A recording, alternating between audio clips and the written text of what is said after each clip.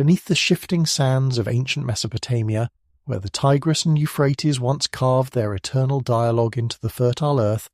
lie repositories of knowledge that challenge everything we believe we understand about the origins of human civilization. In the silent darkness of museum basements and private collections around the world,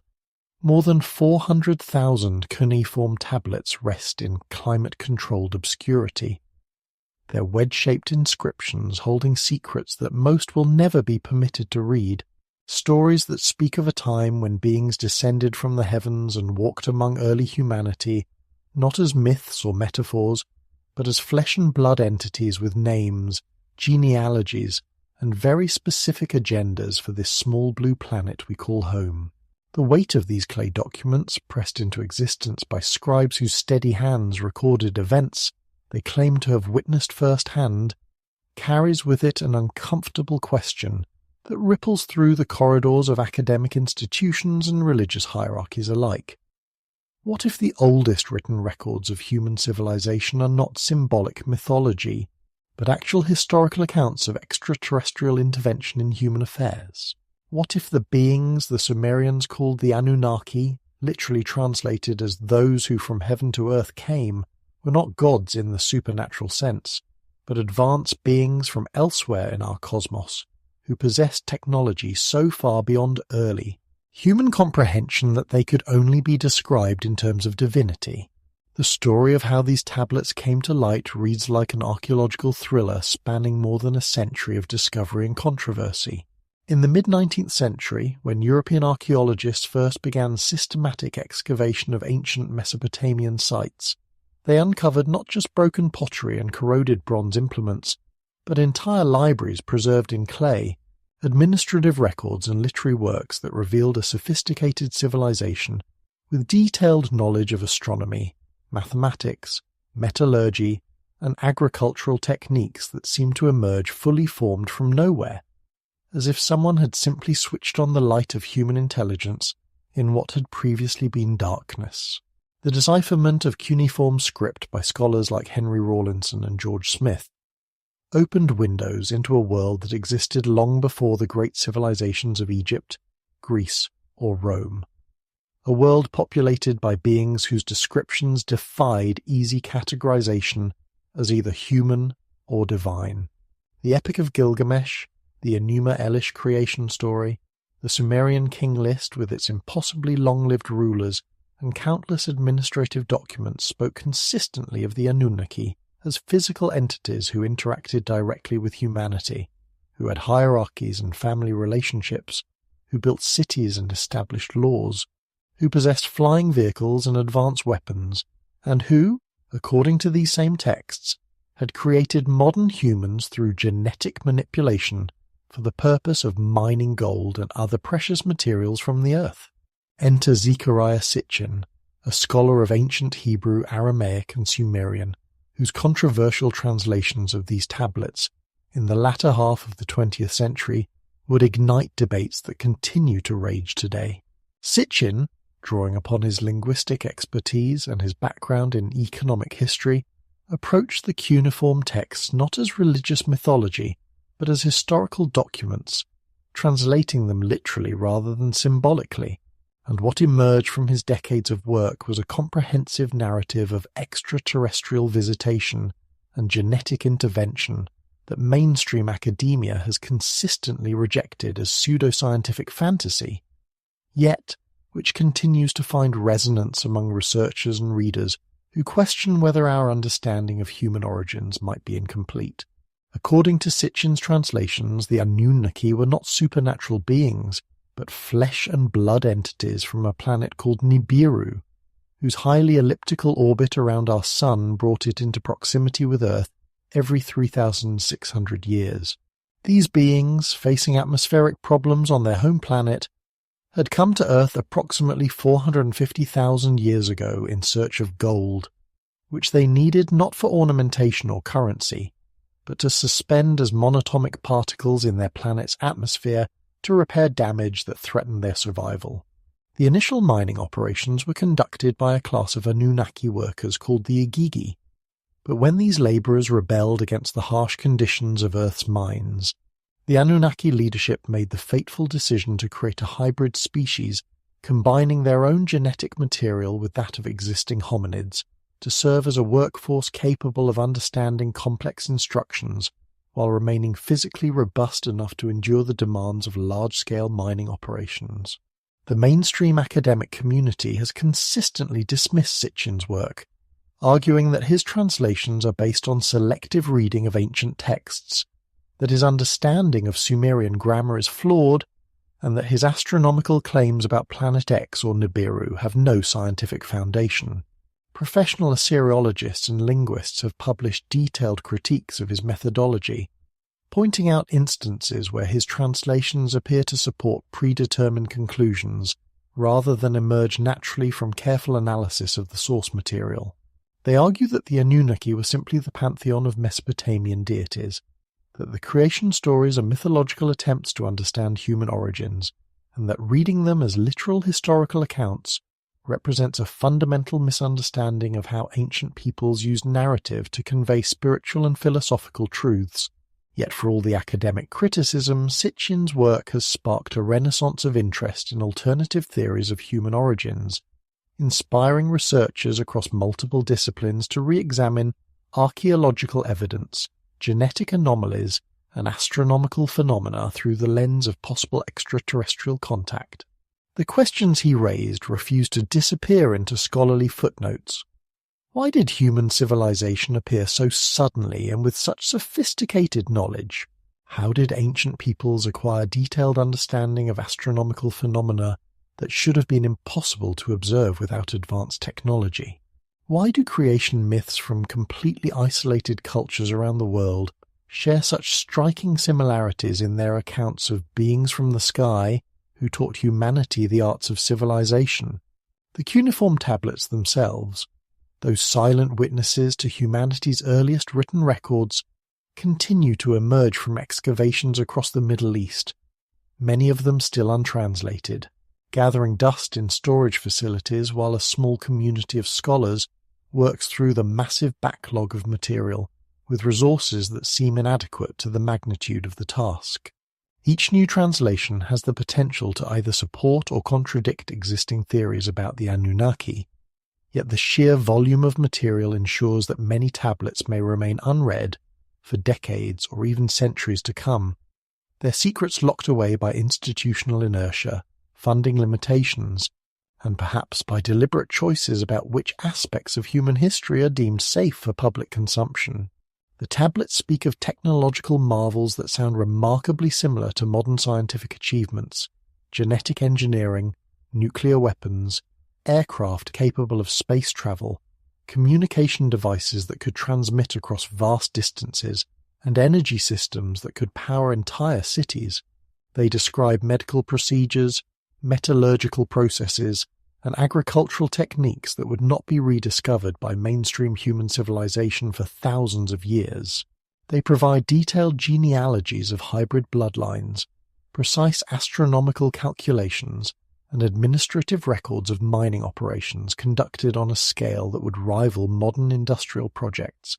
Most intriguingly, the tablets describe internal conflicts among the Anunnaki themselves, power struggles between different factions that would eventually lead to wars fought with devastating weapons on Earth's surface, conflicts that may have resulted in the nuclear destruction of cities like Sodom and Gomorrah, and ultimately to a decision by the Anunnaki leadership to withdraw from direct governance of human affairs while maintaining a subtle but continuing influence over human development through carefully selected intermediaries and hybrid bloodlines that would form the basis of royal dynasties and religious hierarchies throughout recorded history. The question of translation accuracy remains central to any serious consideration of the Anunnaki hypothesis. Language is never merely a matter of substituting words from one lexicon for another. It involves cultural context, metaphorical understanding, and assumptions about the worldview of the original authors. When Sumerian scribes wrote about beings who could fly through the sky in mechanical devices, were they describing actual aircraft, or were they using the best language available to them to describe spiritual experiences or natural phenomena they didn't fully understand? When they detailed genetic manipulation procedures that created new forms of life, were they recording historical events, or were they preserving ancient wisdom about the nature of consciousness and biological development in mythological form? Perhaps the most profound challenge presented by the Anunnaki material is not linguistic but conceptual. It requires us to consider the possibility that human civilization, with all its achievements and failures, might be the result of an experiment conducted by beings whose motivations and methods we can barely comprehend. It suggests that our species might carry within its genetic structure not just the evolutionary heritage of terrestrial development, but also the intentional modifications made by entities whose own origins lie beyond our current understanding of the cosmos. It proposes that human history, from its earliest written records to the present day, might be best understood as an ongoing interaction between terrestrial humanity and extraterrestrial intelligences who continue to guide, manipulate, or simply observe our development according to agendas that remain largely hidden from our conscious awareness. The clay tablets that preserve these accounts continue to emerge from archaeological sites across Mesopotamia and beyond, each new discovery potentially adding pieces to a puzzle whose complete picture may be too vast and too challenging to our fundamental assumptions about reality for any single generation to fully comprehend. Whether interpreted as literal history or a sophisticated mythology, encoding deeper truths about human nature and cosmic relationships, the Anunnaki texts represent a body of knowledge that refuses to be dismissed or forgotten, continuing to generate new questions about who we are, where we came from, and what our ultimate destiny might be in a universe far stranger and more populated than most of us have ever dared to imagine. As we stand at the threshold of our own technological revolution, developing capabilities in genetic engineering, space travel, artificial intelligence, and energy manipulation that begin to approach what the ancient texts attribute to the Anunnaki, we find ourselves in a unique position to evaluate these claims not just as historical curiosities, but as potentially relevant blueprints for understanding the trajectory of technological civilization itself. The beings described in these tablets, if they existed as described, would represent an example of what we ourselves might become, or what we might encounter as we venture beyond our own planet in search of resources, knowledge, and new frontiers for expansion and development. From the depths of these ancient archives emerges a portrait of cosmic governance that challenges our most basic assumptions about the structure of advanced civilization. For the cuneiform tablets do not merely speak of gods in abstract terms, but provide detailed organizational charts of a vast interplanetary empire ruled by beings whose names, titles, relationships, and spheres of responsibility are recorded with the same bureaucratic precision that modern corporations use to document their executive hierarchies. At the apex of this celestial administration sits Anu, whose name means sky, or heaven in Sumerian, described not as an omnipotent deity in the theological sense,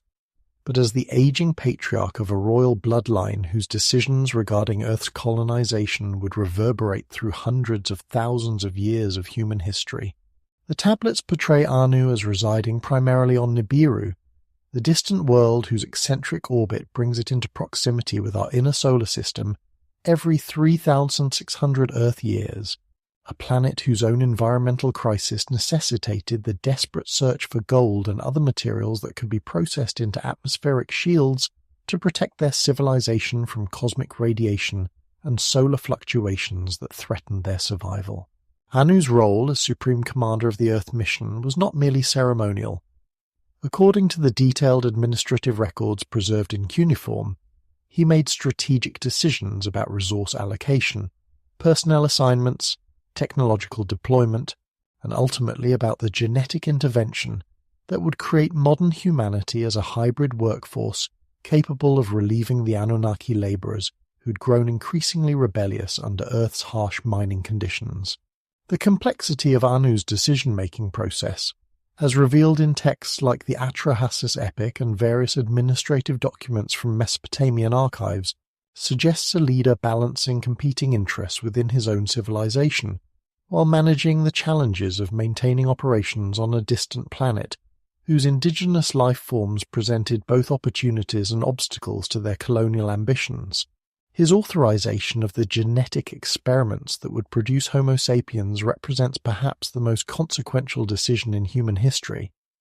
Yet the tablets suggest he approached this choice with the calculated pragmatism of an executive solving a labor shortage rather than the divine inspiration traditionally associated with the creation of humanity. Enlil the commander, military leader, atmospheric control, human oversight. Where Anu represented supreme authority, his son Enlil embodied the practical implementation of that authority on Earth's surface,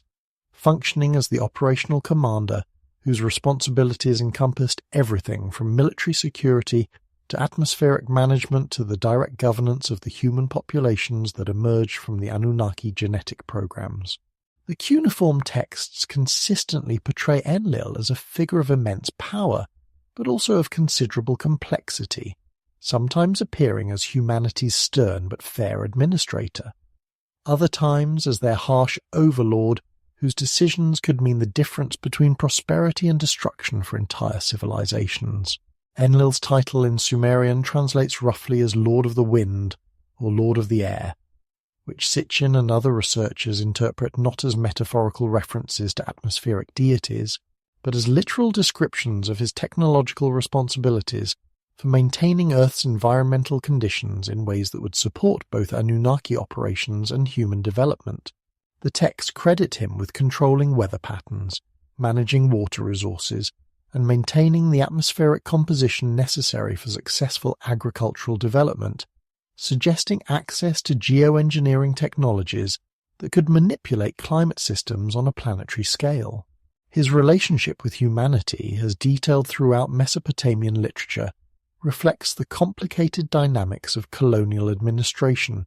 where the ruling authority must balance the productivity of subject populations against the risks of rebellion or excessive independence. Enlil's decisions regarding human population levels, technological access, and social organization appear to have been driven by strategic considerations about maintaining control while maximizing the usefulness of human labor for Anunnaki objectives, creating patterns of governance that would echo through every subsequent empire and civilization that humanity would develop in the millennia following active Anunnaki rule. The tablets describe Enlil as possessing advanced communication technologies that allowed him to coordinate operations across vast distances, surveillance systems that could monitor human activities from great heights, and weapon systems capable of devastating destruction when rebellious human populations threatened Anunnaki interests. His role as the divine authority behind the Great Flood, according to texts like the Epic of Gilgamesh and the Atrahasis, represents not supernatural judgment, but calculated decision-making about when a colonial experiment has become too dangerous to continue without drastic intervention. Enki the scientist, genetic engineer, creator of Homo sapiens, secret ally to humanity. Perhaps no figure in the Anunnaki hierarchy generates more fascination and complexity than Enki, Enlil's brother and rival, whose role as chief scientist and genetic engineer placed him at the center of humanity's creation, while his personal sympathies and political ambitions led him to become something approaching a secret ally to the very beings his genetic manipulations had brought into existence.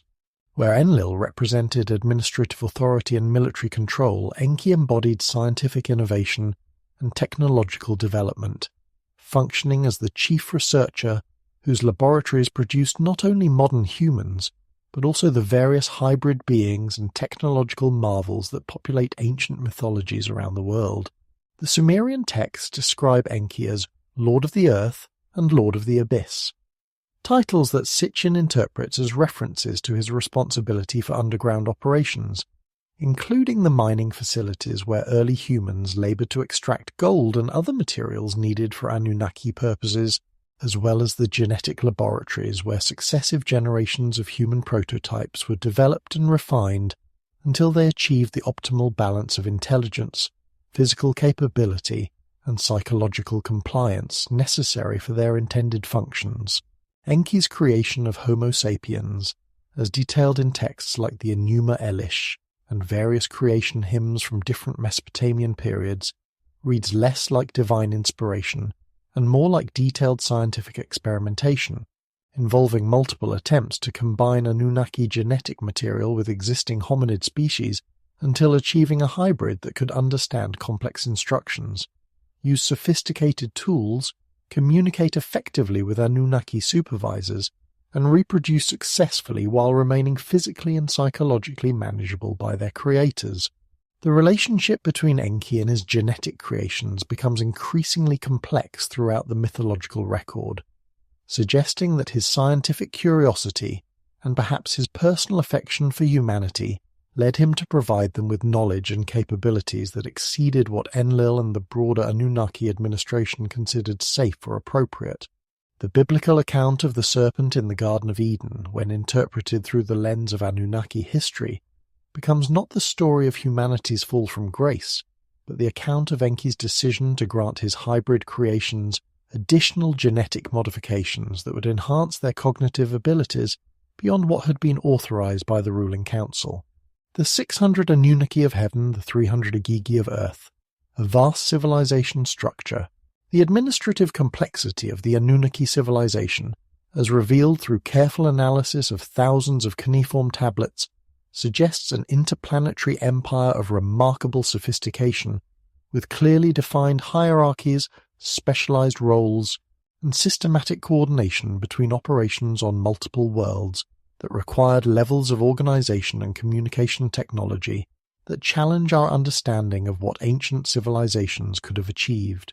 The texts consistently reference 600 Anunnaki who remained based on Nibiru or in orbital installations around Earth,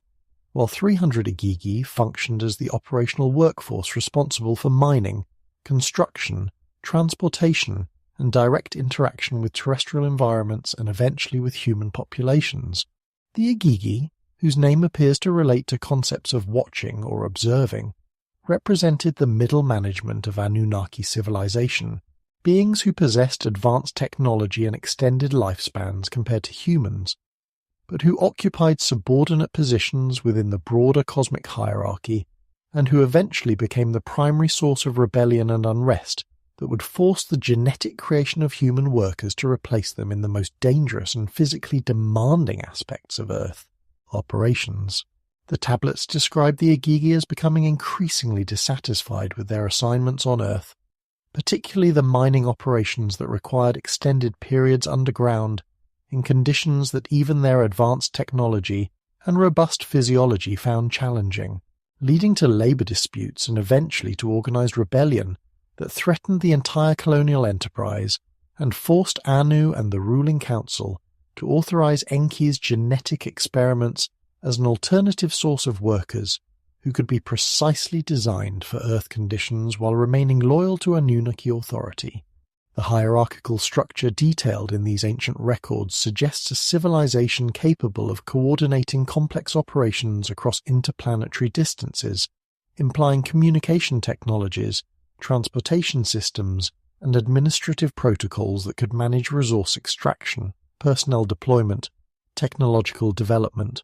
and genetic experimentation on scales that would challenge even modern multinational corporations, while maintaining operational security and political stability across time periods, measured not in years or decades but in millennia. Marduk's Rebellion, the generational conflict that shaped human history. Among the most compelling narratives preserved in the cuneiform archives are the detailed accounts of generational conflict within the Anunnaki hierarchy,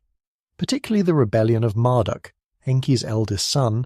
whose political ambitions and personal grievances against the established order would trigger wars that devastated entire regions of Earth and ultimately forced fundamental changes in how the Anunnaki managed their colonial operations and their relationship with human populations.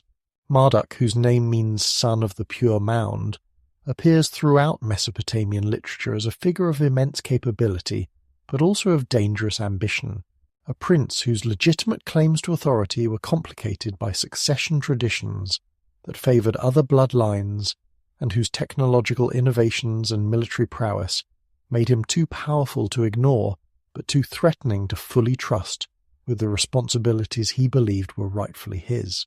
The tablets describe escalating conflicts between Marduk and his cousins, particularly Ninurta, Enlil's son, over control of various Earth territories and operations, conflicts that began as bureaucratic disputes about resource allocation and territorial jurisdiction, but eventually exploded into armed warfare involving advanced weapon systems that could level cities, alter landscapes, and create radioactive wastelands that would remain uninhabitable for thousands of years. The Babylonian creation epic known as the Enuma Elish, when read as historical rather than mythological narrative, becomes the chronicle of Marduk's eventual triumph over the older generation of Anunnaki leadership, his establishment of Babylon as his administrative center, and his reorganization of both Anunnaki hierarchy and human civilization according to principles that would centralize authority under his control while creating new systems of governance that relied more heavily on human intermediaries and less on direct Anunnaki administration. Inanna Ishtar, the fierce goddess who may have been Earth's first pilot. Within the complex family dynamics of Anunnaki civilization, perhaps no figure captures the intersection of advanced technology, political ambition, and personal charisma more vividly than Inanna, known to later cultures as Ishtar, whose roles as goddess of love, war, and aerial travel may represent not mythological symbolism, but actual historical accounts of one of the first Anunnaki to master the sophisticated aircraft technologies that enabled rapid transportation between Earth's surface and orbital installations, and whose political maneuvering would influence the development of human civilization across multiple continents and historical periods. The cuneiform texts consistently portray Inanna as a figure who defied conventional expectations about gender roles and social hierarchies, commanding advanced flying vehicles that could traverse vast distances in short periods,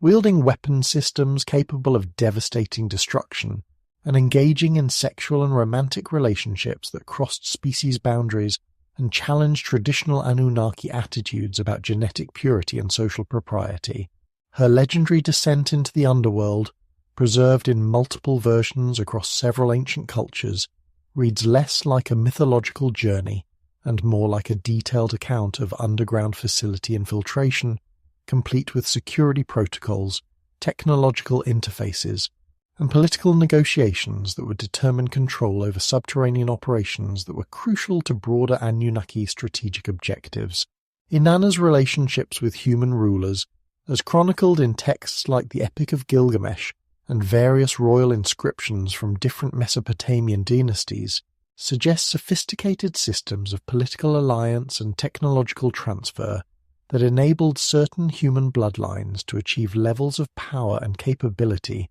that exceeded what would normally be possible for genetically modified beings created primarily as workers rather than administrators, family dynamics that span millennia, power struggles reflected in human myths. The political and personal relationships within the extended Anunnaki family, as preserved in thousands of tablets spanning millennia of record-keeping, reveal patterns of alliance and conflict that would profoundly shape not only their own civilization,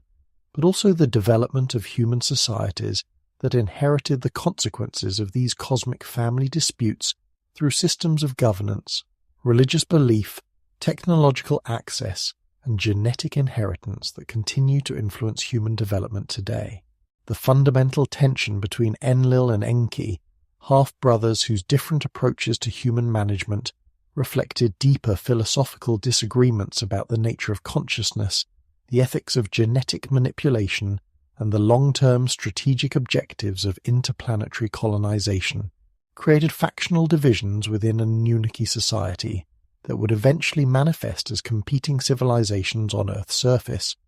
with different human populations receiving support, technology, and guidance from different Anunnaki factions according to alliances and enmities that originated in cosmic politics rather than terrestrial circumstances.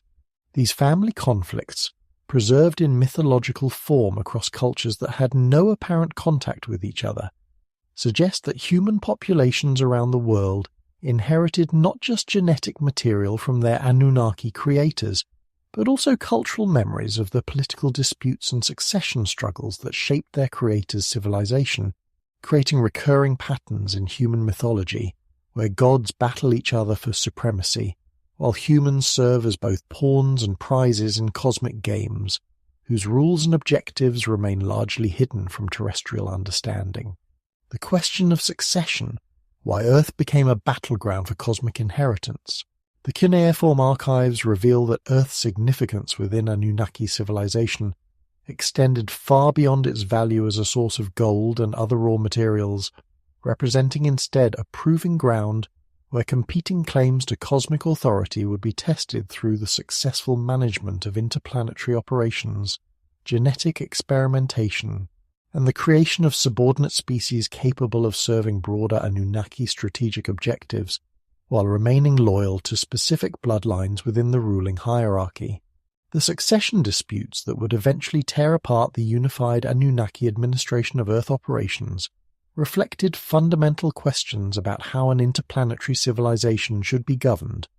whether traditional bloodline inheritance should determine access to advanced technology and administrative authority, and what obligations ruling classes owed to the genetic creations whose labor made their continued expansion and development possible. As these cosmic inheritance battles played out across Earth's surface, human populations found themselves serving not merely as workers, but as soldiers, administrators, and experimental subjects in conflicts whose ultimate objectives lay far beyond terrestrial concerns, creating patterns of warfare, empire building, and technological development that would continue long after active Anunnaki governance had ended.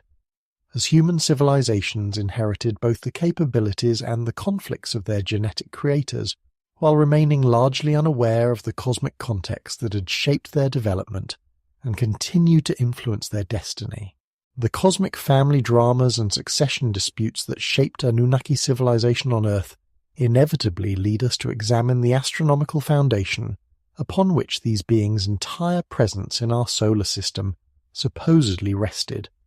For according to the cuneiform tablets as interpreted by Zechariah Sitchin, the Anunnaki were not native to our planetary system, but visitors from a world whose very existence challenges conventional understanding of celestial mechanics and planetary formation, a world the Sumerians called Nibiru, which Sitchin identified as a massive planet following a highly elliptical orbit that brings it into proximity with our inner solar system once every 3,600 Earth years,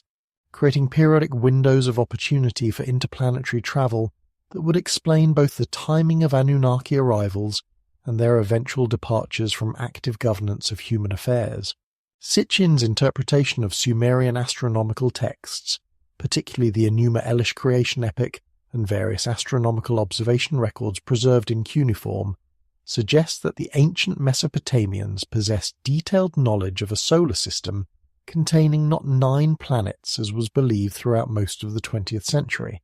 but 12 significant celestial bodies including the Sun, Moon, and 10 planets, with the additional planets being Nibiru and what Sitchin identified as Tiamat, a former planet whose destruction in a cosmic collision with Nibiru's moons created both Earth and the asteroid belt that lies between Mars and Jupiter. The Sumerian texts, according to Sitchin's translations, describe Nibiru as a planet of considerable size, possibly approaching the mass of Jupiter, whose orbit takes it far beyond the outer reaches of our solar system before swinging back through the inner planets in a trajectory that would bring it close enough to Earth to enable relatively efficient space travel using technologies that, while advanced by ancient standards, would not require the kind of faster-than-light propulsion that would be necessary for interstellar journeys spanning multiple light-years. This orbital pattern, if accurate, would provide a logical explanation for why the Anunnaki presence on Earth appears to have been episodic rather than continuous, with periods of intensive interaction followed by apparent withdrawals that correspond to astronomical cycles recorded in various ancient calendars and prophecies, suggesting that the Anunnaki timed their major interventions in human development to coincide with perigee approaches of their home planet, when transportation between worlds would be most feasible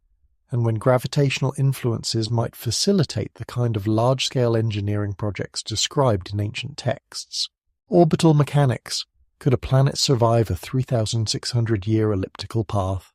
The astronomical community has subjected Sitchin's Nibiru hypothesis to intense scrutiny,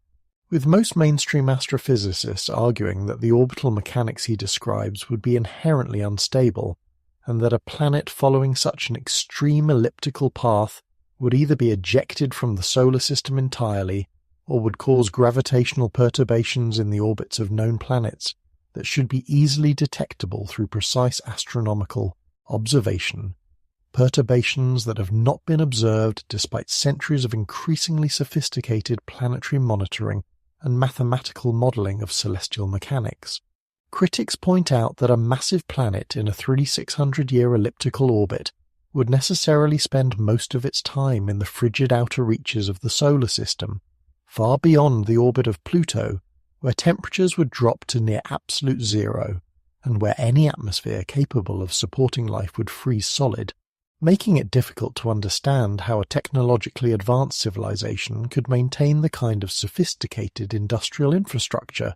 that would be necessary to support interplanetary colonization efforts and the genetic engineering projects described in ancient texts. Additionally, the gravitational influence of such a massive planet passing through the inner solar system every 3,600 years would create dramatic tidal effects on Earth's oceans, atmosphere and tectonic systems, potentially triggering massive earthquakes, volcanic eruptions,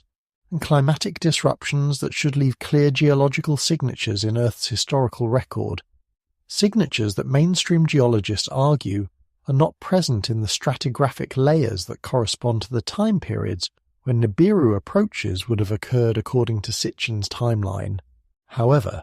some researchers have noted that our understanding of planetary formation and orbital dynamics continues to evolve as astronomical technology reveals new types of celestial objects and orbital configurations that were not predicted by earlier theoretical models, including the discovery of planets in other star systems that follow extremely eccentric orbits, rogue planets that travel through interstellar space without orbiting any star,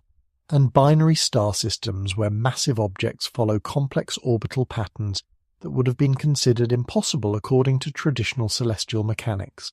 The recent identification of objects like Sedna, Eris, and other trans-Neptunian bodies with highly elliptical orbits that take them far beyond the traditional boundaries of our solar system has demonstrated that our cosmic neighbourhood contains orbital configurations more diverse and extreme than previously imagined, suggesting that while Nibiru's proposed orbit remains controversial, the basic concept of distant planets following eccentric paths is not inherently impossible. Modern astronomical searches, what we found beyond Neptune. The search for planets beyond Neptune has yielded a catalogue of discoveries that both challenge and support various aspects of alternative theories about our solar system's composition and history, revealing a complex region of space populated by numerous objects whose orbits, compositions, and origins suggest that the outer boundaries of our cosmic neighbourhood may be far more dynamic and populated than conventional planetary science has traditionally assumed. Discoveries that have profound implications for evaluating claims about additional planets or planetary mass objects that might remain undetected due to their distance, orbital inclination, or other factors that could make them difficult to observe with current technology. The dwarf planets Eris, Makemake, Haumea, and others discovered in the Kuiper Belt demonstrate that significant objects continue to be found in the outer solar system, some of them comparable in size to Pluto and following orbital paths that were completely unknown until very recent decades, suggesting that our census of solar system objects remains incomplete and that additional discoveries in the outer regions remain not only possible but highly probable as observational technology continues to improve and as systematic sky surveys cover larger portions of space with greater precision and sensitivity. Particularly intriguing are objects like Sedna, whose extremely elongated orbit takes it as far as 900 astronomical units from the Sun, far beyond the Kuiper Belt and well into the region where comets are thought to originate, an orbital configuration that some astronomers believe can only be explained by the gravitational influence of an unknown massive object in the outer solar system, possibly a planet several times more massive than Earth that remains undetected because of its extreme distance and the length of its orbital period. The recent theoretical work by astronomers Konstantin Batygin and Mike Brown, who have proposed the existence of Planet 9, based on the clustering patterns of extreme trans-Neptunian objects, has brought renewed scientific credibility to the idea that our solar system may contain additional large planets beyond Neptune, planets that could significantly influence the orbits of smaller objects while remaining invisible to direct observation due to their distance and the weakness of sunlight at such extreme ranges. These discoveries have led to increasingly sophisticated computer modeling of outer solar system dynamics, revealing that the gravitational architecture of our planetary neighborhood is far more complex than previously understood, and that the orbits of known objects may be influenced by massive bodies that remain undetected, lending some theoretical support to the possibility that objects similar to Sitchin's Nibiru, while not necessarily matching his specific orbital parameters, might exist within the unexplored regions of our solar system. The brown dwarf theory, recent discoveries that challenge conventional models. The boundaries between planets, brown dwarf stars, and other exotic astronomical objects have become increasingly blurred as astronomical surveys discover objects that challenge traditional classification systems and suggest that the outer reaches of our solar system may harbour bodies whose mass, composition, and orbital characteristics differ significantly from the rocky planets and gas giants that populate the inner regions. Discoveries that have profound implications for evaluating alternative theories about hidden planets or stellar companions that might influence Earth's climate, geology, and biology through mechanisms that remain poorly understood by conventional science. Brown dwarfs, sometimes called failed stars, represent objects too massive to be classified as planets, but too small to sustain the nuclear fusion reactions that power true stars, creating a category of celestial bodies that could theoretically orbit our Sun at vast distances while remaining virtually invisible to optical telescopes due to their extremely low luminosity and the weakness of reflected sunlight at such extreme ranges, yet which could still exert significant gravitational influence on smaller objects throughout the outer solar system. Recent discoveries of brown dwarfs in the immediate solar neighborhood have revealed that these objects are far more common than previously suspected, and that some of them follow highly elliptical orbits around other stars, demonstrating that the kind of extreme orbital eccentricity proposed for Nibiru is not without precedent in astronomical observation, even if the specific parameters suggested by Sitchin remain controversial among professional astronomers. The possibility that our Sun might have a distant brown dwarf companion, sometimes referred to as nemesis in astronomical literature, has been proposed to explain various phenomena including periodic mass extinction events in Earth's fossil record, disturbances in the Oort cloud that might trigger comet showers, and subtle perturbations in the orbits of outer planets that could indicate gravitational influence from an undetected massive object following a very long period orbit around our solar system. Infrared surveys like the Wide Field Infrared Survey Explorer, WISE, have systematically searched for brown dwarfs and other cool objects in the outer solar system,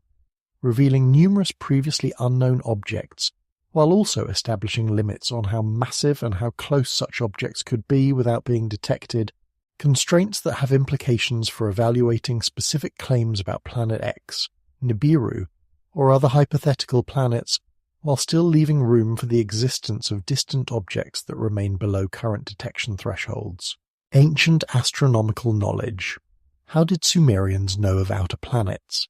Perhaps the most compelling argument for reconsidering alternative interpretations of ancient texts lies not in astronomical speculation about undiscovered planets, but in the demonstrable fact that ancient civilizations, particularly the Sumerians and their successors in Mesopotamia, possessed astronomical knowledge that should have been impossible to acquire through naked eye observation alone. Knowledge that included accurate information about the existence, relative positions, and orbital characteristics of planets that were not rediscovered by European astronomy until the invention of telescopes and sophisticated mathematical analysis in the 17th and 18th centuries. The Sumerian astronomical texts contain references to planets beyond Saturn that were not officially recognized by modern astronomy until William Herschel's discovery of Uranus in 1781 and the subsequent mathematical prediction and telescopic confirmation of Neptune in 1846, raising profound questions about how ancient observers could have acquired information about celestial objects that remain invisible to naked eye observation and whose existence can only be determined through technological assistance or mathematical inference based on gravitational perturbations in the orbits of other planets. Even more intriguingly, Sumerian texts appear to demonstrate knowledge of planetary characteristics that require close-up observation to determine, including information about planetary moons, atmospheric compositions, and surface features that would not be observable from Earth even with primitive telescopes, suggesting either that ancient observers possessed optical technology far more sophisticated than conventionally believed, or that their astronomical knowledge was acquired through some other means, possibly including direct observation from spacecraft or communication with beings who had access to such advanced observational capabilities. The precision of Sumerian mathematical astronomy, including their use of sexagesimal number systems that remain standard for measuring time and celestial coordinates, their accurate calculations of planetary periods and celestial mechanics, and their development of astronomical prediction methods that enabled precise calendrical calculations spanning thousands of years,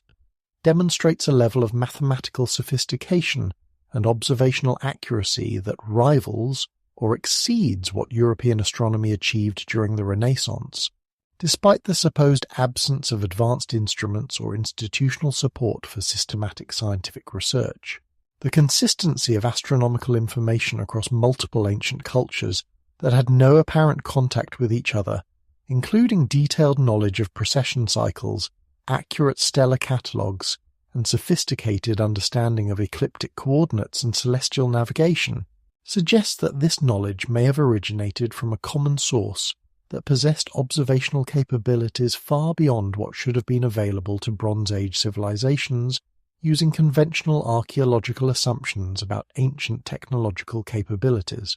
Gravitational anomalies, unexplained phenomena in our solar system's edge. The outer regions of our solar system continue to reveal gravitational anomalies and orbital irregularities that challenge conventional models of planetary formation and solar system evolution, anomalies that some researchers interpret as evidence for additional massive objects whose gravitational influence affects the motion of known celestial bodies in ways that cannot be fully explained by the gravitational fields of confirmed planets, suggesting that our understanding of the mass distribution and dynamic structure of the outer solar system remains incomplete,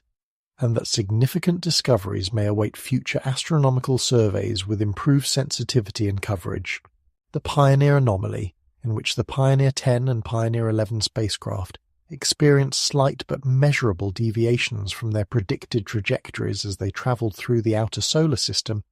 initially suggested the possibility of unknown gravitational influences affecting objects at extreme distances from the Sun, though subsequent analysis has attributed most of this effect to thermal radiation pressure from the spacecraft themselves rather than exotic gravitational phenomena, demonstrating both the sensitivity required to detect subtle gravitational influences and the complexity involved in distinguishing between conventional and anomalous effects. More significant are the orbital clustering patterns observed among extreme trans-Neptunian objects, whose orbits appear to be aligned in ways that statistical analysis suggests cannot be explained by random chance alone, leading to theoretical proposals for additional planets whose gravitational influence could account for these orbital correlations, proposals that have gained increasing support from professional astronomers even as they debate the specific characteristics that such hidden planets might possess. The observed irregularities in the orbits of Uranus and Neptune that led to the mathematical prediction of Neptune's existence in the 19th century were not completely resolved by Neptune's discovery, leaving residual perturbations that some astronomers have attributed to the influence of additional planets beyond Neptune, perturbations that remain unexplained despite increasingly sophisticated computer modelling of outer solar system dynamics and decades of systematic searches for additional massive objects. Recent gravitational wave detection technology has opened new possibilities for identifying massive objects through their gravitational effects rather than their electromagnetic emissions, potentially enabling the discovery of planets, brown dwarfs, or other objects that remain invisible to traditional astronomical observation while still exerting detectable influences on the fabric of space-time itself, influences that might eventually reveal the presence of objects whose existence has been proposed on theoretical grounds, but which have remained beyond the reach of conventional observational astronomy. The approaching perigee, ancient predictions of return cycles, the ancient calendrical systems developed by civilizations around the world demonstrate remarkable consistency in their emphasis on cyclical time periods that span thousands of years, cycles that appear to correlate with astronomical phenomena beyond the obvious patterns of solar and lunar motion, suggesting that ancient peoples possessed knowledge of long-term celestial mechanics that enabled them to predict events occurring on timescales far beyond individual human lifespans, predictions that some researchers interpret as evidence for ancient awareness of planetary return cycles that could correspond to the orbital periods of undiscovered objects in the outer solar system. The Mayan long count calendar, with its 525-year cycles, the Hindu concept of yugas spanning tens of thousands of years, the Babylonian Saros cycles used for eclipse prediction, and various other ancient systems for measuring cosmic time, all incorporate mathematical relationships and astronomical constants that demonstrate sophisticated understanding of celestial mechanics, understanding that enabled ancient cultures to develop prophetic systems capable of accurately predicting astronomical events occurring centuries or millennia in the future. Particularly intriguing are the recurring references in ancient texts to specific return intervals that appear to correspond to the 3,600-year Nibiru orbital period proposed by Sitchin, intervals that appear in Mesopotamian king lists, biblical chronologies, Hindu astronomical texts, and various other ancient sources in ways that suggest either remarkable coincidence or shared knowledge of actual celestial phenomena that occur on these timescales, phenomena that would be consistent with the periodic approach of a massive planet following a highly elliptical orbit around our Sun. The convergence of various ancient prophetic traditions around timeframes corresponding to our current historical period has led some researchers to suggest that we may be approaching one of these predicted return cycles, a perigee approach that could bring whatever celestial object these ancient traditions were tracking back into proximity with our inner solar system for the first time in millennia, creating conditions that could enable renewed contact between Earth and whatever civilization originally provided ancient peoples with their sophisticated astronomical knowledge. Magnetic field disruptions, Earth changes and celestial mechanics. The relationship between celestial mechanics and Earth's geophysical systems has become increasingly apparent as scientists develop more sophisticated understanding of how gravitational influences, magnetic field interactions, and other forms of celestial influence can affect terrestrial phenomena, including climate patterns, tectonic activity, magnetic field fluctuations, and biological rhythms that govern everything from animal migration to human reproductive cycles, influences that suggest the possibility that periodic approaches of massive celestial objects could trigger systematic changes in Earth's physical and biological systems that would be detectable through careful analysis of geological and historical records. Earth's magnetic field, which protects our planet from harmful solar radiation, while enabling navigation systems and various biological processes that depend on magnetic orientation, has shown signs of increasing instability in recent decades, with accelerating movement of the magnetic poles, weakening field strength in some regions, and occasional rapid fluctuations that some researchers believe could be influenced by external gravitational or magnetic forces whose sources remain unidentified. forces that could include the approach of massive objects whose own magnetic fields interact with Earth's magnetosphere in ways that create detectable disturbances. The correlation between solar activity and Earth's magnetic field variations has been extensively documented, but some researchers have noted additional patterns in magnetic field data that do not correlate with known solar cycles, patterns that might indicate gravitational or magnetic influences from other celestial objects whose orbital periods or rotational characteristics create long-term cyclical effects on Earth's magnetic environment, effects that could become more pronounced as such objects approach closer positions relative to our planet. Climate records preserved in ice cores, tree rings, and sedimentary deposits reveal periodic fluctuations in Earth's atmospheric and oceanic systems that appear to follow cyclical patterns spanning thousands of years, patterns that some researchers believe could be influenced by gravitational tides or other forms of celestial influence that affect the distribution of solar energy, the behavior of ocean currents, or the dynamics of atmospheric circulation in ways that create long-term climate cycles corresponding to the orbital periods of massive objects in the outer solar system. The increasing frequency and intensity of various geophysical phenomena, including earthquakes, volcanic activity, extreme weather events, and auroral displays, has led some researchers to speculate that Earth may be entering a period of increased celestial influence corresponding to the approach of a massive object whose gravitational, magnetic, or other effects are beginning to manifest in observable changes to our planet's physical systems, changes that could accelerate as such an object continues its approach toward perigee position relative to Earth's orbit around the Sun. The Sumerian creation account. Detailed genetic engineering procedures. The celestial mechanics and gravitational anomalies that may herald the return of the Anunnaki to our inner solar system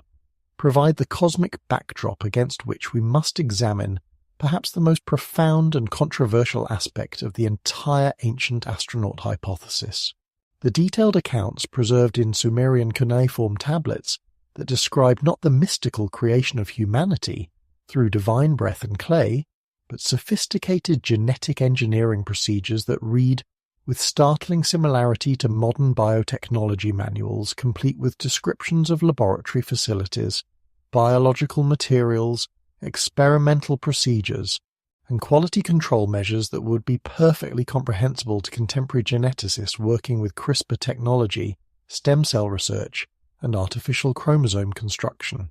The Sumerian creation texts, particularly the Atrahasis epic, and various temple hymns dedicated to Enki,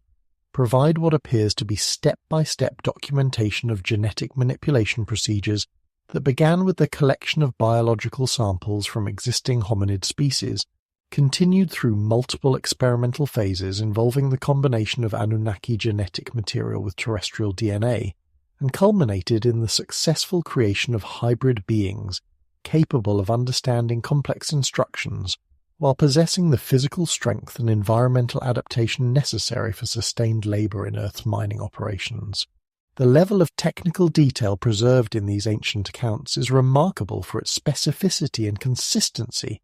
across multiple texts separated by centuries of copying and transmission,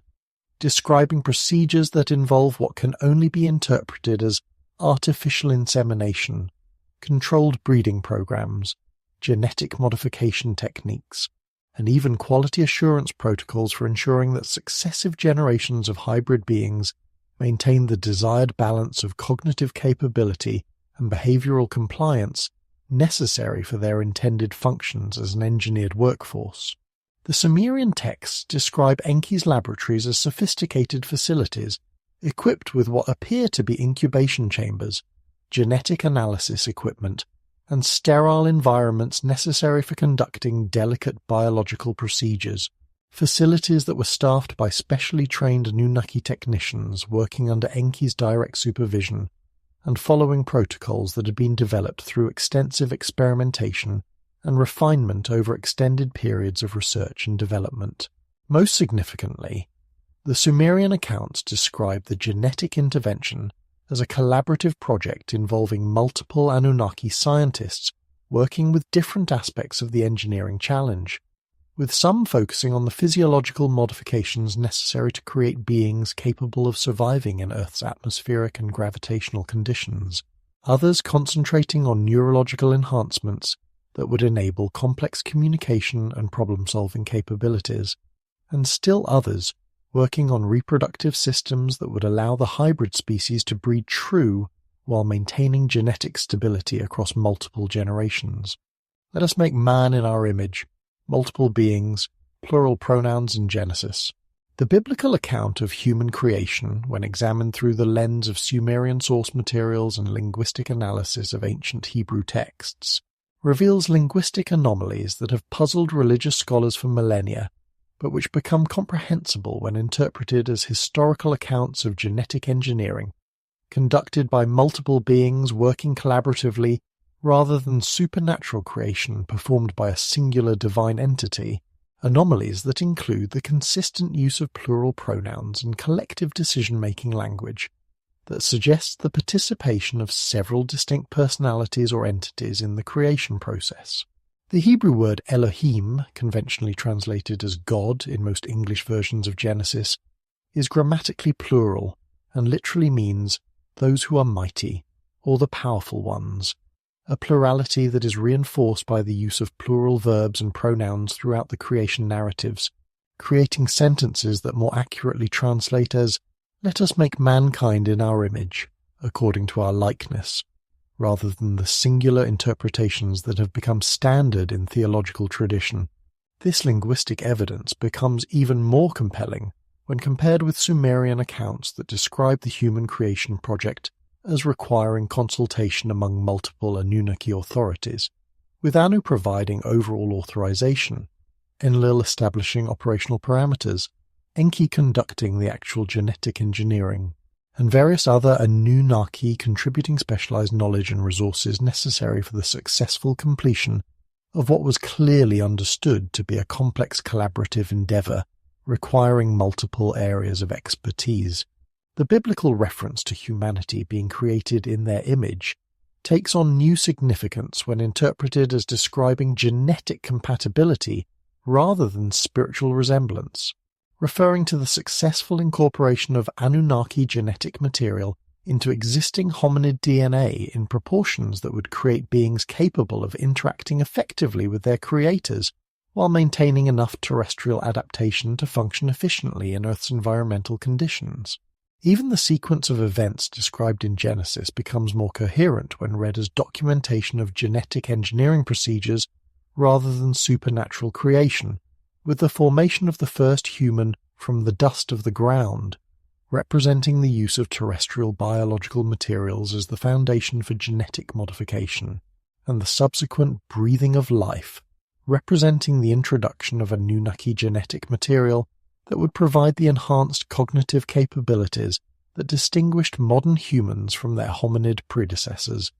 The Adamu Project, mining workers created from existing hominids. The Sumerian texts provide extensive detail about what they call the Adamu Project, named after the first successful human prototype, whose name means one who is from the earth, in Sumerian, and which shares obvious linguistic connections with the biblical Adam, describing a systematic genetic engineering program designed specifically to create beings capable of performing the dangerous and physically demanding work of gold extraction that had previously been conducted by increasingly rebellious Igigi workers who had grown tired of the harsh conditions and extended commitments required for successful mining operations. According to the cuneiform accounts, the Adamu Project began with extensive study of existing hominid species indigenous to Earth, with Anunnaki scientists conducting detailed genetic analysis to identify which terrestrial species possessed the physical characteristics most compatible with Anunnaki genetic material, while also demonstrating the behavioral traits that would be most suitable for modification into reliable workers capable of following complex instructions without developing the independence and rebelliousness that had made Igigi workers increasingly problematic. The texts describe multiple experimental phases in which various combinations of Anunnaki and hominid genetic material were tested through controlled breeding programs designed to optimize the balance between intelligence and obedience, physical capability and psychological stability, reproductive viability and behavioral predictability, with each successive generation of prototypes evaluated for their performance in mining operations and their compliance with Anunnaki authority, before further refinements were made to the genetic template. The successful creation of viable Adamu required solving numerous technical challenges related to genetic compatibility between species that had evolved on different worlds under different environmental pressures, challenges that the Sumerian texts suggest were addressed through sophisticated understanding of chromosome structure,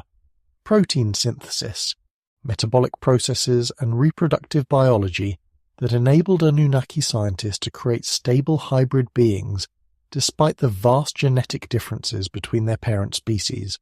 The mining operations for which the Adamu were created, according to these ancient accounts, involved not just surface extraction, but extensive underground facilities that required workers capable of functioning in low-oxygen environments, extreme temperatures, and hazardous conditions that would have been challenging even for beings with advanced technology and environmental protection equipment, conditions that made the genetic engineering of specialized workers not merely convenient, but essential for the successful completion of resource extraction operations on the scale required to meet Anunnaki planetary needs. Chromosome fusion, the mystery of human chromosome 2. Modern genetic research has revealed a fascinating anomaly in human chromosome structure that provides potential support for theories of genetic intervention in human evolution, an anomaly that involves the apparent fusion of two separate chromosomes into what is now called human chromosome 2, creating a genetic configuration that distinguishes humans from all other primates, and which appears to have occurred relatively recently in evolutionary terms, through a process that geneticists acknowledge is difficult to explain through conventional models of gradual evolutionary change. Human beings possess 46 chromosomes arranged in 23 pairs, while our closest primate relatives, including chimpanzees, bonobos, and gorillas, possess 48 chromosomes arranged in 24 pairs, a difference that initially seemed to create an insurmountable barrier to theories of human descent from common primate ancestors until detailed genetic analysis revealed that human chromosome 2 appears to be the result of a head-to-head fusion of two separate chromosomes that remain distinct in other primate species. The evidence for this chromosomal fusion includes the presence of telomere sequences, which normally occur only at the ends of chromosomes, found in the middle of human chromosome 2 at precisely the location where two separate chromosomes would have been joined together, along with the presence of a defunct centromere that represents the inactivated central structure from one of the original chromosomes that became incorporated into the fused structure. What makes this chromosomal fusion particularly intriguing from the perspective of genetic intervention theories is that such events are extremely rare in natural populations and typically result in genetic abnormalities that reduce rather than enhance reproductive fitness, making it statistically improbable that a chromosomal fusion would not only occur but would become fixed in an entire population unless there was some selective advantage or external intervention that promoted the survival and reproduction of individuals carrying this unusual genetic configuration. The timing of this chromosomal fusion, based on genetic analysis of human and primate DNA sequences, appears to coincide roughly with the emergence of modern human characteristics and the development of enhanced cognitive capabilities that distinguish Homo sapiens from earlier hominid species, suggesting a possible connection between genetic intervention and the neurological enhancements that enabled the development of language, tool use, and social organization that characterize human civilization. Missing link evidence, sudden appearance of modern humans 200,000 years ago. The fossil record of human evolution presents persistent gaps and anomalies that have puzzled paleoanthropologists for decades, particularly the relatively sudden appearance of anatomically modern humans approximately 200,000 years ago, with cognitive and physical capabilities that seem to represent a quantum leap beyond their immediate predecessors, a transition that appears to have occurred too rapidly and too completely to be easily explained by gradual evolutionary processes operating according to conventional Darwinian mechanisms. The archaeological evidence indicates that modern humans appeared with sophisticated tool-making abilities, artistic expression, symbolic thinking, and social organization that demonstrated cognitive capabilities far beyond what would be expected based on the gradual refinement of earlier hominid species, capabilities that seem to have emerged simultaneously across multiple domains of intelligence, rather than developing incrementally through the slow accumulation of beneficial mutations over extended periods of natural selection. The genetic diversity present in early human populations also presents puzzles for conventional evolutionary theory, with DNA analysis suggesting that modern humans experience significant population bottlenecks that reduce genetic variation to levels that would normally indicate severe environmental pressures or catastrophic events. Yet the fossil record does not show evidence of the kind of environmental stress that would typically create such genetic bottlenecks through natural selection processes. The behavioral evidence from archaeological sites associated with early modern humans shows the sudden appearance of complex symbolic behavior, including cave art, musical instruments, personal ornamentation, and ritual burial practices that indicate sophisticated abstract thinking and cultural transmission capabilities that seem to have appeared simultaneously rather than developing through gradual cultural evolution from simpler precursor behaviors. The anatomical characteristics of modern humans, including brain size, cranial structure, skeletal proportions, and physiological adaptations, represent combinations of traits that optimize performance across multiple environmental niches simultaneously rather than representing specialized adaptation to specific ecological conditions, creating a generalized physical form that seems more consistent with deliberate design for versatility than with natural selection for specific environmental pressures. Mitochondrial Eve and Y-chromosomal Adam genetic bottlenecks in human history. Genetic analysis of mitochondrial DNA, which is inherited exclusively through maternal lineages, and Y-chromosome markers, which are passed down through paternal lineages, has revealed that all modern humans can trace their ancestry back to remarkably recent common ancestors, with mitochondrial Eve estimated to have lived approximately 200 years ago and Y-chromosomal Adam appearing in the genetic record around 300,000 years ago, dates that coincide closely with the emergence of anatomically modern humans, and which suggest that our species experienced dramatic population bottlenecks that reduce genetic diversity to levels that could only result from very small founding populations. The concept of mitochondrial Eve does not suggest that she was the only human female alive at her time, but rather that she was the most recent common ancestor of all living humans through the maternal line, meaning that all other female lineages that existed at the same time eventually died out, without contributing mitochondrial DNA to modern populations, a pattern that could result from either catastrophic population reduction or from the introduction of new genetic material that provided significant selective advantages over existing human variants. Similarly, Y-chromosomal Adam represents the most recent common ancestor of all living humans through the paternal line, with all other male lineages that existed contemporaneously having disappeared from the modern gene pool, creating a pattern of genetic inheritance that suggests either severe population bottlenecks or the introduction of genetic material from a small number of individuals who possessed characteristics that enabled their lineages to become dominant within the global human population. The timing discrepancy between mitochondrial Eve and Y-chromosomal Adam, with the paternal ancestor appearing earlier than the maternal ancestor,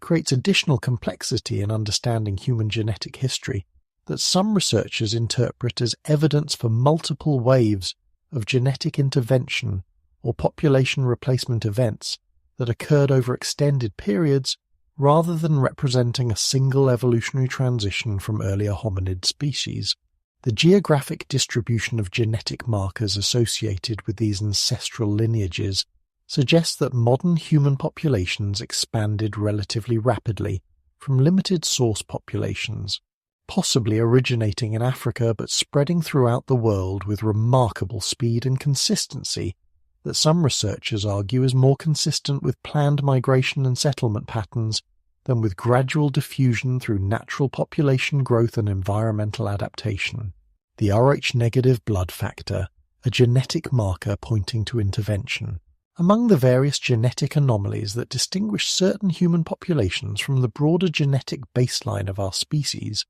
perhaps none is more intriguing or difficult to explain through conventional evolutionary theory than the Rh-negative blood factor, a genetic trait that appears in approximately 15% of humans worldwide, but which is completely absent from all other primate species, creating a genetic marker that some researchers interpret as potential evidence for genetic intervention that introduced non-terrestrial genetic material into human bloodlines. The Rh blood group system is based on the presence or absence of specific proteins on the surface of red blood cells, with Rh-positive individuals carrying these proteins and Rh-negative individuals lacking them entirely, a difference that creates significant medical complications when Rh-negative mothers carry Rh-positive children, resulting in immune system reactions that can be fatal to subsequent pregnancies unless managed through modern medical intervention. The evolutionary disadvantage created by Rh-negative blood in natural reproductive situations makes it difficult to understand how this genetic trait could have become established in human populations through normal selection pressures, since Rh-negative mothers would experience higher infant mortality rates and reduced reproductive success compared to Rh-positive mothers, suggesting that this genetic variant should have been eliminated from human populations rather than maintained at significant frequencies across diverse geographic regions. The distribution pattern of Rh-negative blood shows highest concentrations among populations of European descent, particularly in the Basque regions of Spain and France where frequencies can exceed 30%, but the trait also appears in varying frequencies among populations throughout the world, in patterns that do not correlate obviously with geographic proximity or environmental adaptation, suggesting possible connections to specific genetic lineages rather than environmental selection pressures. Some researchers have noted that Rh-negative individuals appear to exhibit certain physiological and psychological characteristics that distinguish them from Rh-positive populations, including enhanced resistance to certain diseases, unusual responses to electromagnetic fields, and cognitive traits that may indicate genetic modifications designed to create individuals with capabilities that exceed normal human baselines, characteristics that could be consistent with genetic intervention intended to create hybrid individuals with enhanced abilities. Modern genetic research, CRISPR, gene therapy, and what ancient texts described. The rapid development of genetic engineering technologies over the past several decades has created scientific capabilities that provide unprecedented insight into the plausibility of the genetic intervention scenarios described in ancient Sumerian texts. With technologies like CRISPR gene editing, synthetic biology, artificial chromosome construction, and targeted gene therapy demonstrating that the systematic modification of genetic material described in cuneiform accounts is not only possible, but represents standard techniques in contemporary biotechnology laboratories around the world. CRISPR-Cas9 technology enables precise editing of DNA sequences with accuracy and efficiency that would have seemed impossible just decades ago, allowing researchers to insert, delete, or modify specific genetic sequences in living organisms with minimal side effects and high success rates, demonstrating that the kind of targeted genetic modifications described in Sumerian creation accounts could be accomplished using technologies that are comprehensible to modern science, even if they exceed our current capabilities. Recent advances in synthetic biology have enabled the construction of entirely artificial chromosomes and the creation of organisms with genetic material that does not exist anywhere in nature, proving that genetic engineering can create viable life forms with characteristics that combine elements from multiple species while introducing entirely novel capabilities that exceed what could be achieved through natural evolutionary processes operating over any conceivable time period. Gene therapy research has demonstrated that genetic modifications can be introduced into existing organisms and transmitted to their offspring, creating permanent changes in genetic lineages that could theoretically be maintained indefinitely, while providing enhanced capabilities or resistance to environmental challenges that would confer significant survival advantages over unmodified populations. The ethical debates surrounding modern genetic engineering research, particularly regarding human genetic modification, reflect many of the same concerns that appear in ancient texts describing the consequences of genetic intervention, including questions about consent, genetic diversity, unintended consequences, and the responsibilities that creators bear toward their genetic creations, debates that suggest humanity may be approaching similar decision points to those faced by the Anunnaki when they decided to create modern humans as a hybrid species. The forbidden knowledge. Why were humans given intelligence but not immortality? The ancient texts that describe human genetic engineering consistently indicate that the Anunnaki faced fundamental decisions about what capabilities to incorporate into their hybrid creations and what abilities to withhold, decisions that appear to have been driven by practical considerations about creating effective workers, while avoiding the creation of beings who might eventually challenge Anunnaki authority or develop independent technological capabilities that could threaten the colonial hierarchy that governed Earth operations. According to Sumerian accounts, the intelligence granted to humans was carefully calibrated to provide sufficient cognitive ability for complex problem-solving and communication, while avoiding the kind of comprehensive understanding that would enable humans to fully comprehend their own genetic nature, the technological systems that governed their civilization, or the broader cosmic context within which their creation and development was occurring. The withholding of longevity genes that would have provided humans with the extended lifespans enjoyed by their Anunnaki creators appears to have been a deliberate choice, designed to ensure that human knowledge and capabilities would remain limited by the constraints of relatively short individual lifespans,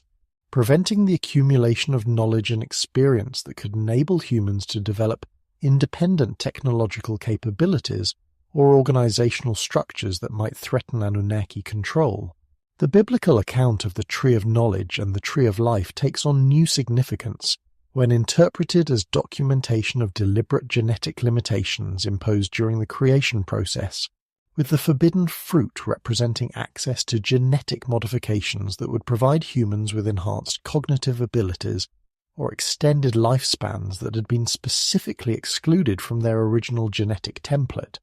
The recurring theme in ancient mythology of humans attempting to achieve immortality or divine knowledge,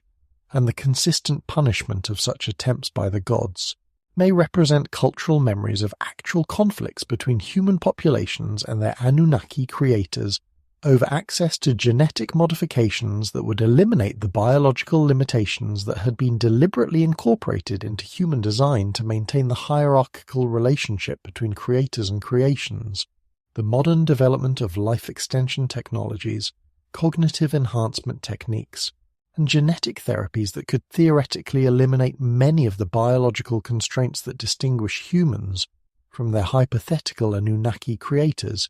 raises profound questions about whether humanity is approaching a technological threshold that could fundamentally alter the relationship between our species and whatever cosmic intelligences may have been responsible for our genetic origins. The carefully calibrated genetic limitations that the Anunnaki appear to have built into the original human template,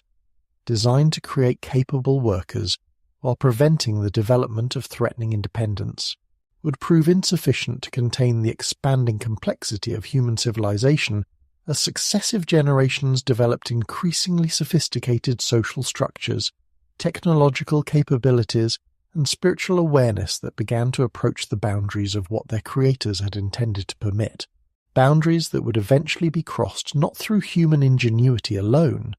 but through a second wave of genetic intervention conducted by a faction of Anunnaki who chose to violate the established protocols governing interaction with their hybrid creations, an intervention documented in extraordinary detail within the pages of the Book of Enoch, a text that was once considered canonical scripture,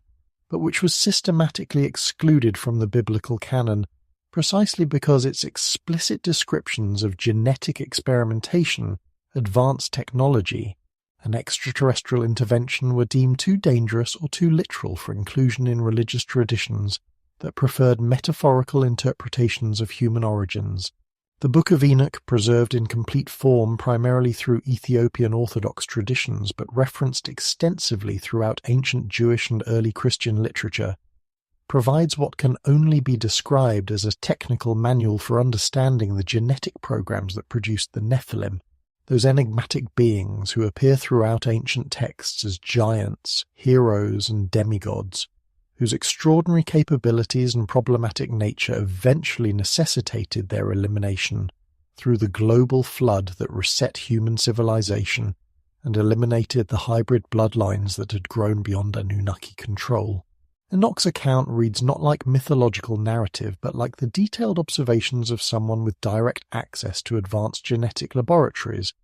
describing procedures that involve the systematic collection of genetic material from human populations, the modification of reproductive cells through techniques that sound remarkably similar to modern artificial insemination and embryo manipulation,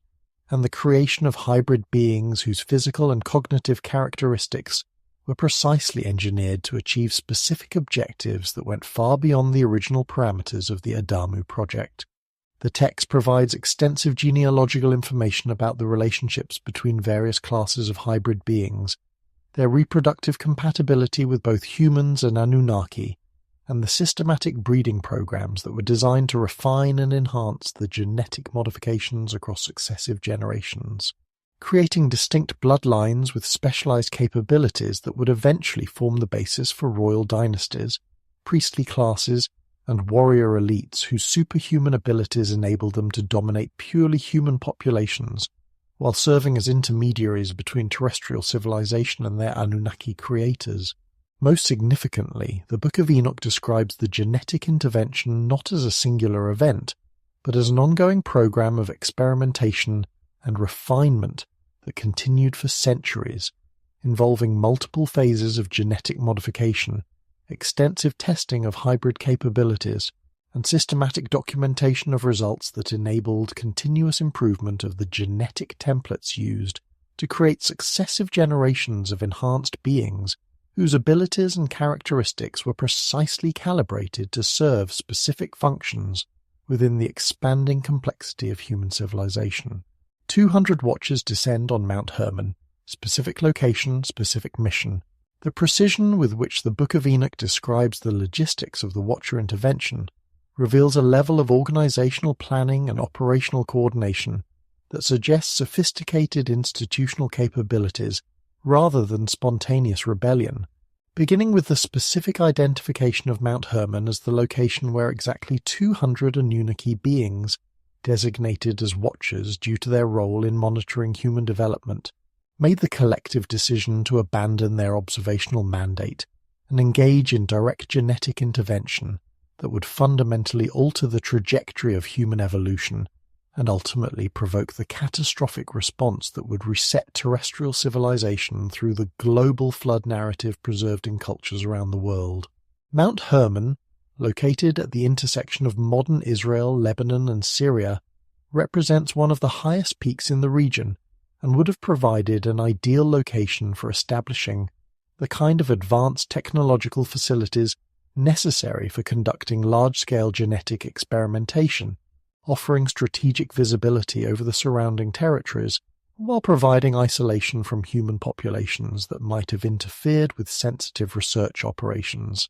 Accessibility to multiple geographic regions from which genetic samples could be collected, and elevation that would facilitate communication with orbital installations or other off-world facilities that might have been coordinating the intervention. The choice of exactly 200 participants suggests careful selection based on specific expertise and capabilities necessary for the success of the genetic program, with each watcher potentially contributing specialized knowledge in areas such as genetics, reproductive biology, human psychology, technological development, and social organization that would be essential for creating hybrid beings capable of functioning effectively in human societies while maintaining the enhanced capabilities that distinguished them from purely human populations.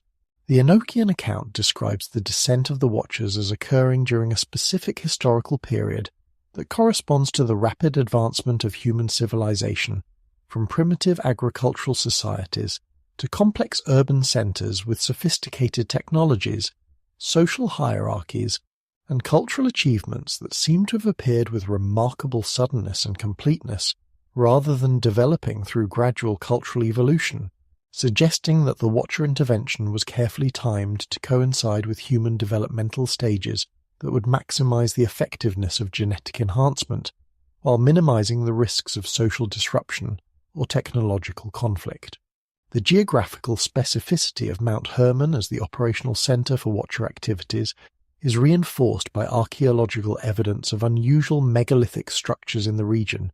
including precision-cut stone platforms, underground chambers, and alignment patterns that suggest advanced engineering capabilities and astronomical knowledge that exceed what would be expected from Bronze Age human civilizations, evidence that could represent the physical remains of the facilities established by the Watchers for conducting their genetic research and managing their interactions with human populations throughout the surrounding regions. Semjazar, Azazel, and the leadership, names preserved across cultures. The Book of Enoch provides detailed information about the organizational hierarchy among the Watchers, identifying specific individuals by name and describing their particular areas of responsibility within the genetic intervention program, names that appear with remarkable consistency across multiple ancient cultures and time periods, despite the apparent isolation of these traditions from each other, suggesting either direct historical contact or shared memories of actual entities whose influence extended far beyond the immediate geographic regions where their primary operations were conducted. Semjasa, identified as the leader of the Watcher expedition, appears throughout ancient Near Eastern literature under various transliterations, but with consistent associations with genetic experimentation, reproductive manipulation, and the creation of hybrid offspring whose capabilities exceeded normal human parameters. His name preserved in traditions that span from Mesopotamian cuneiform texts to medieval European grimoires, suggesting that his role in human genetic history left cultural memories that persisted across millennia of transmission and translation. Azazel, described in Enochian literature as the Watcher responsible for teaching humans advanced metallurgy, weapon-making, and cosmetic arts, appears in various forms throughout global mythologies as a figure associated with technological transfer, forbidden knowledge, and the corruption of human innocence through access to capabilities that were deemed inappropriate for human development.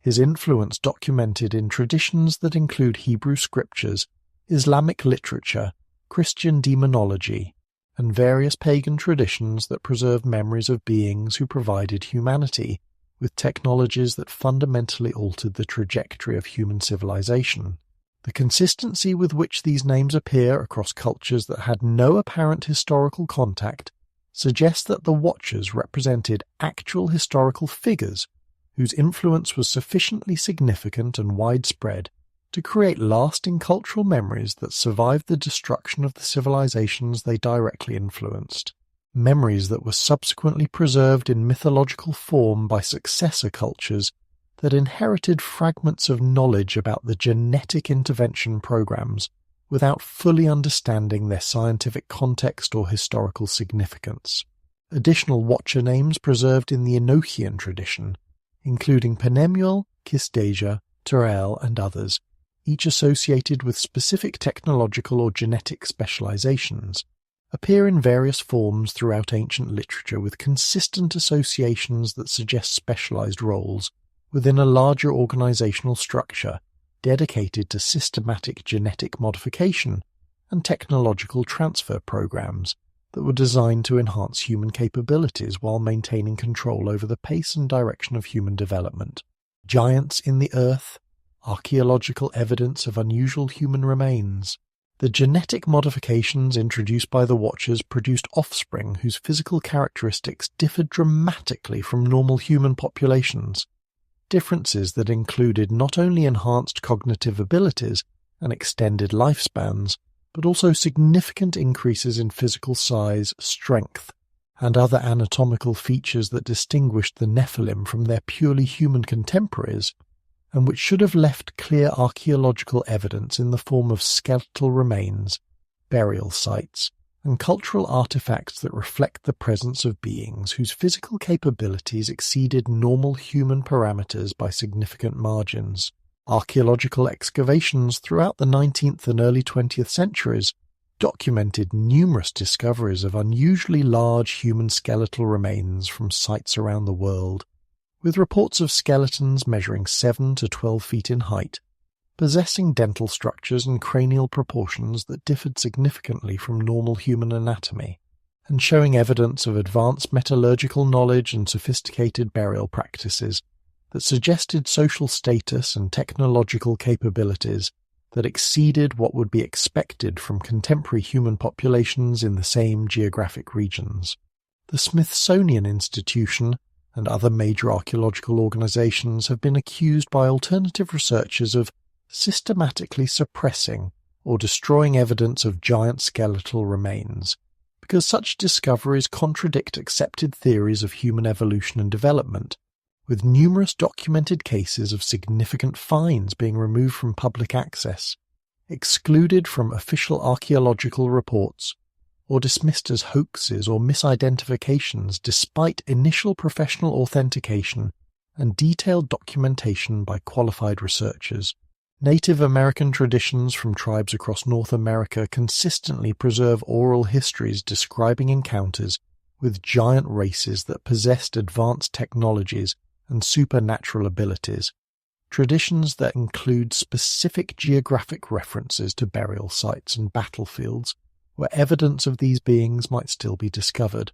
along with descriptions of their physical characteristics, social organization, and ultimate disappearance that correspond closely with biblical and other ancient accounts of Nephilim populations and their destruction. Recent genetic analysis of unusual skeletal remains from various archaeological sites has revealed DNA anomalies that some researchers interpret as evidence of genetic modifications or hybrid characteristics that cannot be explained through normal human evolutionary processes, anomalies that include chromosome variations, protein structures, and other genetic markers that suggest the presence of non-human genetic material integrated into otherwise human genetic templates in ways that enhanced physical capabilities while maintaining basic human anatomy.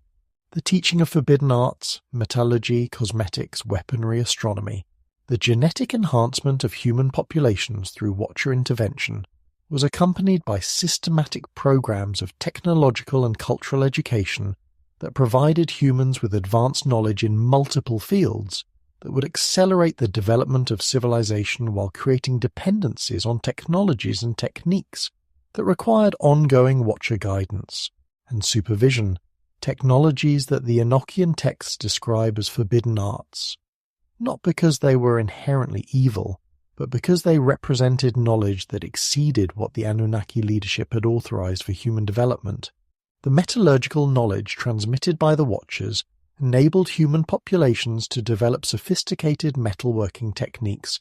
that produced bronze, iron, and various alloys with properties that exceeded what could be achieved through conventional smelting and forging methods, techniques that required understanding of chemistry, physics, and material science that should not have been available to Bronze Age populations, but which appear suddenly in the archaeological record without evidence of gradual developmental processes. The cosmetic and personal ornamentation arts taught by the Watchers, according to Enochian accounts, involved not merely aesthetic enhancement, but chemical and biological modification techniques that could alter human appearance, extend youthfulness, and create psychological effects that enhance social influence and sexual attraction, techniques that may have involved early forms of genetic therapy,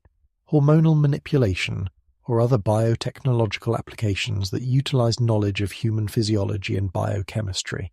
The weapons technology transferred by Watcher instructors included not only improved metallurgy for creating stronger and more effective tools of warfare, but also strategic and tactical knowledge that enabled human populations to develop organized military systems with capabilities that exceeded what would be expected from primitive tribal societies, capabilities that enabled rapid territorial expansion and the establishment of the first organized empires with sufficient military power to dominate large geographic regions. The astronomical knowledge provided by the Watchers gave human populations access to sophisticated understanding of celestial mechanics, calendrical calculations, and navigational techniques that enabled accurate timekeeping, agricultural planning, and long-distance travel with precision that would not be matched again until the development of modern scientific astronomy, and long-distance travel with precision that would not be matched again until the development of modern scientific astronomy, knowledge that was preserved in megalithic monuments, architectural alignments, and mathematical systems that demonstrate comprehensive understanding of Earth's relationship to celestial bodies and cosmic cycles, hybrid offspring, the Nephilim and their supernatural abilities. The genetic combination of Watcher and human DNA produced offspring whose capabilities exceeded both parent species in specific areas, while creating beings whose psychological and social characteristics made them increasingly difficult to integrate into either human society or Anunnaki hierarchy, beings whose supernatural abilities made them objects of both reverence and fear among human populations, while their hybrid nature created identity conflicts and behavioral patterns that would eventually prove threatening to the stability of both terrestrial civilization and the broader colonial administration that governed Anunnaki operations on Earth. The physical capabilities of Nephilim individuals, according to ancient accounts, included not only exceptional size and strength, but also enhanced sensory perception, accelerated healing, extended lifespans, and resistance to diseases and environmental stresses that affected normal humans, capabilities that enabled them to perform feats that appeared miraculous to contemporary human observers, while providing them with significant advantages in competition for resources, territory, and social dominance. The cognitive enhancements present in Nephilim genetics included advanced problem-solving abilities, enhanced memory and learning capacity, intuitive understanding of complex systems, and what ancient texts describe as prophetic or psychic abilities that may have represented sophisticated pattern, recognition, and predictive analysis capabilities that emerged from the combination of Anunnaki neural architecture with human brain structures optimized for terrestrial environmental conditions.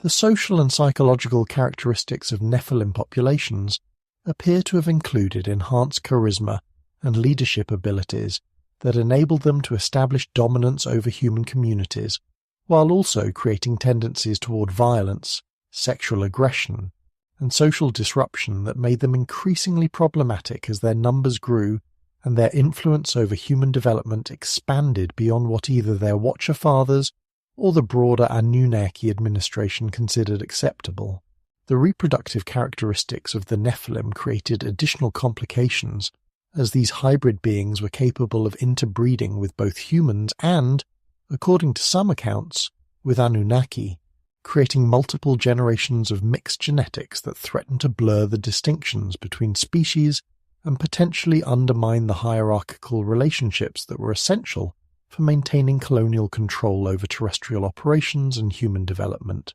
The corruption of bloodlines, why intervention required a flood, the proliferation of hybrid genetics throughout human populations created what the ancient texts describe as corruption of bloodlines that threatened not only the genetic integrity of the original human design, but also the social and political systems that had been established to manage human development according to Anunnaki strategic objectives, corruption that manifested as increasing violence, technological advancement beyond authorized parameters, and the development of independent power structures that challenged Anunnaki authority over terrestrial affairs. The uncontrolled spread of enhanced genetics through human populations created beings whose capabilities enabled them to compete directly with Anunnaki authority, while their hybrid psychology made them increasingly unpredictable and potentially hostile to the colonial administration that had created their ancestors, creating conditions that threatened the stability of the entire Earth operation and potentially endangered Anunnaki personnel and installations throughout the planet. The technological advancement that resulted from Watcher instruction combined with Nephilim capabilities enabled human populations to develop weapons, transportation, communication systems, and organizational structures that approached Anunnaki technological levels in some areas while remaining dependent on Anunnaki resources and infrastructure in others, creating an unstable situation where terrestrial populations possessed dangerous capabilities without the wisdom, discipline, or ethical frameworks necessary for responsible use. The social disruption caused by Nephilim populations included not only direct violence and territorial conquest, but also the establishment of religious and political systems based on worship of hybrid beings, whose supernatural abilities enabled them to demand divine honors, while their psychological characteristics made them unsuitable for the kind of benevolent leadership that would promote stable human development according to established parameters. The decision to implement a global reset through catastrophic flooding represents the Anunnaki leadership's conclusion that the genetic experimentation conducted by the Watchers had produced results that exceeded acceptable risk parameters and threatened the long-term viability of both human civilization and Anunnaki colonial operations, necessitating the elimination of hybrid bloodlines and the preservation of only carefully selected human genetic lines that retained the original design parameters. Post-flood survival, how hybrid genetics persisted in select lineages. Despite the comprehensive nature of the flood catastrophe that was designed to eliminate hybrid genetics from human populations, various ancient accounts suggest that Nephilim bloodlines survived the destruction through careful preservation efforts that may have involved both deliberate selection by sympathetic Anunnaki and accidental survival by hybrid individuals whose capabilities enabled them to endure conditions that would have been fatal to purely human populations. Survival that ensured the continuation of enhanced genetics within post-flood human populations, although in much more limited and controlled circumstances. The biblical account of Noah's family being selected for survival specifically mentions that Noah was perfect in his generations, a phrase that some researchers interpret as indicating that his genetic line had remained free from hybrid contamination. Yet other passages suggest that some of his descendants, particularly those associated with the later appearance of giants in Canaan, may have carried recessive hybrid genetics that manifested in subsequent generations under specific environmental or social conditions. Archaeological evidence from post-flood civilizations shows the sudden reappearance of megalithic construction techniques, advanced metallurgy, and sophisticated astronomical knowledge that suggests the preservation of Watcher-derived technologies and capabilities through human lineages that maintained access to enhanced genetic templates or preserved knowledge systems that enabled the rapid reconstruction of advanced civilizations in Egypt, Mesopotamia, India, and other regions. The geographical distribution of post-flood giant populations, as described in various ancient texts, correlates with regions where pre-flood Nephilim concentrations were highest, suggesting that hybrid genetics may have been preserved in specific bloodlines that were geographically isolated during the flood event, or that were deliberately maintained by Anunnaki factions who chose to continue genetic enhancement programs despite the official prohibition against such activities. The consistent reappearance of beings with supernatural abilities throughout post-flood history, documented in traditions ranging from Greek heroes and demigods to biblical figures with extraordinary lifespans and capabilities, suggests that hybrid genetics continue to manifest in human populations through mechanisms that enabled periodic expression of enhanced traits, while maintaining sufficient dilution to avoid triggering another catastrophic intervention. Royal bloodlines obsession, ancient rulers claiming descent from gods. The persistence of hybrid genetics in post-flood populations appears to have been concentrated within specific bloodlines that became the foundation for royal dynasties and ruling elites throughout ancient civilizations. Bloodlines whose enhanced capabilities enabled them to establish political dominance, while their genetic heritage provided legitimacy for claims of divine authority that justified their rule over purely human populations who lacked the physical and cognitive advantages that distinguished their leaders from common humanity. The obsession with genealogical purity among ancient royal families reflects not merely social convention or political expedience, but practical necessity for maintaining genetic lineages that preserve the enhanced capabilities derived from Nephilim ancestry, capabilities that enabled effective leadership, military prowess, and the kind of supernatural authority that made possible the construction of massive monuments, the organization of complex societies, and the maintenance of technological knowledge that exceeded what could be achieved by unenhanced human populations. The practice of royal incest and carefully controlled marriage alliances that characterize ancient dynasties from Egypt to Europe represent systematic efforts to concentrate and preserve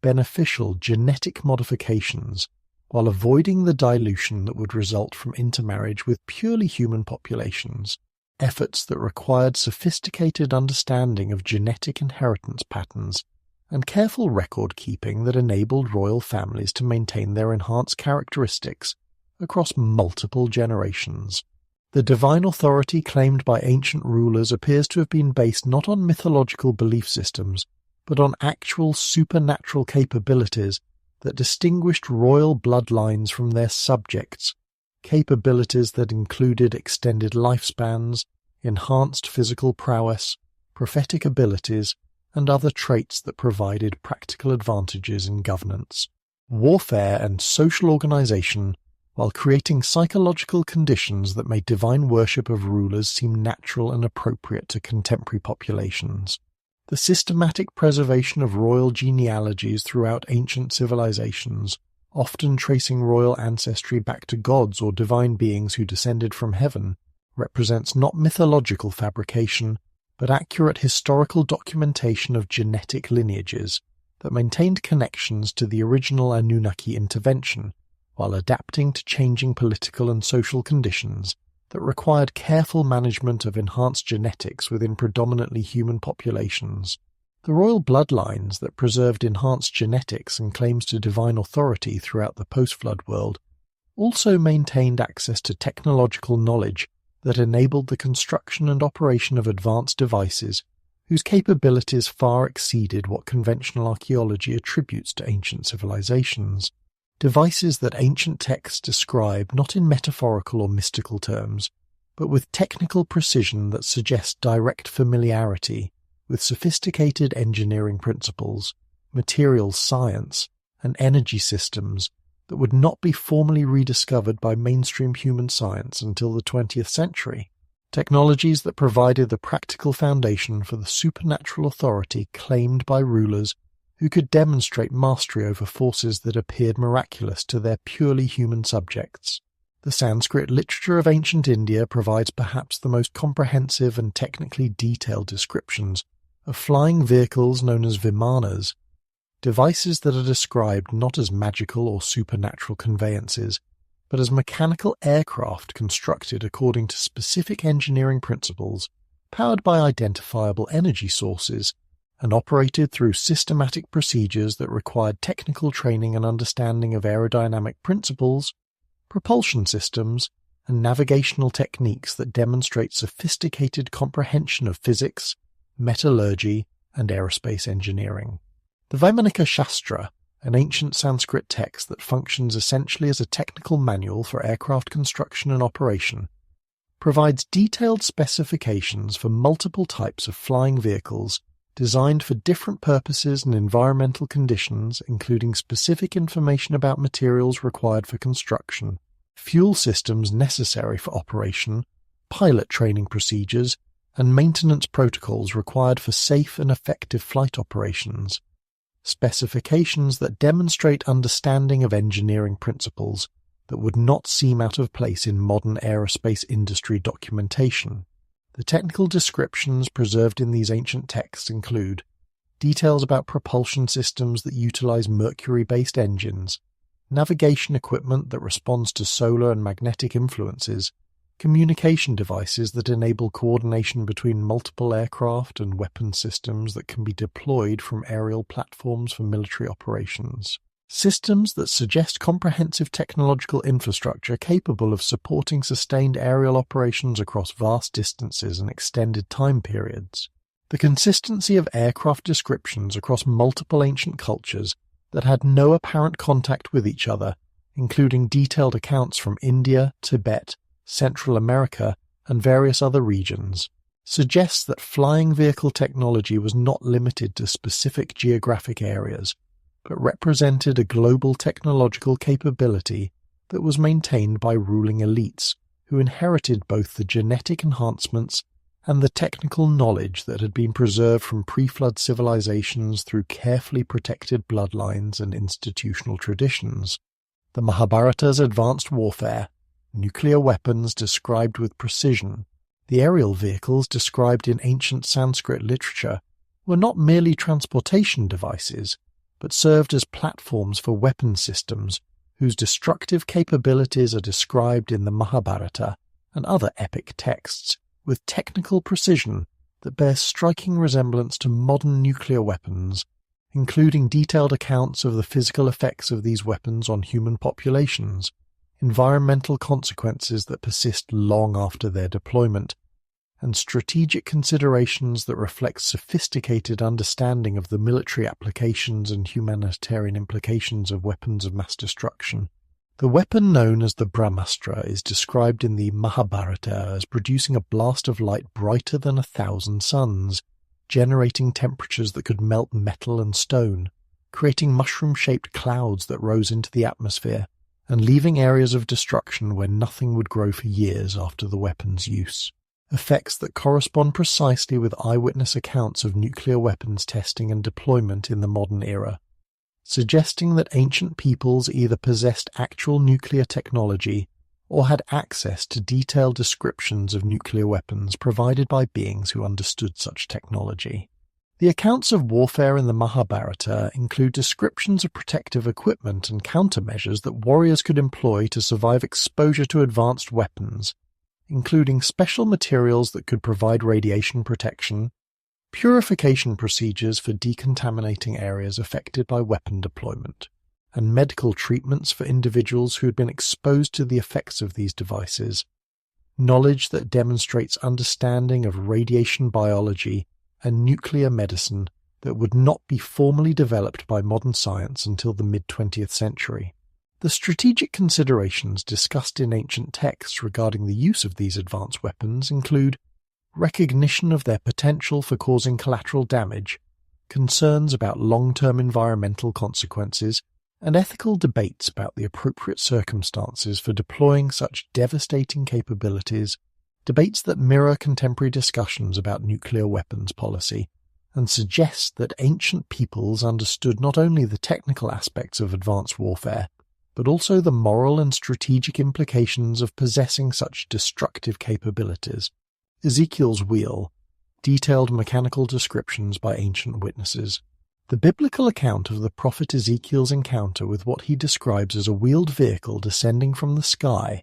provides one of the most detailed technical descriptions of advanced aircraft technology preserved in ancient literature, a description that reads not like mystical vision or symbolic imagery, but like the careful observations of someone attempting to document the mechanical features of a sophisticated aircraft whose design principles exceeded his technological vocabulary, but whose physical characteristics could be described through systematic attention to visible structural elements, propulsion effects, and operational procedures. Ezekiel's description begins with his observation of what appears to be a structured craft approaching from a great distance, initially appearing as a whirlwind or storm cloud, but resolving into a clearly artificial object with defined geometric features, metallic surfaces,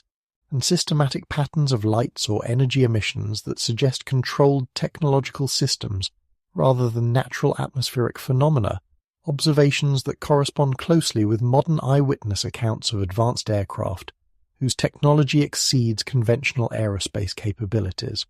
The wheels within wheels that Ezekiel describes in careful detail appear to represent a sophisticated propulsion system that enables multi-directional movement without the conventional turning radius limitations that would affect wheeled ground vehicles, describing a system where circular structures can rotate independently of each other while maintaining coordinated motion that enables the vehicle to move in any direction without changing orientation, capabilities that sound remarkably similar to modern concepts for advanced aircraft propulsion, using gyroscopic stabilization and vectored thrust systems. The beings that Ezekiel observes operating this vehicle are described in terms that suggest they are wearing technological equipment rather than possessing supernatural characteristics, including references to metallic clothing or armor, helmets or headgear that may represent environmental protection or communication equipment, and various devices or instruments that they manipulate to control the vehicle's operations. Descriptions that correspond with what would be expected for the crew of an advanced aircraft, requiring life support systems and technical interfaces for flight operations. The communication between Ezekiel and the vehicle operators, including the reception of detailed technical information about future events and complex philosophical instructions, suggests that the encounter involved not mystical revelation, but systematic information transfer using communication technologies that enable detailed discussion despite language barriers, possibly including direct neural interface capabilities that would enable comprehensive understanding between beings with different linguistic and cultural backgrounds. Crystal technology, power sources beyond our understanding. The advanced vehicles and weapon systems described in ancient texts required energy sources capable of providing sustained high power output, while remaining compact and portable enough to be integrated into aircraft and portable weapons. Energy sources that ancient accounts consistently describe as involving crystalline materials with properties that enabled them to store, amplify, and direct energy in ways that exceeded the capabilities of conventional fuel systems. Materials that may have represented sophisticated applications of crystal physics that modern science is only beginning to understand through research into piezoelectric effects, crystalline semiconductors, and exotic matter physics. The legends of Atlantis preserved in Plato's writings and various other ancient sources describe power crystals that could provide energy for entire cities, while also serving as the core components for advanced transportation systems and weapons technology. Crystals whose power output could be controlled through harmonic resonance, frequency modulation, and other techniques that suggest understanding of quantum mechanics and energy field manipulation that would not be formally developed until the 20th century, but which may have been accessible to civilizations with more advanced understanding of the relationship between consciousness, energy, and matter. The Edgar Cayce readings, which claim to provide psychic information about Atlantean civilization, describe crystal technology in considerable technical detail, including information about how specific types of crystals could be tuned to different frequencies for various applications, how multiple crystals could be networked together to create powerful energy grids, and how crystal-based power systems could be integrated with consciousness-directed control mechanisms that enabled mental operation of technological systems, descriptions that correspond with emerging research into consciousness, matter interaction, and quantum field effects. Archaeological evidence for advanced crystal technology includes the discovery of precisely manufactured crystal artifacts from various ancient sites around the world,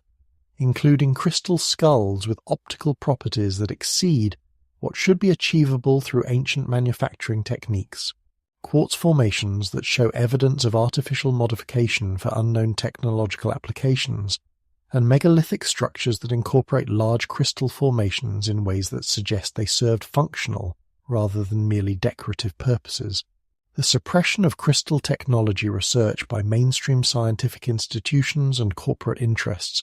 may reflect recognition that such technologies could revolutionize energy production and distribution in ways that would threaten existing economic structures,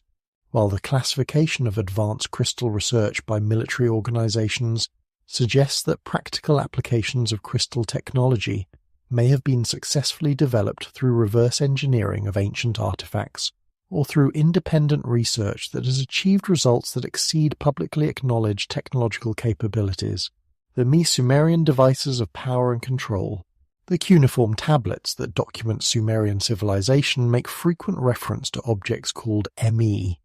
devices that functioned as repositories of knowledge, power, an authority within Anunnaki society, and which were apparently transferred to select human leaders as symbols of legitimate rule and as practical tools that enabled effective governance of large populations through technological means that exceeded purely human organizational capabilities, devices whose functions sound remarkably similar to modern computer systems, combined with advanced communication networks and social control technologies.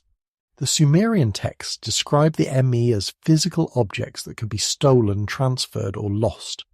suggesting that they were technological devices rather than abstract concepts or spiritual authorities, devices that contained specific information and capabilities that could be accessed by qualified operators, but which remained inert or inaccessible to individuals who lacked the proper training, genetic modifications, or technological interfaces necessary for their operation, requirements that ensured that advanced technological capabilities remained under the control of authorized personnel. The goddess Inanna's theft of the Emi from Enki, as described in Sumerian literature, provides detailed information about how these devices functioned and what capabilities they provided to their operators, including powers over fertility, warfare, craftsmanship, music, writing, and various other aspects of civilization that suggest the ME functioned as comprehensive management systems that enabled centralized control over multiple aspects of human society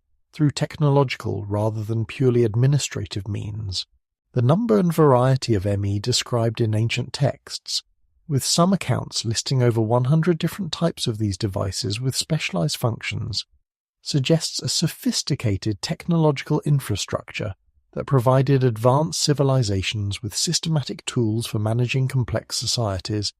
controlling technological development, maintaining communication networks, and coordinating operations across vast geographic regions through integrated systems that combined information storage, communication capabilities, and operational control mechanisms. The disappearance of the ME from human civilization following the departure of active Anunnaki governance may explain the sudden decline in technological capabilities that characterizes the transition from advanced ancient civilizations to the more primitive societies that followed, as human populations lost access to the technological tools that had enabled their ancestors to achieve architectural, organizational, and scientific capabilities that would not be matched again for thousands of years. Ancient machines, Baghdad battery, Antikythera mechanism, precision stone cutting, archaeological discoveries throughout the past century have revealed numerous artifacts that demonstrate technological capabilities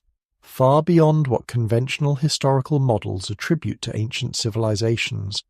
artifacts that function as working machines with sophisticated engineering principles, precision manufacturing techniques, and operational capabilities that suggest access to advanced materials science, electrical engineering, and mechanical design knowledge that should not have been available to Bronze Age or earlier human societies operating with primitive tools and limited technical infrastructure. The Baghdad battery, discovered in Iraq and dating to approximately 2,000 years ago, consists of a clay jar containing copper and iron components, arranged in a configuration that generates electrical current when filled with acidic solution, creating a galvanic cell with sufficient voltage output to enable electroplating operations, medical applications, or other uses that required controlled electrical current, applications that suggest ancient understanding of electrical principles and practical electrical engineering that predates the formal discovery of electricity by European science. The Antikythera mechanism, recovered from an ancient shipwreck and dating to the 1st or 2nd century BCE, represents a mechanical computer of extraordinary sophistication that can accurately calculate astronomical positions, predict eclipses, and track celestial cycles through a complex system of bronze gears manufactured with precision that rivals modern mechanical engineering, precision that required advanced metallurgy, mathematical knowledge, and manufacturing techniques that exceeded what mainstream archaeology attributes to ancient Greek civilization. The precision stone cutting evident in megalithic structures around the world demonstrates manufacturing capabilities that exceed what should be achievable using the tools and techniques that archaeologists assume were available to ancient builders, with stone blocks that show evidence of machine cutting, drilling techniques that produce perfectly circular holes through extremely hard materials, and joining methods that create interlocking connections with tolerances measured in millimeters across blocks weighing hundreds of tons. The suppression and marginalization of research into ancient high technology reflects institutional resistance to evidence that contradicts established archaeological and historical models, resistance that may be motivated by academic conservatism, religious concerns about alternative theories of human development, or deliberate efforts to prevent public awareness of technological capabilities that could challenge existing power structures by demonstrating that advanced technology has been successfully developed and deployed by previous civilizations. Energy manipulation, how the Anunnaki powered their civilization. The technological capabilities demonstrated by Anunnaki civilization, including interplanetary space travel, advanced genetic engineering, global communication networks, massive construction projects, and sophisticated weapon systems, required energy sources and power distribution methods that far exceeded anything achievable through conventional chemical fuels or mechanical power generation, suggesting that Anunnaki technology incorporated understanding of energy principles that enabled them to access and manipulate forms of energy that remain largely theoretical or experimental in modern human science. Energy sources that may have included zero-point field manipulation, fusion or antimatter power generation, and consciousness-directed energy control systems. The descriptions of Anunnaki power systems preserved in ancient texts consistently reference crystalline components, harmonic resonance effects, and energy field manipulation techniques that suggest their technology operated on principles fundamentally different from conventional electromagnetic or mechanical systems, principles that may have involved direct manipulation of quantum fields, exploitation of dimensional energy gradients, or other exotic physics concepts that enable access to energy sources that do not require fuel consumption or produce environmental pollution. The global distribution of megalithic structures with identical construction techniques and astronomical alignments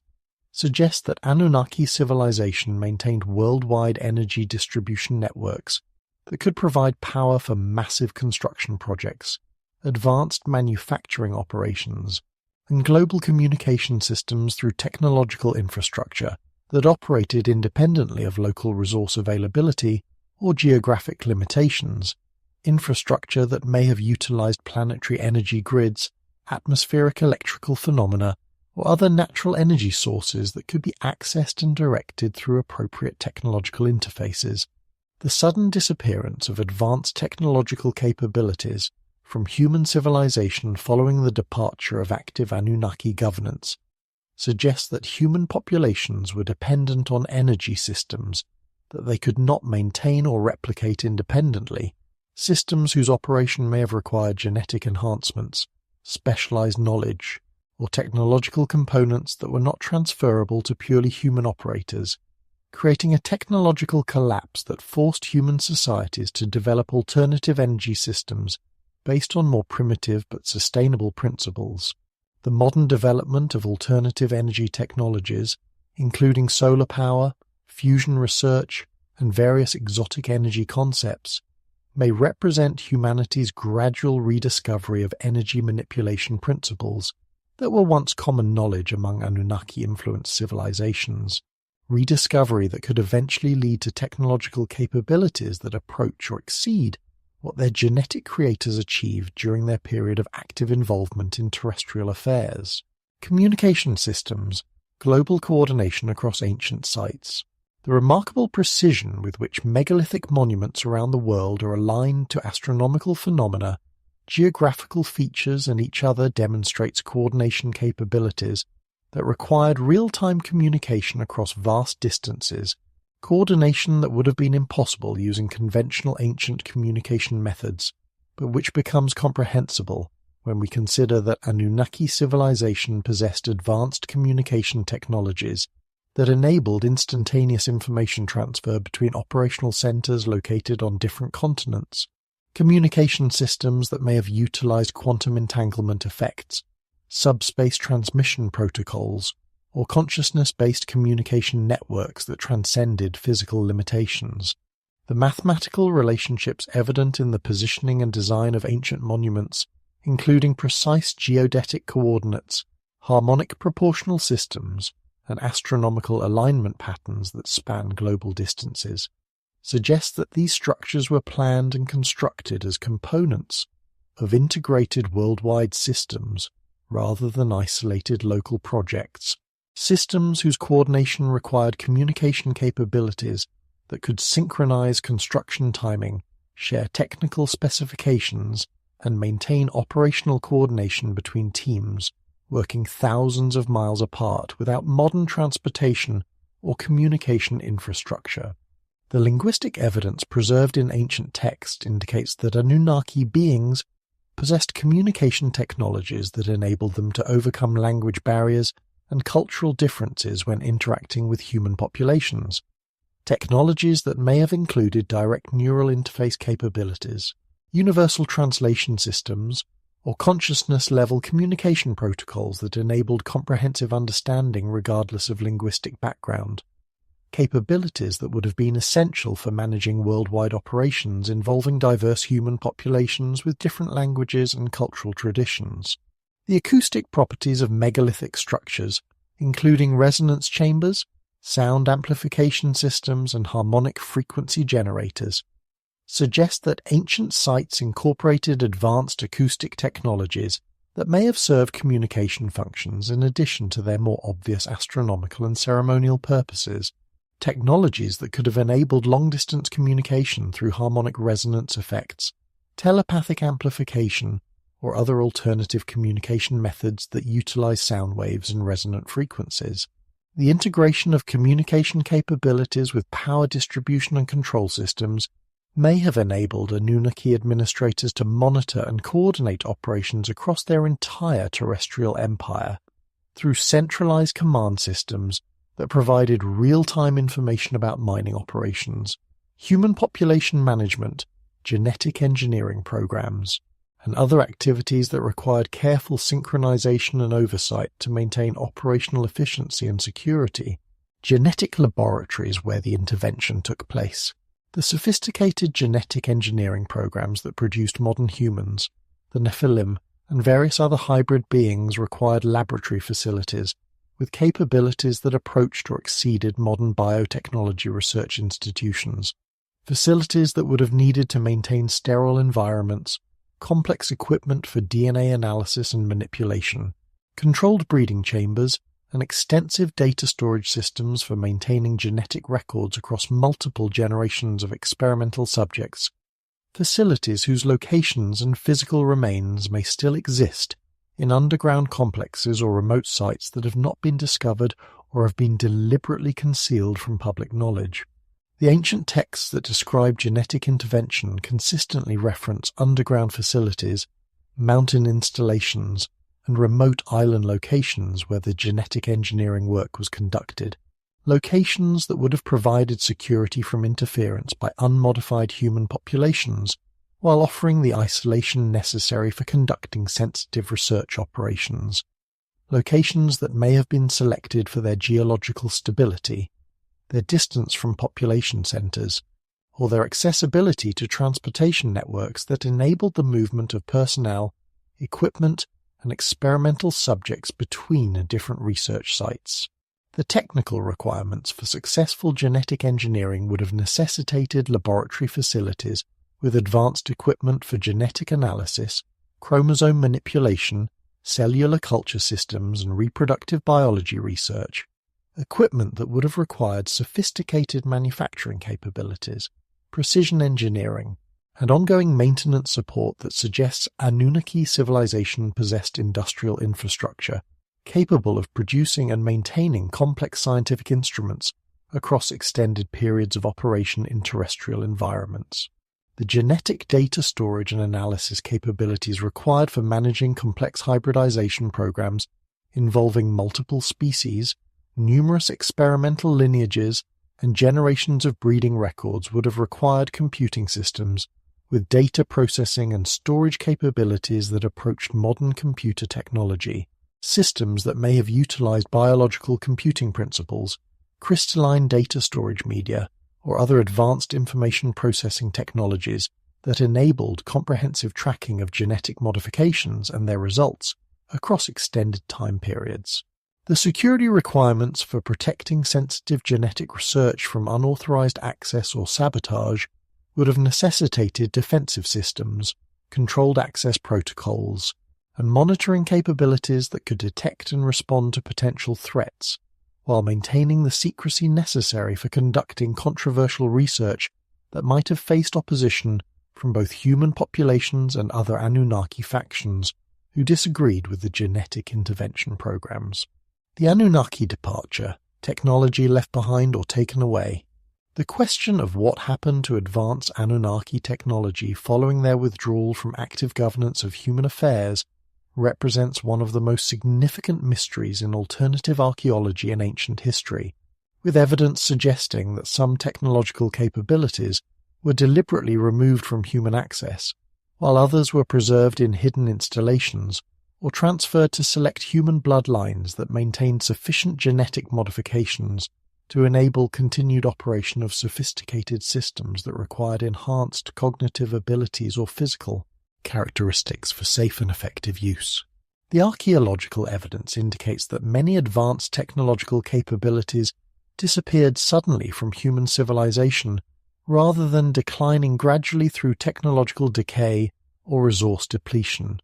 Disappearances that suggest deliberate removal of key technological components,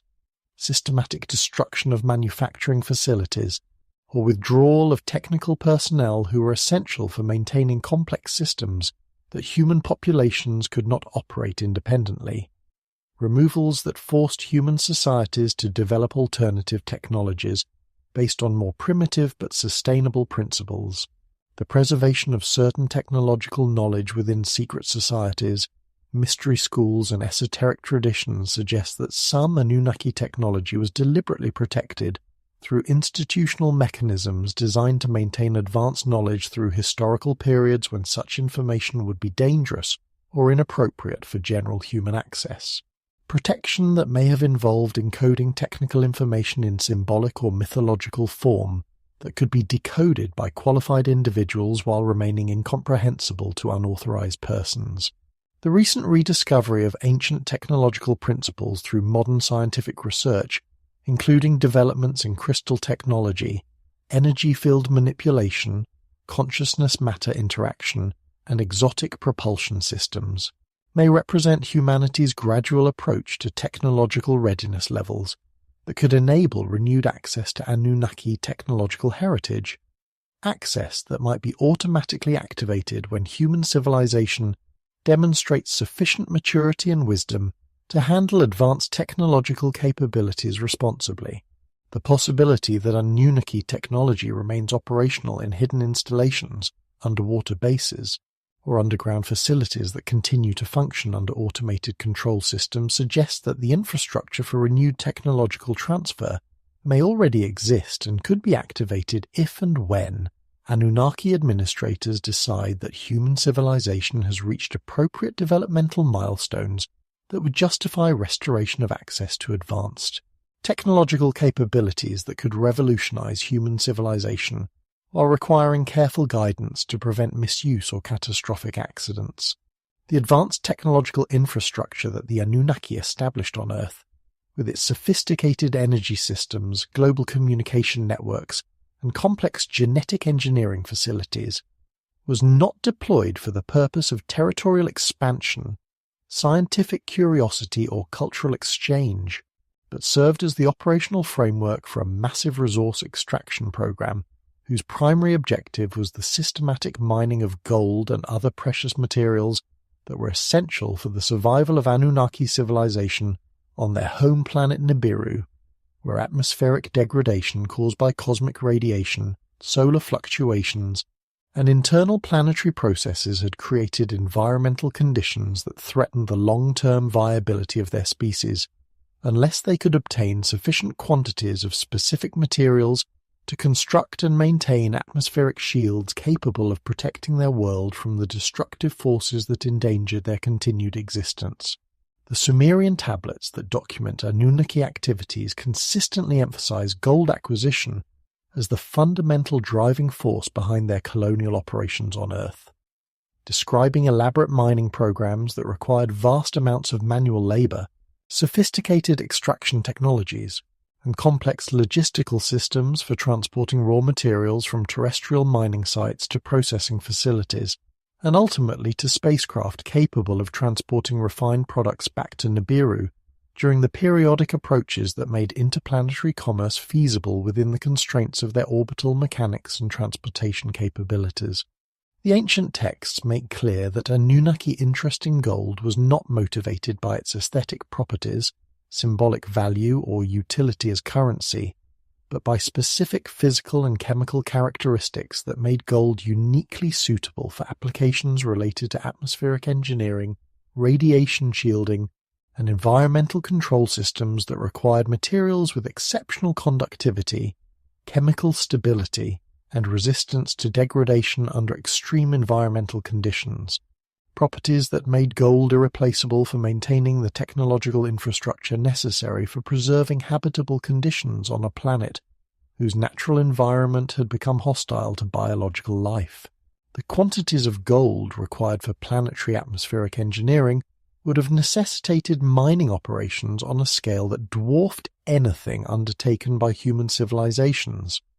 operations that would have required systematic extraction from multiple continents over extended periods measured in tens of thousands of years,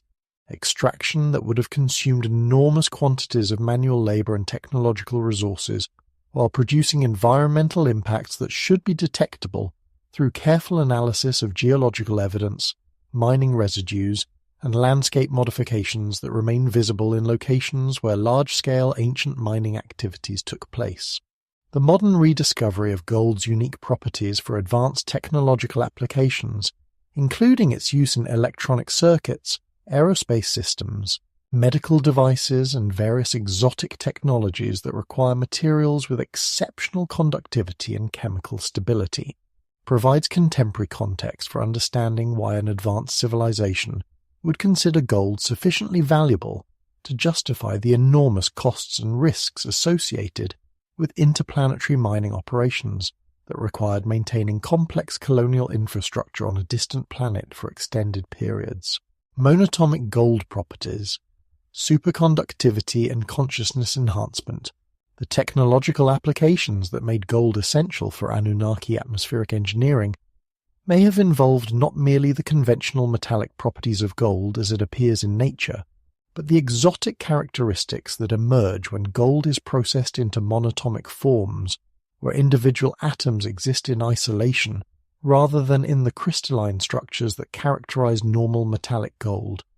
Processing that creates materials with superconducting properties, zero electrical resistance, and various quantum mechanical effects that enable applications in advanced energy systems, magnetic field manipulation, and consciousness enhancement technologies that exceed anything achievable with conventional metallic gold. Monatomic gold, also known as orbitally rearranged monatomic elements, ORMs, or M-state materials, exhibits properties that include room temperature superconductivity, levitation effects in magnetic fields, enhanced electrical conductivity that approaches theoretical limits, and unusual interactions with biological systems that suggest potential applications in medical technology,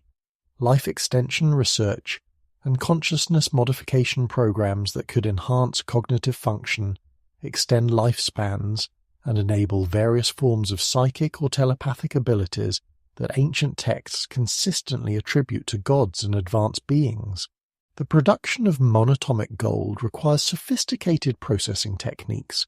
that involve high temperatures, specific chemical environments, and precise control of atomic-level structures in ways that would have required advanced understanding of quantum mechanics, materials science, and nanotechnology principles that modern science is only beginning to develop through research into exotic matter, physics, superconductor technology, and consciousness. Matter interaction studies that suggest monatomic materials may represent a bridge between physical technology and consciousness-directed control systems. Ancient alchemical traditions from multiple cultures, including Egyptian metallurgy, Chinese Taoist practices, and various European Hermetic schools, preserve detailed information about techniques for producing what they call white powder gold, philosopher's stone, or elixir of immortality. Substances whose descriptions correspond closely with modern research into monatomic materials, while suggesting that knowledge of advanced gold processing was preserved through esoteric traditions that maintained fragments of Anunnaki technological knowledge through historical periods when such information would have been too dangerous or advanced for general human access. The consciousness-enhancing properties attributed to monatomic gold in both ancient texts and modern research may explain why Anunnaki genetic modifications included neurological enhancements that enabled humans to benefit from monatomic supplementation, while also suggesting that the gold mining operations served dual purposes of providing atmospheric engineering, materials for Nibiru while also producing consciousness, enhancement substances that could be used to optimize the performance of hybrid beings whose cognitive abilities were essential for managing complex technological systems and maintaining social control over large human populations. Ancient mining evidence, precision shaft work across the globe. Archaeological evidence for large-scale ancient mining operations exists at numerous sites around the world, with mining shafts, extraction techniques, and landscape modifications that demonstrate technological capabilities and organizational sophistication that far exceed what conventional archaeology attributes to ancient civilizations. Evidence that includes precision-engineered mine shafts extending hundreds of feet into solid rock, complex ventilation systems that enable deep underground operations, sophisticated ore processing facilities, and landscape modifications on scales that would have required coordinated labor forces numbering in the tens of thousands, working over extended periods under systematic management and technical supervision. The mining sites attributed to ancient operations show evidence of extraction techniques that required advanced understanding of geology, metallurgy, and engineering principles,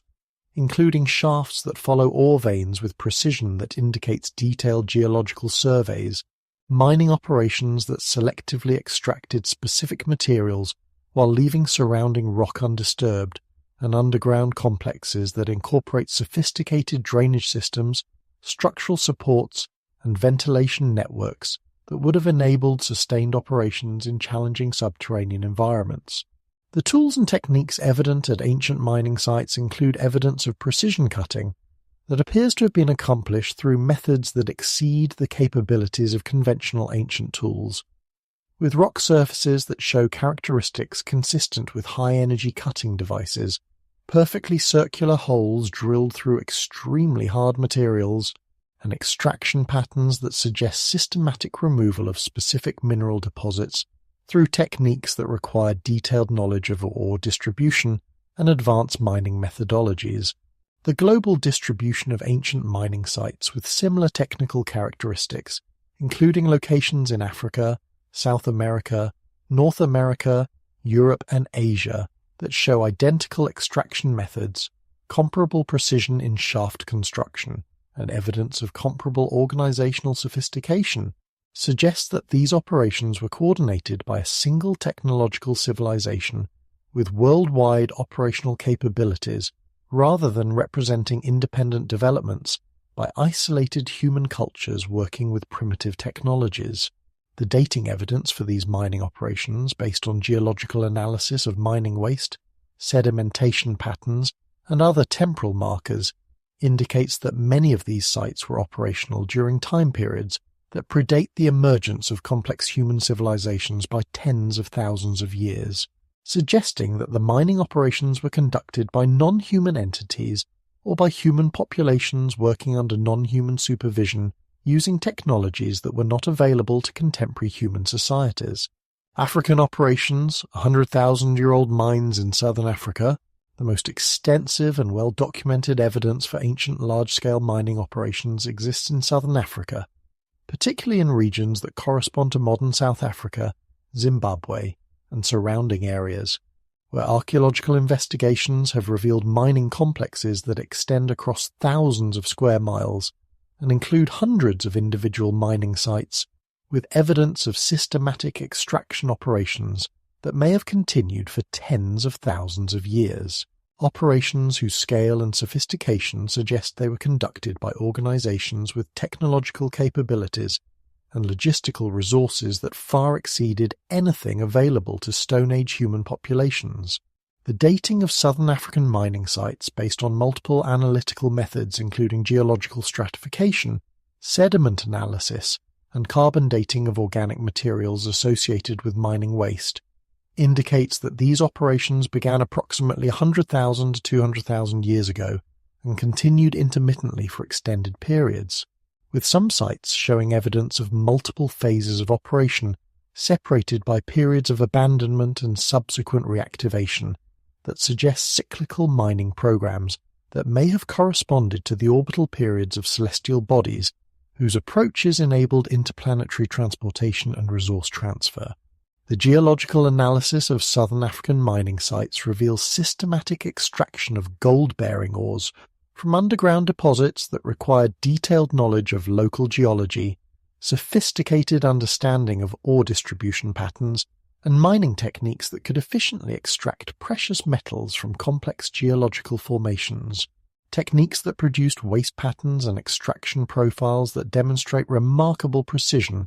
in targeting specific mineral deposits while avoiding unnecessary excavation of non-productive materials. The infrastructure requirements for operating mining complexes on the scale evident in southern Africa would have necessitated sophisticated logistical systems for transporting personnel, equipment, and extracted materials across vast distances, systems that would have required advanced transportation technologies, communication networks for coordinating operations between multiple sites, and administrative capabilities for managing labor forces numbering in the hundreds of thousands over extended periods of sustained operation. The indigenous traditions of southern African peoples preserve oral histories that describe the ancient mining operations as having been conducted by beings who came from the stars, beings who possessed advanced technology, and who employed local human populations as workers in the mines, traditions that include specific information about mining locations, extraction techniques, and the eventual departure of these beings when their mining objectives had been completed, traditions that correspond closely with Sumerian accounts of Anunnaki gold mining operations, and suggest that cultural memories of these activities were preserved through indigenous oral traditions. The Igigi Rebellion, why human workers became necessary. The transition from Anunnaki-operated mining systems to human-based labor forces was precipitated by a rebellion among the Igigi, the class of Anunnaki workers who had been assigned to conduct the actual mining operations under the supervision of higher-ranking administrators, a rebellion that arose from the harsh working conditions, extended assignments, and dangerous environments that characterize large-scale underground mining operations, conditions that even beings with advanced technology and enhanced physical capabilities found increasingly unacceptable as the mining program expanded in scope and duration beyond what had been originally anticipated when the Earth operations were first authorized. The Sumerian texts that document the Igigi Rebellion describe systematic work stoppages, organized resistance to mining quotas, and ultimately coordinated efforts to abandon the mining operations entirely unless working conditions were improved and assignment rotations were implemented that would provide relief from the dangerous and demanding labor required for deep underground extraction operations, demands that created administrative crises for Anunnaki leadership who faced pressure to maintain resource extraction schedules while dealing with labor shortages that threatened the viability of the entire colonial enterprise. The decision to create human workers as replacements for rebellious Igigi represented a technological solution to a labor management problem, enabling Anunnaki administrators to maintain mining operations while reducing their dependence on Igigi workers who had demonstrated their unreliability and potential for organized resistance. A solution that required sophisticated genetic engineering to create beings who could perform the necessary work while remaining psychologically and physically incapable of the kind of coordinated rebellion that had made Igigi workers problematic. The genetic modifications that produced human mining workers were specifically designed to create beings who could understand complex instructions, operate sophisticated equipment, and work effectively in dangerous underground environments while lacking the cognitive capabilities, social organization skills, or technological knowledge that would enable them to challenge Anunnaki authority or develop independent technological capabilities that could threaten colonial security, modifications that required precise calibration of intelligence levels, behavioral characteristics, and physical capabilities. The success of human workers in mining operations led to their adoption for other aspects of Anunnaki colonial administration, including agricultural production, construction projects, administrative support, and eventually various forms of specialized service that required human capabilities while maintaining strict hierarchical relationships that preserved Anunnaki control over all advanced technological systems and strategic decision-making processes, relationships that established patterns of governance and social organization that would persist long after active Anunnaki rule had ended. Underground facilities, vast complexes beneath Earth's surface, the mining operations that provided gold for Anunnaki atmospheric engineering, required not only extraction sites and processing facilities, but also extensive underground infrastructure that included storage complexes, transportation networks, administrative centers, and living quarters for personnel involved in mining operations, infrastructure that would have necessitated the construction of vast underground facilities with sophisticated environmental controls, structural engineering, and logistical systems that could support large populations working in subterranean environments for extended periods. Facilities whose remains may still exist in underground locations that have not been discovered or have been deliberately concealed from public knowledge. Archaeological evidence for large-scale underground construction includes discoveries of artificial tunnel networks, precisely engineered underground chambers, and complex subterranean systems that demonstrate construction techniques and organizational capabilities that far exceed what conventional archaeology attributes to ancient human civilizations. Evidence that includes underground facilities extending for miles beneath the surface, chambers with precision, cut walls and ceilings that required advanced cutting technologies, and ventilation systems that enabled sustained human occupation of deep underground spaces. The engineering requirements for constructing viable underground facilities would have necessitated advanced understanding of structural mechanics, geology, and environmental control systems, including techniques for preventing cave-ins and structural failures, methods for providing fresh air circulation and waste disposal in underground environments, and systems for maintaining comfortable temperatures and humidity levels in subterranean spaces that would otherwise be unsuitable for sustained human occupation. Techniques that suggest access to sophisticated engineering knowledge and construction technologies. The strategic advantages of underground facilities for mining operations include protection from surface environmental conditions, security from interference by unauthorized personnel, and proximity to extraction sites that would minimize transportation costs and logistical complexity for moving extracted materials from mining sites to processing and storage facilities, advantages that would have made underground construction essential for efficient operation of large-scale mining programs that required sustained security and environmental protection. The modern discovery of ancient underground facilities through ground-penetrating radar, geological surveys, and accidental discoveries during construction projects suggests that extensive subterranean infrastructure may exist at numerous locations around the world, infrastructure that may include not only mining-related facilities, but also genetic laboratories, technological installations, and administrative centers that were constructed by Anunnaki operations, and which may still contain equipment, records, or other evidence that could provide direct confirmation of ancient advanced technological capabilities. Refining processes, ancient metallurgy beyond known capabilities. The conversion of raw gold ore into the refined products required for Anunnaki atmospheric engineering necessitated metallurgical processes that went far beyond simple melting and purification,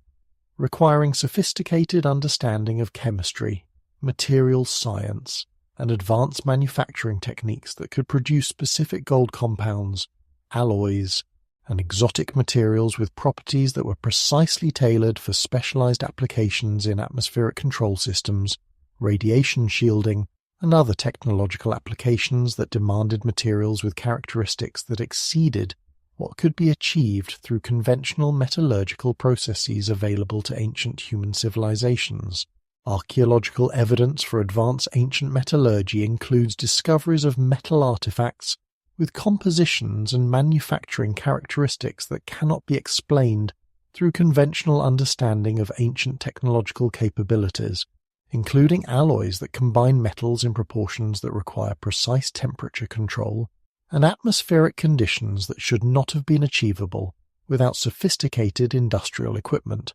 Artifacts that show evidence of manufacturing processes that produce precision tolerances and surface finishes that rival modern industrial production methods. The chemical analysis of ancient metal artifacts reveals the presence of trace elements and isotopic compositions that suggest sophisticated understanding of nuclear physics, atomic structure, and material science principles that enabled ancient metallurgists to produce materials with specific electrical, magnetic, and chemical properties that were precisely engineered for particular applications, properties that would have required advanced analytical techniques for measuring and controlling material characteristics during manufacturing processes.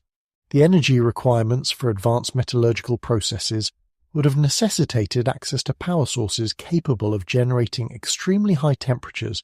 precise atmospheric controls, and sustained energy output over extended periods. Requirements that suggest ancient metallurgists possessed energy systems that far exceeded what could be achieved through conventional fuel combustion or mechanical power generation. Systems that may have utilized exotic energy sources such as crystal technology, nuclear reactions, or other advanced power generation methods. The global distribution of advanced metallurgical artifacts with similar technical characteristics suggest that sophisticated metalworking capabilities were maintained by a worldwide technological civilization rather than representing isolated developments by independent human cultures, capabilities that were systematically applied to producing materials for specific technological applications rather than representing experimental or artistic metalworking by ancient craftsmen working with primitive tools and limited technical knowledge. Transport systems, how materials reached orbital platforms. The successful operation of interplanetary resource extraction programs required sophisticated transportation systems that could efficiently move extracted and refined materials from terrestrial mining sites to orbital installations or spacecraft capable of interplanetary transport, systems that would have needed to handle massive quantities of processed materials while operating within the constraints of periodic launch windows that corresponded to orbital alignments and celestial mechanics that determined when interplanetary travel was feasible. Transportation systems whose operational requirements would have necessitated advanced aerospace technology, precision navigation capabilities, and logistical coordination on scales that would challenge even modern space transportation infrastructure. The ancient texts that describe Anunnaki transportation systems make frequent reference to flying vehicles with cargo-carrying capabilities, orbital platforms that served as intermediate staging areas for interplanetary transport, and systematic procedures for coordinating the movement of materials between terrestrial facilities and off-world destinations, procedures that suggest comprehensive understanding of orbital mechanics, spacecraft design, and logistical management principles that enabled efficient operation of complex transportation networks across interplanetary distances. The energy requirements for lifting massive quantities of refined materials from Earth's surface to orbital installations would have required propulsion systems with capabilities that far exceed conventional chemical rockets, systems that may have utilized anti-gravity technology, exotic propulsion principles, or other advanced aerospace technologies that could achieve efficient transportation of heavy cargo loads without the fuel consumption penalties and structural limitations that characterize conventional spacecraft propulsion systems. The infrastructure necessary for supporting large-scale space transportation operations would have included launch facilities, cargo handling systems, orbital assembly platforms, and maintenance capabilities that could support sustained operations over extended periods, infrastructure that would have required advanced materials, sophisticated engineering, and technological capabilities that approached or exceeded modern aerospace industry standards.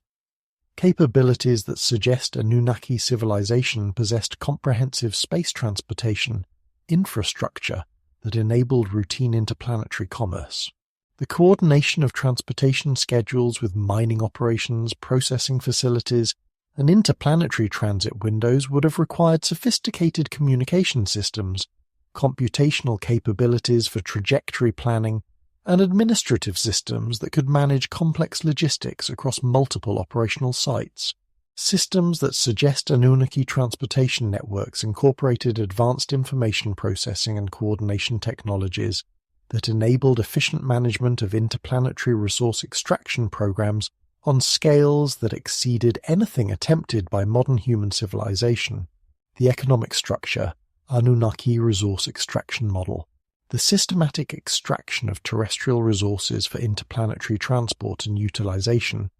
represents an economic model that fundamentally differs from conventional human economic systems based on local resource utilization and terrestrial market exchanges, a model that involved long-term strategic planning across timescales measured in thousands of years, massive capital investments in infrastructure that would not generate returns for centuries, and coordination of operations across interplanetary distances that required technological capabilities and organizational sophistication that exceeded anything achieved by human civilizations. Economic planning that suggests Anunnaki society possessed institutional structures and decision-making processes that enabled sustained commitment to projects whose completion required coordination across multiple generations of operational personnel. The resource requirements for establishing and maintaining interplanetary mining operations would have necessitated enormous initial investments in spacecraft, transportation systems, technological infrastructure, and personnel training that would have required comprehensive economic planning and resource allocation on scales that dwarfed any economic project undertaken by human civilizations. Investments that would have required institutional frameworks capable of maintaining operational continuity across extended time periods, while coordinating complex operations across multiple planets and orbital installations. The economic returns from interplanetary resource extraction, measured in terms of materials essential for atmospheric engineering and planetary survival, would have justified massive expenditures and sustained operational commitments that might not generate positive returns for thousands of years. Economic calculations that suggest Anunnaki society operated according to decision-making principles that prioritized long-term species survival over short-term economic efficiency,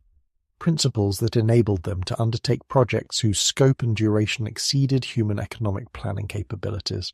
The management of human labor resources within the Anunnaki economic model involved systematic programs for genetic modification, population control, educational development, and social organization that were designed to optimize human productivity while minimizing operational costs and security risks. Management that required sophisticated understanding of human psychology, social dynamics, and biological systems that enabled efficient utilization of human capabilities while maintaining hierarchical control structures that preserved Anunnaki authority over strategic decision-making and advanced technological systems. The eventual termination of active Anunnaki resource extraction operations may have reflected completion of their immediate material requirements, changes in Nibiru's environmental conditions that reduced demand for terrestrial resources, or strategic decisions about the long-term viability of maintaining interplanetary colonial operations given the costs, risks, and complexity involved in managing hybrid human populations that were developing capabilities and independence that threatened established colonial hierarchies and operational security protocols. The economic infrastructure that enabled Anunnaki civilization to conduct systematic resource extraction across multiple continents for tens of thousands of years required sophisticated coordination and navigation systems that could maintain operational efficiency across global distances, while providing precise timing for interplanetary transportation schedules that depended on celestial mechanics and orbital alignments, coordination that necessitated the establishment of a worldwide network of precisely positioned monuments, whose astronomical alignments, geometric relationships, and technological capabilities served not merely ceremonial or religious functions, but practical operational purposes that included navigation beacons for aircraft and spacecraft, communication relay stations for coordinating activities across vast distances, and energy distribution nodes that could power advanced technological systems through access to planetary energy grids and celestial force fields that ancient builders understood and utilized with mathematical precision that rivals or exceeds modern astronomical and engineering capabilities. The mathematical precision evident in the positioning and alignment of megalithic monuments around the world demonstrates understanding of Earth's geometric properties, celestial mechanics, and astronomical phenomena that require sophisticated observational capabilities, advanced mathematical knowledge, and engineering techniques that could implement theoretical calculations through practical construction projects involving massive stone blocks whose placement achieves accuracy measured in fractions of degrees across distances spanning thousands of miles. Accuracy that cannot be explained through trial and error construction methods or approximation techniques, but which demands systematic surveying, precise calculation, and coordinated implementation,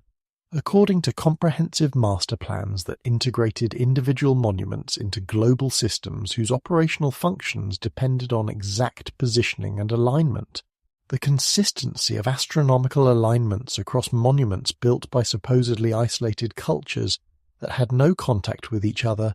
reveals knowledge of celestial phenomena that was shared globally rather than developed independently. Knowledge that included understanding of precession cycles that require thousands of years of observation to detect, accurate information about the positions and movements of planets that are not visible to naked eye observation, and sophisticated appreciation of geometric relationships between celestial and terrestrial phenomena that enabled ancient builders to create structures that maintain their astronomical accuracy despite the gradual changes in Earth's rotational characteristics and orbital parameters that occur over geological time periods. The technological capabilities required for achieving the precision evident in ancient monument construction would have necessitated surveying instruments, mathematical computation methods, and engineering techniques that exceeded what conventional archaeology attributes to Bronze Age civilizations, capabilities that included accurate measurement of geographic coordinates across global distances, precise determination of true cardinal directions and celestial reference points, and systematic coordination of construction projects that required maintaining exact specifications across multiple sites while accounting for local variations in geography, climate, and available materials that could have disrupted the accuracy essential for operational functionality. The scale and complexity of the global monument network suggests that its construction represented a coordinated program implemented by a single technological civilization with worldwide operational capabilities rather than representing coincidental similarities between independent cultural developments, a program that required enormous investments of resources, personnel, and time while demanding institutional continuity across extended periods, sufficient for completing construction projects that individually required decades or centuries, while collectively spanning millennia of sustained effort, guided by consistent technical specifications and operational objectives. Giza Complex, landing beacon for celestial craft. The Great Pyramid of Giza and its associated monuments represent perhaps the most sophisticated example of ancient precision engineering, incorporating mathematical constants astronomical alignments, and construction techniques that suggest the complex was designed to serve technological functions that required exact geometric relationships, specific materials properties, and precise positioning relative to celestial phenomena, functions that extend far beyond funerary or religious purposes, and which suggest the Giza complex operated as a multifunctional technological installation that may have included navigation beacon capabilities for aerial or spacecraft approaching Earth from orbital or interplanetary trajectories, communication relay functions for coordinating global operations, and energy generation or distribution systems that utilize pyramid geometry and materials properties to harness and direct various forms of ambient energy.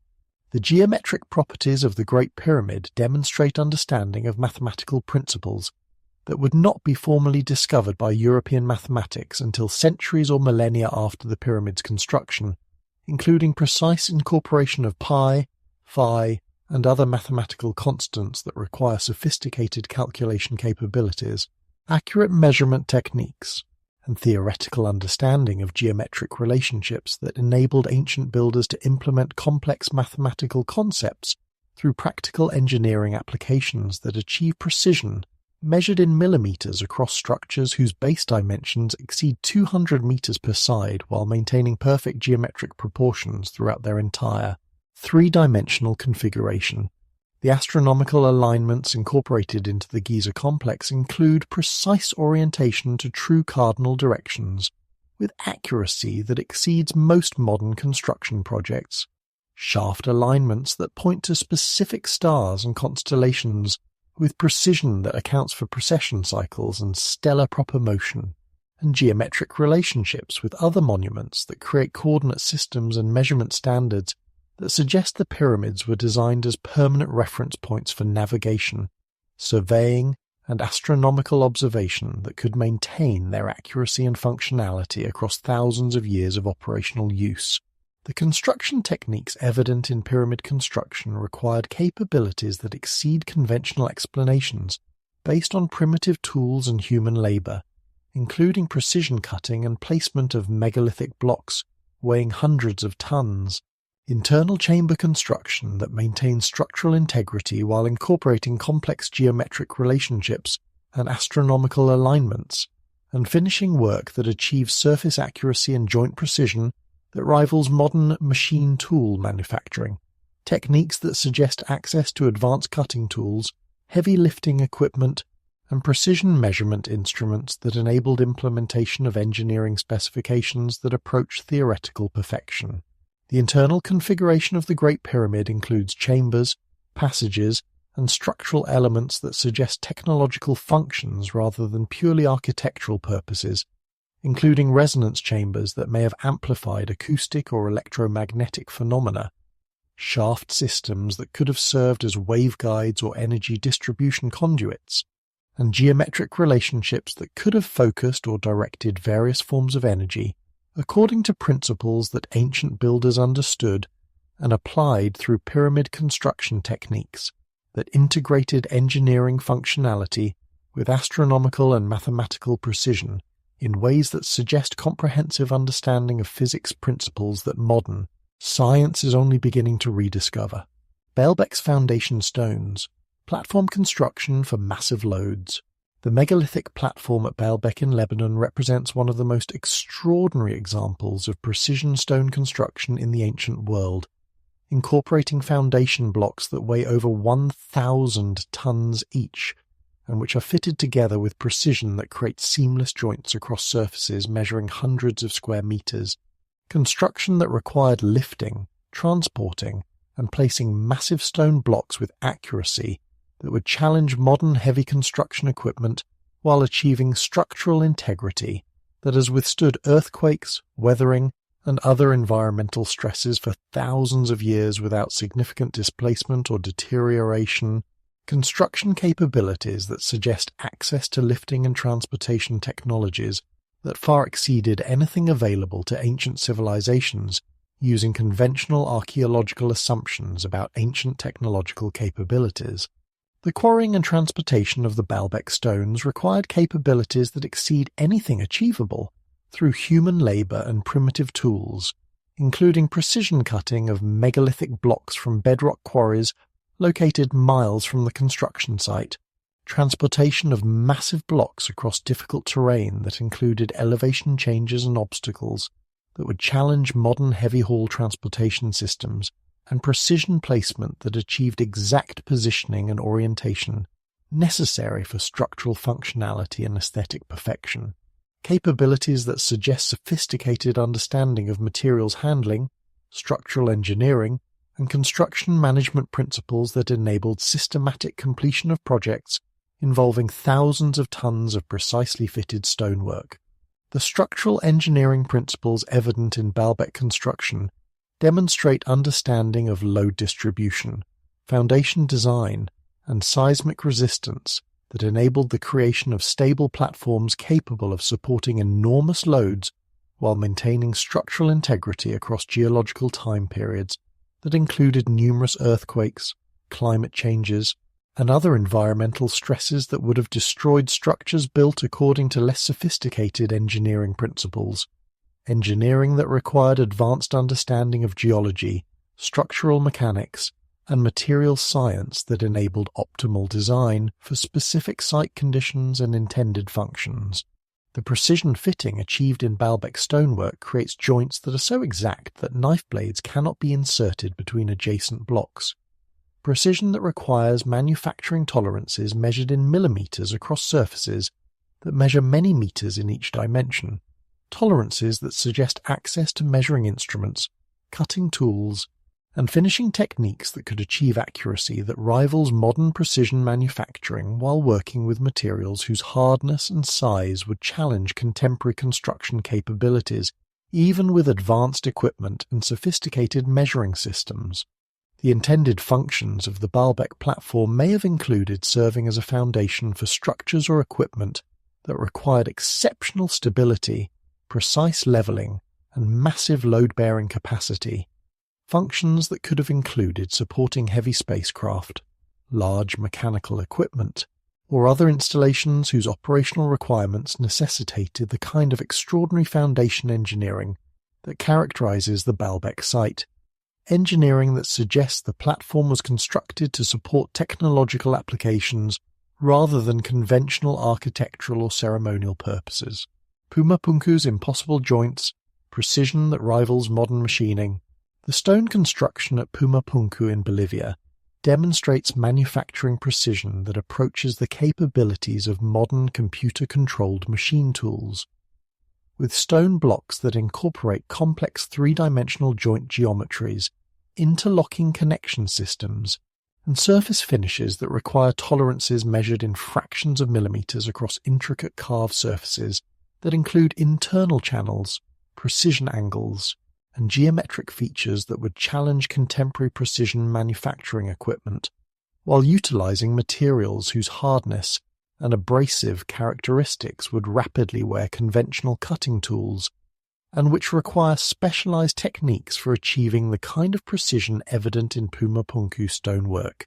The joint systems evident at Pumapunku include interlocking mechanisms that prevent displacement in multiple directions simultaneously,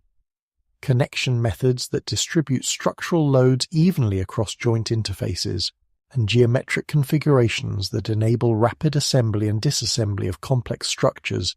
using standardized components that could be mass-produced and interchanged according to modular construction principles that suggest sophisticated understanding of standardization, quality control, and systematic manufacturing processes that enabled efficient construction of large-scale projects using precision-manufactured components. The manufacturing techniques required for producing Pumapunku stonework would have necessitated cutting tools capable of working hardened stone with precision that maintains exact tolerances across complex curved surfaces, finishing processes that could achieve surface accuracy measured in micrometers across materials that resist conventional abrasion and polishing methods,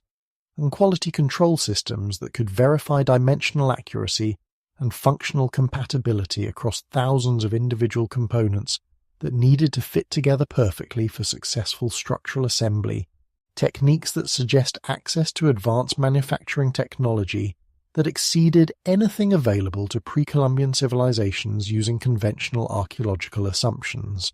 The geometric complexity of Pumapunku joints includes three-dimensional interlocking systems that require precise calculation of spatial relationships, angular measurements, and dimensional tolerances that must be maintained simultaneously across multiple surfaces and connection points. Complexity that requires sophisticated understanding of three-dimensional geometry, advanced mathematical calculation capabilities, and systematic design processes that could develop and implement complex engineering specifications through practical manufacturing and construction applications that achieve theoretical precision through actual implementation. The standardization evident in Pumapunku construction suggests mass production techniques that could manufacture large quantities of precision components according to exact specifications, while maintaining quality control standards that ensure dimensional accuracy and functional compatibility across entire production runs. Standardization that requires systematic manufacturing processes, sophisticated measurement and inspection capabilities, an institutional organization that could coordinate complex production and construction projects while maintaining consistent quality standards throughout extended construction periods. Easter Islands facing statues, markers for navigation or communication. The massive stone statues of Easter Island, known as Moai, represent one of the most enigmatic examples of ancient monument construction, with nearly 1,000 statues distributed across the island,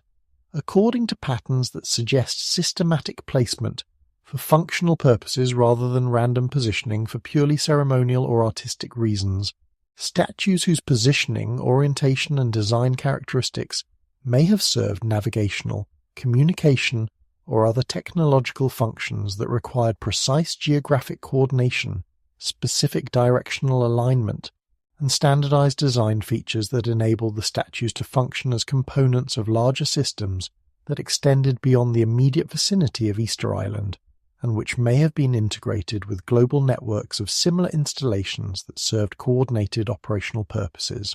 The standardized design characteristics of Easter Island statues include consistent proportional relationships,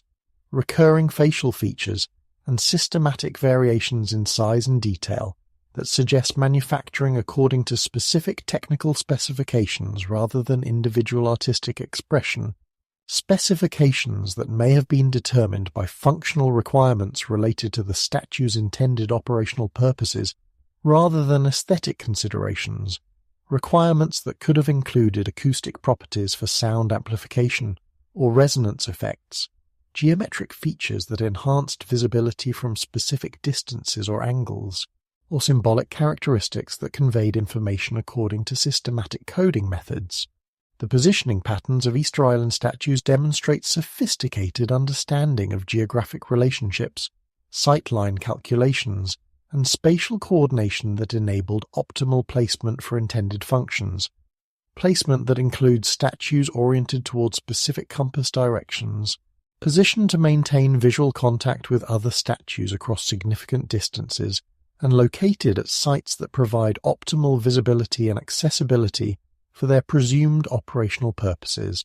Positioning that suggests systematic surveying and site selection according to comprehensive master planning rather than ad hoc placement, according to local convenience or random selection.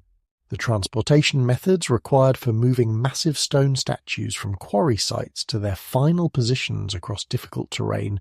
would have required sophisticated engineering capabilities, heavy lifting equipment,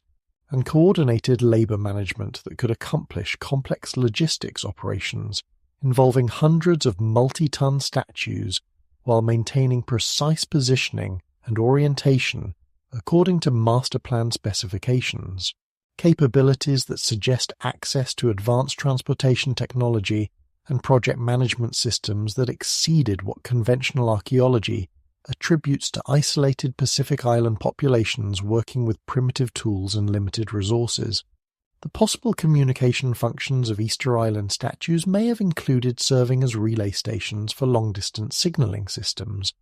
acoustic amplification devices for coordinating activities across the island, or symbolic markers that conveyed specific information to aircraft or maritime traffic approaching the island from various directions, functions that would have required precise positioning, specific design characteristics, and coordination with similar installations at other locations to create effective communication networks that could operate across Pacific distances and provide reliable information transfer for navigation and operational coordination purposes. Göbekli Tepe, 1,000-year-old temple complex predating agriculture. The archaeological site of Göbekli Tepe in Turkey represents one of the most significant challenges to conventional models of human cultural development, with massive stone construction that predates the supposed development of agriculture, sedentary civilization, and complex social organization by thousands of years, construction that required sophisticated planning, advanced engineering techniques, and coordinated labor management that suggest the existence of organized technological civilization at time periods when conventional archaeology assumes human populations consisted of small nomadic groups with primitive tools and simple social structures, civilization that possessed capabilities for quarrying, transporting, and erecting megalithic monuments whose complexity and precision rival anything produced by later civilizations that had supposedly superior technological and organizational capabilities. The construction techniques evident at Göbekli Tepe include precision carving of massive stone pillars that incorporate complex relief sculptures, sophisticated joint systems that enable stable assembly of heavy structural elements, and site planning that achieves optimal positioning and orientation according to astronomical alignments and geometric relationships that demonstrate advanced understanding of mathematics, astronomy, and engineering principles that should not have been available to Paleolithic human populations, according to conventional models of technological development and cultural evolution that assume gradual progression from primitive to advanced capabilities. The dating evidence for Göbekli Tepe, based on multiple analytical methods including radiocarbon dating, stratigraphic analysis, and archaeological context evaluation, consistently indicates construction beginning approximately 12,000 years ago, with continued use and modification over several thousand years, dating that places the site's origin during the Younger Dryas period, when global climate conditions were unstable, and when conventional archaeology assumes human populations were struggling with environmental challenges that would have prevented the kind of large-scale construction projects and social organization evident at Göbekli Tepe. The symbolic and artistic elements incorporated into Göbekli Tepe construction include sophisticated relief carvings that depict animals, geometric patterns, and abstract symbols that suggest advanced artistic capabilities and possibly systematic information, encoding methods that could have served communication or record-keeping functions, elements that demonstrate cultural sophistication and symbolic thinking capabilities that exceed what conventional models attribute to Paleolithic human populations, while possibly preserving information about technological knowledge, historical events, or operational procedures that were important to the site's builders and users. The subsequent burial of Göbekli Tepe under massive quantities of soil and debris suggests deliberate concealment rather than natural abandonment, concealment that may have been intended to protect the site from destruction, to prevent unauthorized access to sensitive information or technology, or to preserve evidence for future rediscovery, when conditions would be appropriate for revealing the site's contents and their implications for understanding human technological and cultural development. Implications that challenge fundamental assumptions about the timeline and characteristics of human civilization, while suggesting that advanced technological capabilities may have existed at much earlier periods than conventionally accepted. The grid pattern, global monuments forming geometric relationships. Analysis of the geographic positioning of megalithic monuments around the world reveals systematic geometric relationships that cannot be explained through coincidence or independent cultural development, relationships that include precise angular alignments between sites separated by thousands of miles, mathematical proportions that appear consistently in monument spacing and orientation across multiple continents, and coordinate systems that suggest global surveying and positioning according to comprehensive master plans that treated the entire planet as a single integrated system whose individual components were positioned and aligned according to specifications that required worldwide coordination and systematic implementation across extended time periods. The mathematical relationships evident in global monument positioning include recurring angular measurements, proportional ratios, and geometric patterns that appear with statistical frequency that far exceeds what would be expected from random positioning, patterns that suggest systematic application of specific mathematical principles and geometric constants that were understood and utilized by monument builders who possessed comprehensive knowledge of Earth's geometric properties, celestial mechanics, and the mathematical relationships that govern planetary and cosmic phenomena, knowledge that enabled them to implement theoretical understanding through practical construction projects that achieved global integration and systematic coordination. The precision required for establishing accurate geometric relationships between monuments separated by intercontinental distances would have necessitated sophisticated surveying techniques, accurate measurement of geographic coordinates, and systematic coordination of construction projects according to specifications that maintained exact angular and proportional relationships despite local variations in geography, climate, and available materials, precision that suggests access to advanced surveying instruments, navigational capabilities, and global communication systems that enabled worldwide coordination of construction activities according to centralized planning and standardized specifications. The functional implications of systematic geometric relationships between global monuments suggest that individual sites were designed and positioned to serve as components of integrated worldwide systems whose operational effectiveness depended on precise positioning and alignment according to mathematical relationships that optimize system performance for intended functions that could have included navigation networks for global transportation, communication relay systems for worldwide information transfer, or energy distribution grids that utilize geometric relationships to harness and direct various forms of planetary and cosmic energy according to principles that ancient builders understood and applied through monument construction. The institutional requirements for implementing global monument construction programs would have necessitated centralized planning authorities, standardized technical specifications, systematic resource allocation, and coordinated project management across multiple continents and extended time periods, requirements that suggest the existence of worldwide technological civilization with administrative capabilities, communication systems, and organizational structures that exceeded anything achieved by known historical civilizations, while possessing institutional continuity that enabled sustained implementation of complex projects whose completion required coordination across centuries or millennia of construction activity. Ley lines and energy, ancient understanding of Earth's magnetic field. The concept of ley lines as paths of energy that connect sacred sites and ancient monuments reflects possible ancient understanding of Earth's magnetic field, electrical phenomena, and various forms of planetary energy that could be detected, measured, and utilized through appropriate technological interfaces. Understanding that enabled ancient builders to position monuments and construct sites according to principles that optimized their interaction with planetary energy systems, while creating networks of interconnected installations that could harness, amplify, and direct various forms of ambient energy for practical applications that included power generation, communication enhancement, and consciousness modification, effects that ancient peoples understood and utilized through systematic application of energy manipulation principles. Archaeological evidence for ancient understanding of electromagnetic phenomena includes the strategic positioning of monuments at locations that correspond to magnetic anomalies,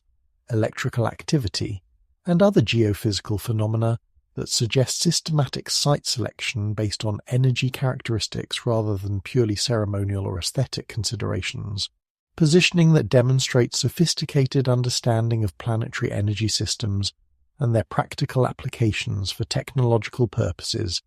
that required specific environmental conditions and energy availability for optimal operational effectiveness. Understanding that enabled ancient builders to create installations that could function as components of planetary energy networks. The materials and construction techniques utilized in monument building frequently incorporate elements that enhance electromagnetic properties, acoustic resonance, and other energy-related phenomena, including specific stone types with unusual electrical conductivity, metallic components that could serve as electrical conductors or electromagnetic amplifiers, and geometric configurations that optimize energy concentration, amplification, or directional focusing according to principles that suggest sophisticated understanding of energy physics and practical applications that enabled monument builders to create structures that could interact effectively with planetary and cosmic energy systems. The reported effects experienced by individuals at various sacred sites and ancient monuments include enhanced psychic abilities, altered consciousness states, healing phenomena, and other effects that suggest these locations possess unusual energy characteristics that can influence human biology and consciousness in measurable ways. Effects that could result from intentional design features that concentrate or amplify various forms of ambient energy, according to principles that ancient builders understood and implemented through construction techniques that created environments optimized for specific types of human energy interaction and consciousness modification applications. The sophisticated global network of monuments, energy systems, and technological installations that had enabled Anunnaki civilization to maintain coordinated operations across multiple continents for tens of thousands of years had also created the infrastructure that supported increasingly complex human societies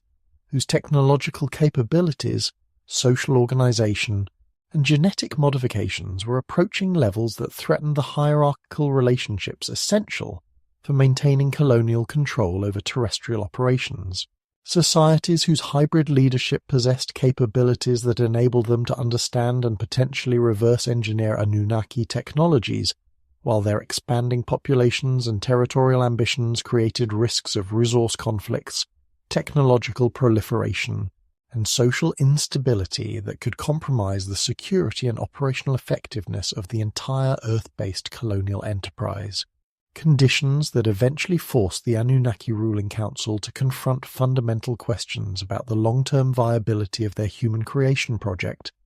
and the measures that would be necessary to preserve their strategic objectives while eliminating the threats that had emerged from the unexpected success of their genetic engineering programs.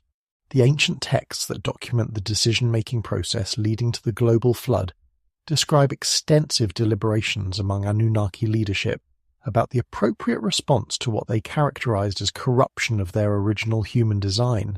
corruption that manifested not merely as behavioral problems or social dysfunction, but as systematic challenges to Anunnaki authority that included attempts by human populations to access restricted technologies, demands for equal treatment and expanded freedoms, and increasingly sophisticated military capabilities that could potentially threaten Anunnaki installations and personnel. Challenges that suggested human development had exceeded the parameters that had been established for their genetic modifications and social organization. The specific factors that influenced the Anunnaki Council's decision to implement catastrophic population reduction included the proliferation of hybrid genetics beyond controllable levels, the development of human technologies that approached Anunnaki capabilities in certain areas, the establishment of independent power structures that challenged colonial authority, and the growing influence of human leaders whose genetic enhancements enabled them to compete directly with Anunnaki administrators,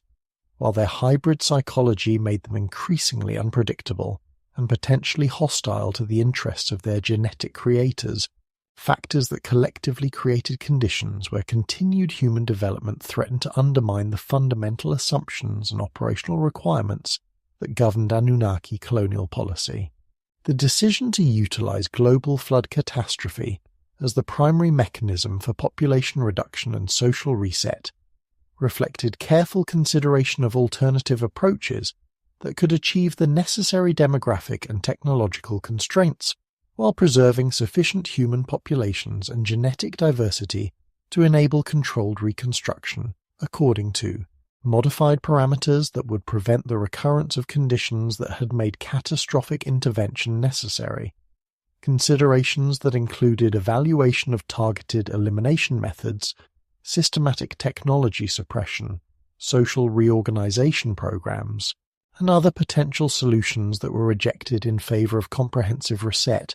through natural catastrophe that would eliminate existing social structures while providing plausible cover for the systematic preservation of selected genetic lineages and technological capabilities. The coordination required for implementing global flood catastrophe involved not merely triggering appropriate geological or atmospheric phenomena, but also systematic preparation for post-catastrophe reconstruction that included the preservation of essential genetic materials, technological equipment, and cultural information that would enable controlled rebuilding of human civilization according to revised specifications that incorporated lessons learned from the previous phase of human development, while establishing more effective constraints on technological advancement and social organization that could prevent future challenges to Anunnaki authority and operational security. Enki's secret warning, the real story behind Noah's salvation, the preservation of human genetic diversity and cultural knowledge through the global flood catastrophe, required careful selection of appropriate individuals and families whose genetic characteristics, psychological profiles, and cultural backgrounds would enable successful reconstruction of human civilization according to Anunnaki specifications, while maintaining sufficient diversity to prevent inbreeding depression and genetic bottlenecks that could compromise the long-term viability of post-flood human populations. Selection that was complicated by political divisions within Anunnaki leadership regarding the appropriateness of the flood intervention and the extent to which human populations deserved preservation despite the threats they posed to colonial security. Divisions that led to covert efforts by sympathetic Anunnaki administrators to ensure broader preservation of human genetic and cultural heritage than was authorized by the official flood implementation protocols. The specific instructions provided to Noah regarding ark construction, animal preservation, and survival procedures included technical specifications that reflected sophisticated understanding of genetic preservation techniques, environmental protection systems, and sustainable life support technologies that would enable successful preservation of biological diversity through extended periods of environmental catastrophe, specifications that incorporated advanced materials science, biological preservation methods, and systematic breeding protocols that exceeded what should have been available to pre-flood human populations, but which were essential for achieving the preservation objectives that Enki had established for his covert intervention in the official flood protocols. The secrecy surrounding Enki's warning and the measures taken to conceal his involvement in human preservation efforts reflect the serious political risks that his unauthorized intervention created within Anunnaki leadership structures, risks that included potential punishment for violating official policies, challenges to his authority and position within the colonial administration, and broader implications for Anunnaki governance that could result from open acknowledgement that official policies were being subverted by administrators who disagreed with their implementation, implications that required careful management to prevent internal conflicts that could compromise the overall effectiveness of Anunnaki operations during the critical period of catastrophic intervention and subsequent reconstruction. Genetic preservation, DNA samples and breeding pairs saved. The successful preservation of biological diversity through global catastrophic events required systematic collection and storage of genetic materials that could enable post-catastrophe restoration of plant and animal species whose extinction would compromise the ecological stability and resource availability necessary for supporting human civilization during reconstruction phases, collection that involved not merely gathering breeding pairs of various species, but implementing sophisticated genetic preservation techniques that could maintain viable genetic materials under extreme environmental conditions for extended periods while ensuring sufficient genetic diversity to prevent inbreeding depression and maintain evolutionary adaptability and restored populations, techniques that reflected advanced understanding of genetics, reproductive biology, and preservation technology that exceeded what conventional archaeology attributes to ancient human civilizations. The technological requirements for effective genetic preservation included controlled environmental systems that could maintain optimal temperature, humidity, and atmospheric conditions for biological storage, sterilization and contamination prevention protocols that could protect genetic materials from degradation and disease, and systematic cataloging and identification procedures that could ensure accurate restoration of specific species and genetic lineages following catastrophic events, requirements that suggest access to advanced biotechnology and laboratory equipment that could support sophisticated genetic research and preservation operations under challenging environmental conditions that would have compromised less advanced technological systems. The selection criteria for determining which genetic lineages to preserve through catastrophic events involved complex evaluation of ecological relationships, resource utilization characteristics, and evolutionary adaptability that could optimize post-catastrophe reconstruction while maintaining biological diversity sufficient to support stable ecosystems and sustainable resource exploitation. Evaluation that required comprehensive understanding of ecological principles, evolutionary biology, and systems analysis that could predict the long-term consequences of specific preservation decisions, while balancing immediate survival requirements against broader strategic objectives for post-catastrophe environmental management and resource development. The systematic preservation of human genetic diversity involved not merely the survival of Noah's immediate family, but the covert collection and storage of genetic materials from various human populations whose characteristics would be essential for maintaining sufficient genetic diversity to support viable post-flood human populations while preserving specific capabilities and traits that would be necessary for reconstruction activities,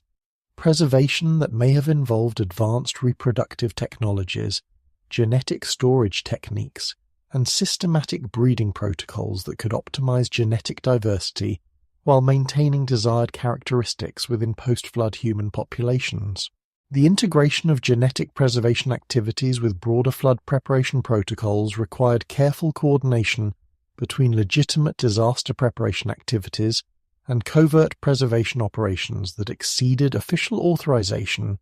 coordination that involved systematic collection of biological materials, preparation of storage facilities and preservation equipment, and development of post-catastrophe restoration procedures that could reintroduce preserved genetic materials into recovering ecosystems while maintaining operational security that could prevent discovery of unauthorized preservation activities by Anunnaki authorities who might have opposed more extensive preservation efforts than were officially approved.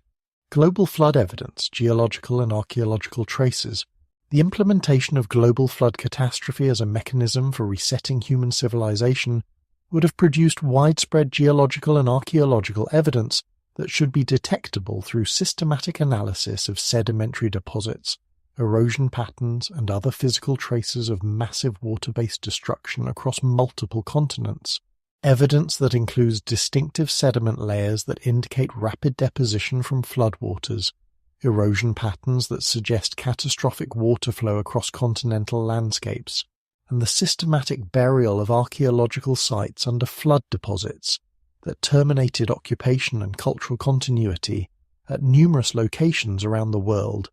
during time periods that correspond to flood narratives preserved in cultural traditions from diverse geographic regions and isolated populations that had no apparent contact with each other. Geological evidence for catastrophic flooding includes the widespread distribution of sedimentary layers that show characteristics consistent with rapid deposition from massive water flows, sediment compositions that indicate mixing of materials from diverse source regions suggesting continental-scale water transport, and erosion features that indicate water flows with velocities and volumes that far exceed anything produced by normal riverine or coastal flooding, features that suggest water-based catastrophic events with magnitudes that would have required either extraordinary natural phenomena or technological intervention capable of manipulating hydrological systems on scales that exceeded anything achievable through conventional ancient technologies. Archaeological evidence for systematic termination of pre-flood civilizations includes the abrupt abandonment of sophisticated urban centers, the burial of advanced technological artifacts under flood sediments, and the discontinuation of cultural traditions and technological capabilities that characterize pre-flood human societies, discontinuation that suggests not gradual cultural change or normal historical development, but catastrophic interruption of social and technological continuity that eliminated entire civilizations while leaving only fragmentary evidence of their previous achievements buried under geological deposits that prevented their rediscovery until modern archaeological techniques enabled systematic excavation and analysis. The dating evidence for global flood events, based on multiple analytical techniques including radiocarbon analysis, geological stratigraphy, and astronomical correlation, indicates catastrophic flooding occurred during time periods that correspond closely with flood narratives preserved in cultural traditions around the world. Correlation that suggests either remarkable coincidence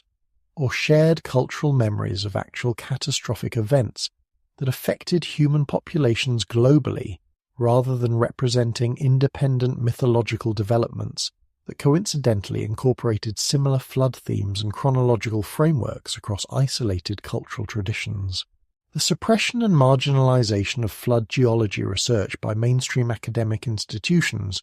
reflects institutional resistance to evidence that supports catastrophic rather than gradualist models of geological and cultural change, resistance that may be motivated by theoretical commitments to uniformitarian principles, concerns about religious implications of flood evidence, or deliberate efforts to prevent public recognition of evidence that could support alternative theories of human history and technological development that challenge established archaeological and historical models of human cultural evolution and technological advancement. The Ark as genetic laboratory. Sophisticated preservation technology. The biblical and Mesopotamian accounts of Noah's Ark describe not merely a large boat designed to carry animals and people through flood waters,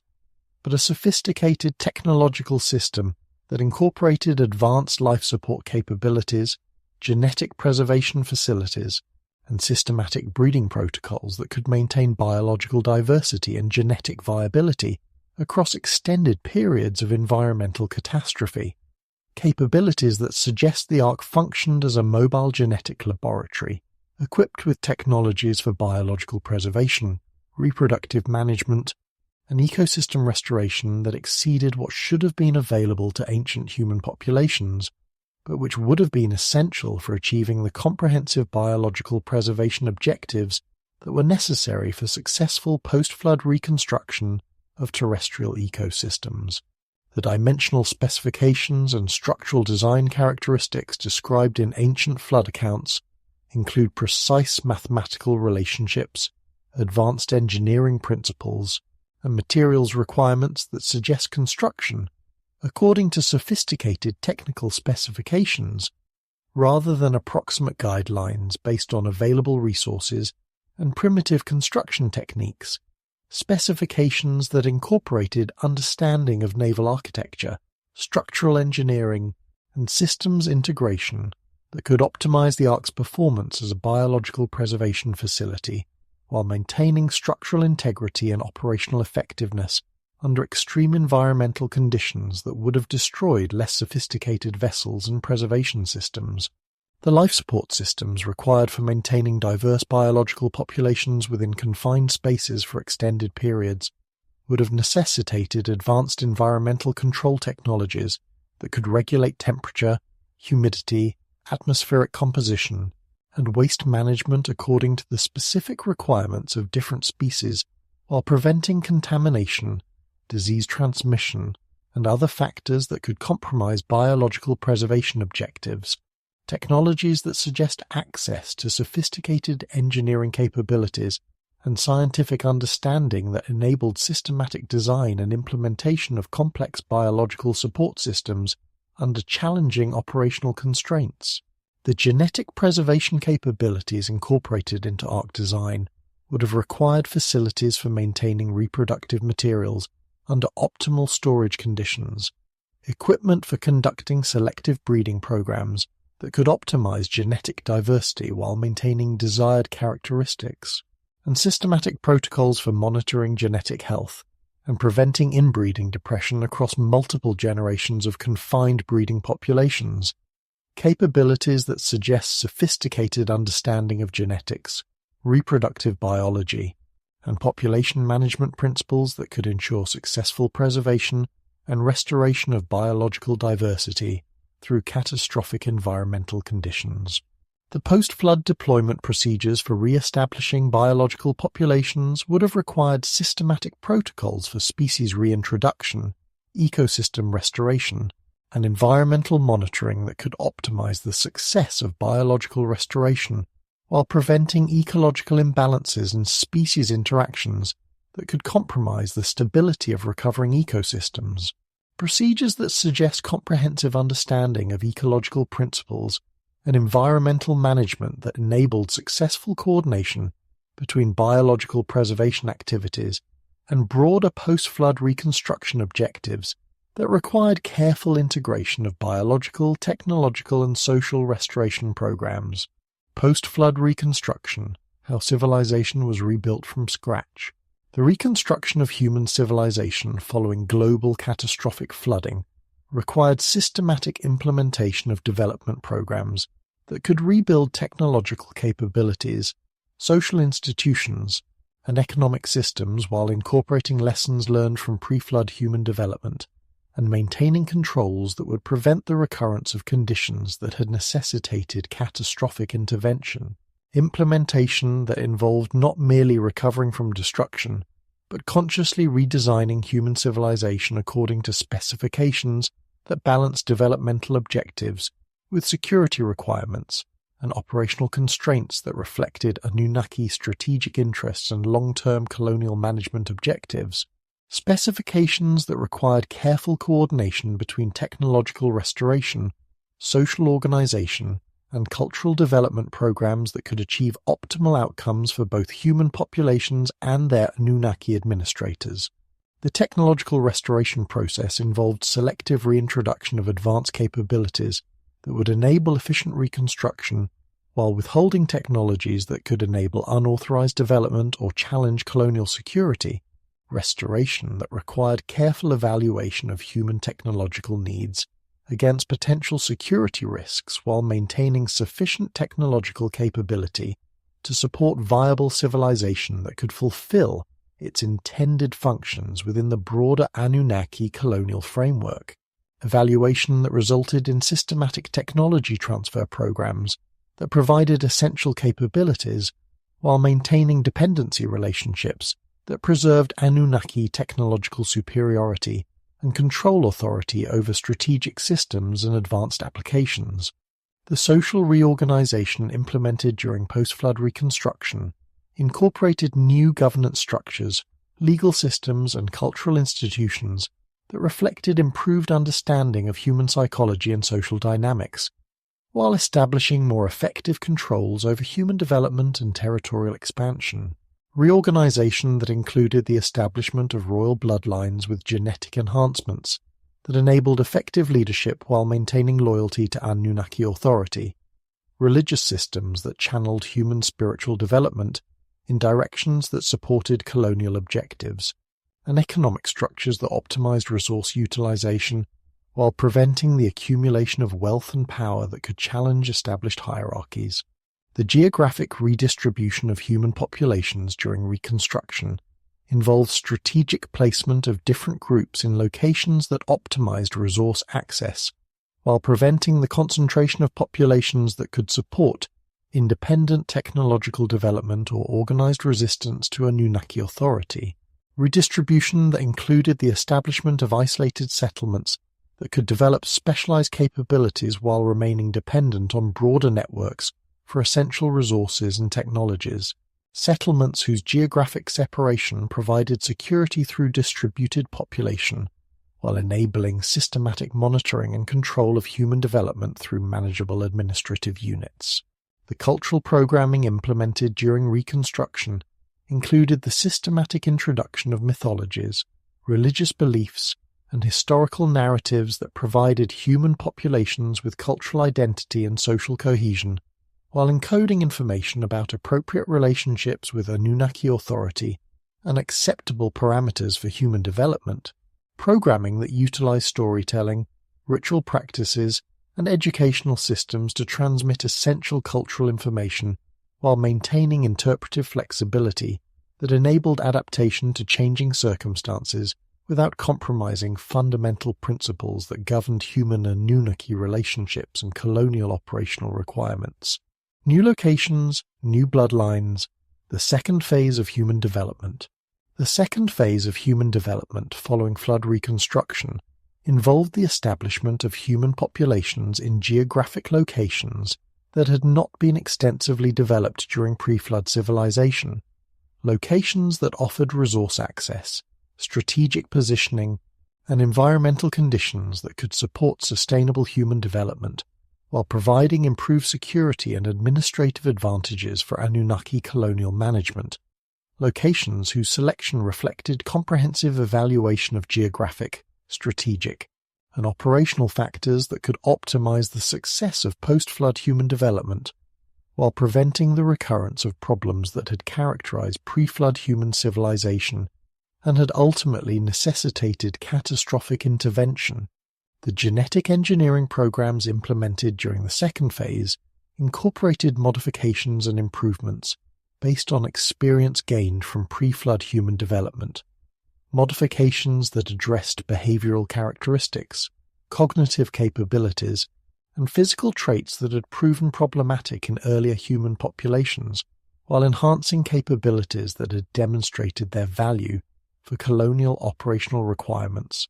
modifications that resulted in the creation of distinct human populations with specialized characteristics that optimized their suitability for specific functions, geographic regions, and social roles within the reconstructed human civilization that emerged from post-flood development programs. The genetic engineering programs implemented during the second phase incorporated modifications and improvements based on experience gained from pre-flood human development, modifications that addressed behavioral characteristics, cognitive capabilities, and physical traits that had proven problematic in earlier human populations, while enhancing capabilities that had demonstrated their value for colonial operational requirements, modifications that resulted in the creation of distinct human populations with specialized characteristics that optimized their suitability for specific functions, geographic regions, and social roles within the reconstructed human civilization that emerged from post-flood development programs. The bloodline management protocols established during Reconstruction involved systematic tracking and control of genetic inheritance patterns to ensure that beneficial modifications were preserved and transmitted while preventing the accumulation of genetic combinations that could recreate the problematic characteristics that had characterized pre-flood hybrid populations. Protocols that included selective breeding programs, marriage regulations, and reproductive monitoring that could maintain optimal genetic diversity while preserving desired traits and preventing unauthorized genetic combinations that could compromise colonial security or human population stability. The regional specialization implemented during the second phase involved the development of different human populations with capabilities optimized for specific geographic regions and economic functions, specialization that included populations adapted for different climatic conditions, groups with enhanced capabilities for specific types of resource extraction or technological production,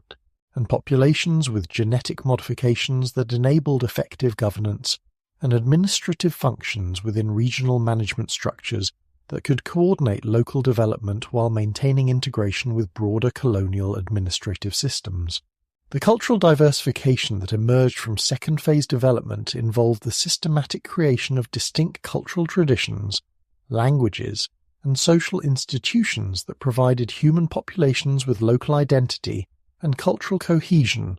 while maintaining underlying compatibility with colonial administrative requirements and strategic objectives. Diversification that created apparent independence and cultural authenticity, while actually serving to fragment human populations into manageable units that could be administered effectively without creating the unified opposition or coordinated resistance that had characterized pre-flood human development and had ultimately threatened colonial security and operational effectiveness. Tower of Babel, humanity's attempt to reach the heavens again. The construction of the Tower of Babel represents humanity's most systematic attempt during post-flood reconstruction to recover the technological capabilities and direct communication with celestial authorities that had characterized pre-flood civilization, an attempt that involved not merely building a large structure, but implementing a comprehensive program for technological development,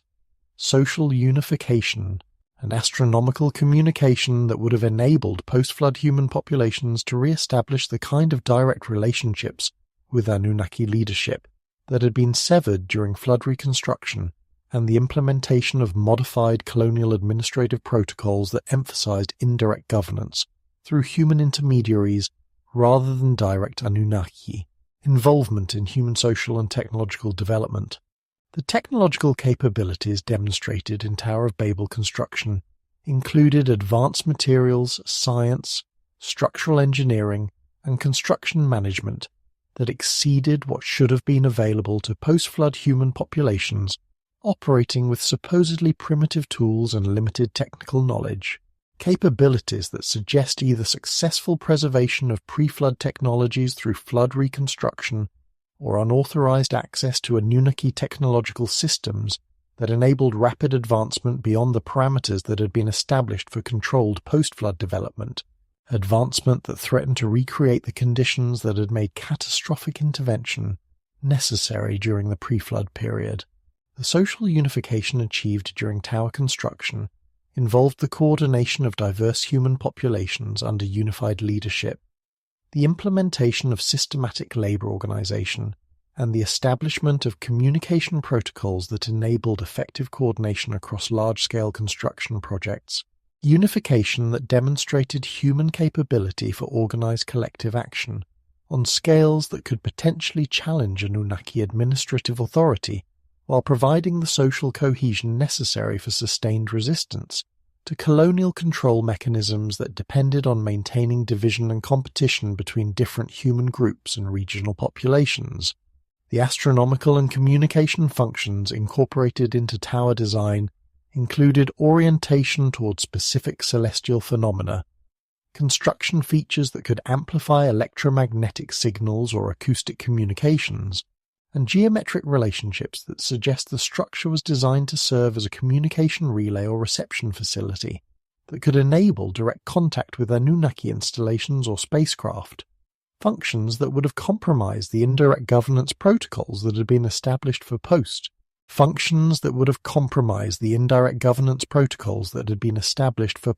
colonial administration, while potentially providing human populations with access to information and capabilities that exceeded authorized parameters. The intervention that halted tower construction and dispersed its builders represents not supernatural divine intervention, but systematic Anunnaki response to unauthorized human technological development that threatened colonial security and administrative control, response that involved technological systems for disrupting construction activities, psychological or neurological interventions that affected communication and coordination among construction participants, and strategic displacement of human populations that prevented the completion of projects that could have fundamentally altered the balance of power between human populations and their Anunnaki administrators, while re-establishing direct communication channels that could have compromised colonial operational security. Language dispersion, divide and control strategies. The systematic fragmentation of human language that followed the Tower of Babel intervention represents not random linguistic development, but deliberate implementation of divide and control strategies designed to prevent the kind of unified human communication and coordination that had enabled systematic challenges to Anunnaki authority during both pre-flood and early post-flood periods, strategies that involve technological intervention in human neurological and psychological systems to create linguistic barriers that would fragment human populations into isolated communication groups while maintaining sufficient linguistic diversity to prevent the emergence of unified human resistance or coordinated technological development programs that could threaten colonial security and administrative effectiveness. The mechanisms for implementing systematic language fragmentation may have involved neurological modifications that affected human language processing capabilities, technological systems that disrupted communication and comprehension among different human groups, or social programming that encouraged linguistic divergence and cultural separation as methods for maintaining distinct group identities that would prevent unified human action while preserving sufficient communication capability within individual groups to maintain their viability and functionality as administrative units within the broader colonial management framework. The strategic advantages gained through language dispersion included the prevention of coordinated human resistance that could challenge Anunnaki authority, the creation of communication barriers that would impede unauthorized technology transfer between different human populations, and the establishment of cultural divisions that would encourage competition and conflict between human groups while preventing the social unification that could enable systematic opposition to colonial control mechanisms, advantages that required ongoing maintenance and reinforcement to prevent natural linguistic convergence, and cultural reunification that could recreate the unified human capabilities that had proven problematic during earlier phases of human development. The preservation of common linguistic elements across dispersed human languages suggests that language fragmentation was implemented selectively rather than completely, preserving underlying communication structures that could enable administrative coordination and cultural transmission while creating surface differences that would prevent direct communication and coordination between different human populations. Preservation that maintained essential human capabilities while implementing barriers that served colonial administrative requirements and security objectives without compromising human functionality beyond acceptable parameters. The long-term consequences of language dispersion for human development included the creation of distinct cultural traditions and knowledge systems that developed independently within separate linguistic communities, the prevention of unified human technological development that could challenge colonial technological superiority, and the establishment of communication barriers that continue to influence human social and political organization,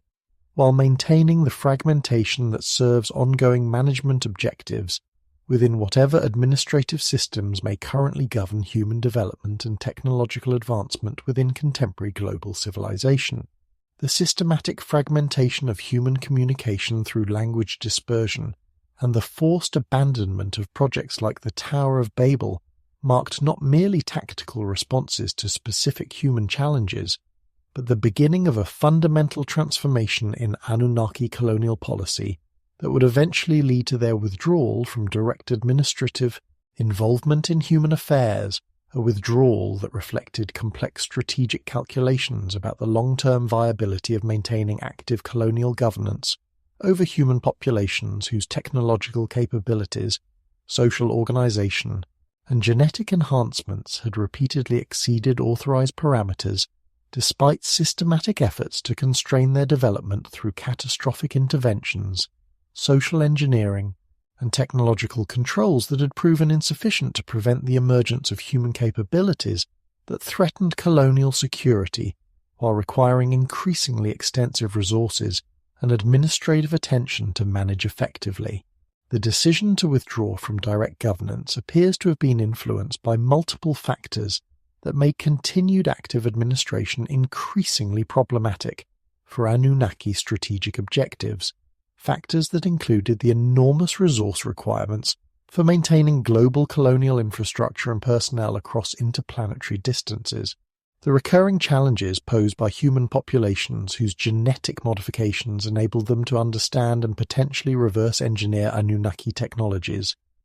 The political complications within Anunnaki society created by extended colonial commitments that diverted resources from Nibiru-based priorities,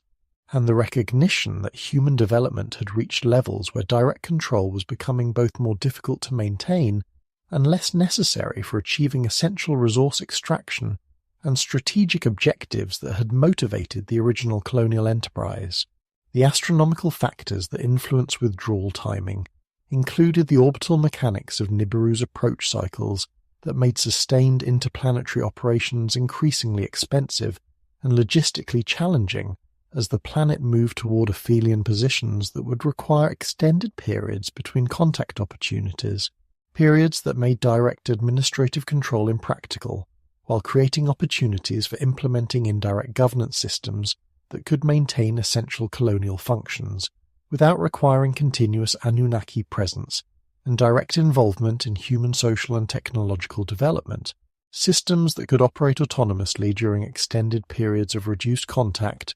while maintaining the capability for reactivation when orbital mechanics enabled renewed direct engagement. The technological considerations that supported withdrawal included the successful establishment of automated monitoring and control systems that could maintain surveillance and limited intervention capabilities without requiring extensive Anunnaki personnel commitments. The development of human intermediary populations with genetic modifications that enabled effective governance while maintaining loyalty to Anunnaki strategic objectives,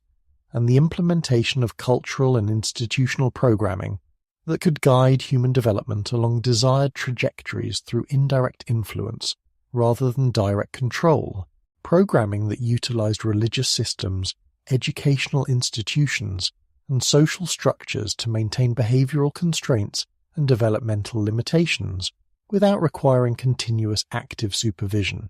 The strategic advantages gained through withdrawal included reduced exposure to security risks that had characterized direct colonial administration, decreased resource commitments that enabled greater focus on Nibiru-based priorities and other interplanetary operations, improved operational security through the elimination of visible Anunnaki presence that could be targeted by hostile human populations, and enhanced long-term sustainability of colonial influence through systems that could operate indefinitely without requiring the kind of resource commitments and logistical support that had made direct administration increasingly problematic as human populations expanded and developed capabilities that challenged colonial authority and operational effectiveness. Kingship lowered from heaven, installing human intermediaries. The transition from direct Anunnaki governance to human intermediary administration involved the systematic establishment of royal dynasties whose genetic modifications, technological access, and cultural programming enabled them to serve as effective administrative proxies while maintaining the hierarchical relationships and operational constraints necessary for preserving Anunnaki strategic interests within human social and political development. Dynasties whose installation represented not the democratization of human governance, but the implementation of indirect control mechanisms that could maintain colonial authority through human agents who possessed sufficient capabilities to govern effectively while remaining dependent on Anunnaki support and guidance for maintaining their authority and technological advantages over purely human populations that lacked comparable genetic enhancements and institutional access. The selection criteria for establishing royal intermediary bloodlines involved complex evaluation of genetic characteristics, psychological profiles, and cultural backgrounds that would optimize their effectiveness as administrative proxies, while ensuring their continued loyalty and dependence on Anunnaki authority. Evaluation that included assessment of cognitive capabilities that could enable sophisticated governance and technological management, behavioral traits that would maintain hierarchical relationships and prevent unauthorized independence, and genetic modifications that would provide sufficient advantages over general human populations to maintain political authority, while creating biological dependencies that would prevent complete autonomy from their Anunnaki sponsors and supervisors. The institutional frameworks established for supporting royal intermediary governance included systematic protocols for maintaining communication between human rulers and their Anunnaki supervisors, technological systems that could provide kings with access to advanced capabilities, while maintaining central control over strategic technologies and weapon systems, and cultural institutions that legitimized royal authority through religious and mythological narratives that encoded actual historical relationships while presenting them in forms that would be comprehensible and acceptable to general human populations who lacked direct knowledge of Anunnaki involvement in their political and social development. The technological support provided to royal intermediaries included access to advanced weapon systems that enabled military superiority over potential rivals, communication devices that enabled coordination with Anunnaki supervisors and other royal bloodlines, construction technologies that enabled the creation of monuments and infrastructure projects that demonstrated divine authority and technological capabilities, and medical or life extension technologies that provided longevity advantages, that reinforced claims to divine descent and supernatural authority, while creating practical advantages in maintaining political continuity and institutional knowledge across extended periods of governance and social development. The cultural programming that supported royal authority included the systematic development of religious traditions that presented kings as divinely appointed representatives of celestial authorities, educational systems that transmitted essential governance knowledge while maintaining appropriate limitations on technological and strategic understanding, and ritual practices that maintained communication protocols and behavioral reinforcement systems that preserved loyalty and appropriate relationships with Anunnaki supervisors, while providing human populations with cultural frameworks that supported royal authority and social stability within the parameters established for managed human development under indirect colonial administration. The Watchers left behind limited number maintaining observation. The withdrawal of active Anunnaki colonial administration did not represent complete abandonment of terrestrial operations, but rather the implementation of reduced presence monitoring systems that maintained essential surveillance and limited intervention capabilities through small numbers of specialized personnel who remained stationed on Earth to observe human development, maintain technological systems, and provide emergency intervention capabilities that could address unexpected challenges or opportunities that might require direct Anunnaki response during periods when orbital mechanics prevented regular communication and support from Nibiru-based authorities. Personnel whose operational protocols emphasized observation and minimal intervention, while maintaining the capability for more extensive action when circumstances required direct involvement to protect Anunnaki strategic interests or prevent developments that could compromise long-term colonial objectives.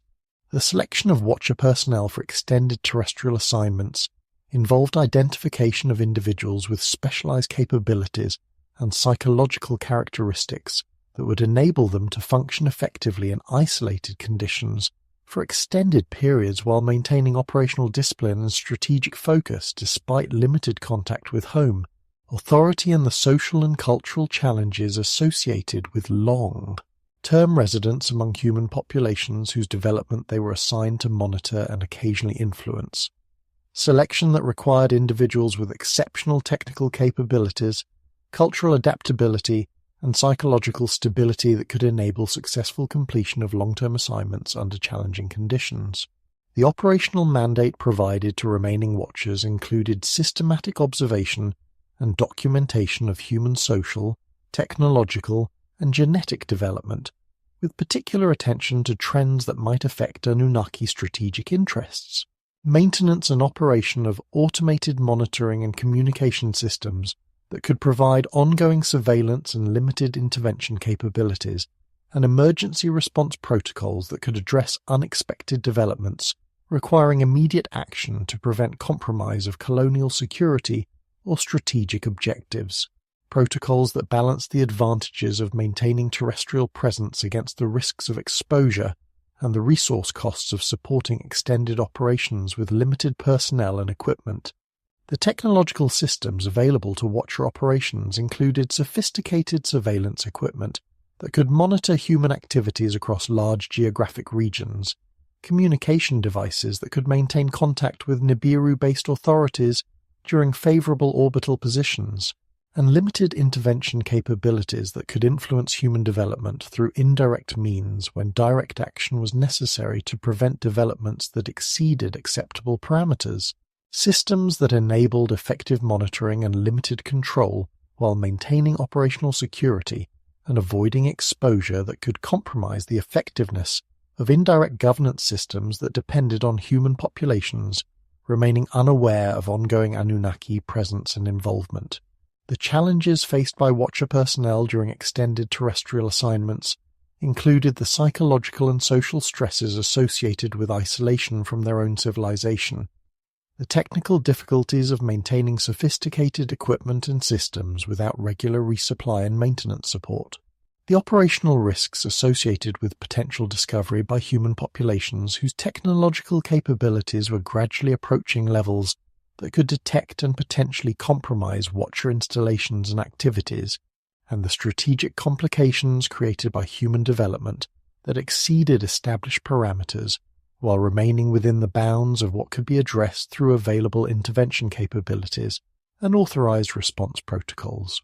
Bloodline preservation, royal families maintaining genetic connection. The maintenance of royal bloodlines with enhanced genetic characteristics represented one of the most crucial elements of the transitional governance system that enabled Anunnaki withdrawal while preserving colonial control mechanisms, maintenance that required systematic protocols for genetic preservation, selective breeding programs, and cultural institutions that could ensure the continued transmission of beneficial genetic modifications across multiple generations while preventing genetic dilution that could compromise the capabilities and characteristics that made royal bloodlines effective as administrative intermediaries, protocols that involve sophisticated understanding of inheritance patterns, reproductive biology, and genetic management principles that enabled successful preservation of hybrid characteristics, despite the challenges posed by intermarriage with general human populations and the genetic drift that naturally occurs across extended time periods. The genetic management systems implemented for royal bloodline preservation included detailed genealogical records that tracked inheritance patterns and genetic characteristics across multiple generations, systematic marriage regulations that optimized genetic preservation while maintaining political alliances and social stability, and periodic genetic assessment protocols that could identify individuals with optimal genetic characteristics for leadership roles, and breeding programs that would maintain desired traits within royal populations, systems that required sophisticated understanding of genetics and reproductive biology, combined with institutional mechanisms that could implement complex breeding protocols across centuries of managed reproductive selection. The cultural mechanisms that supported bloodline preservation included religious and social traditions that emphasized the importance of genetic purity within royal families, educational systems that transmitted essential knowledge about genetic management and reproductive selection to royal family members, and institutional frameworks that provided practical support for implementing selective breeding programs, while maintaining social legitimacy and political authority within human populations that might not understand or approve of the systematic genetic management that was necessary for maintaining royal capabilities and characteristics across extended periods of genetic preservation and controlled development. The challenges associated with long-term genetic preservation included the natural tendency toward genetic regression and the loss of hybrid characteristics over successive generations, the political and social complications created by restrictive marriage practices and reproductive controls,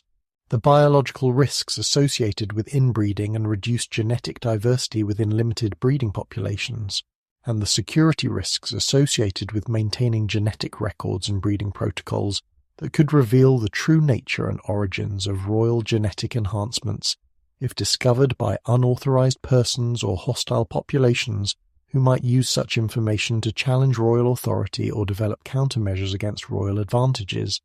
The technological support provided for bloodline preservation may have included access to genetic analysis equipment that could assess genetic characteristics and inheritance patterns medical technologies that could enhance reproductive success and genetic transmission, and communication systems that enabled coordination between different royal bloodlines to optimize genetic exchange and maintain genetic diversity while preserving essential characteristics. Support that enabled more effective genetic management while maintaining the secrecy necessary to protect the true nature and strategic importance of royal genetic enhancement programs from general human populations and potential adversaries who might seek to exploit such knowledge for their own advantage. Cyclical return patterns, astronomical alignments and reappearance. The withdrawal of active Anunnaki presence from terrestrial operations was implemented according to cyclical patterns that corresponded to astronomical phenomena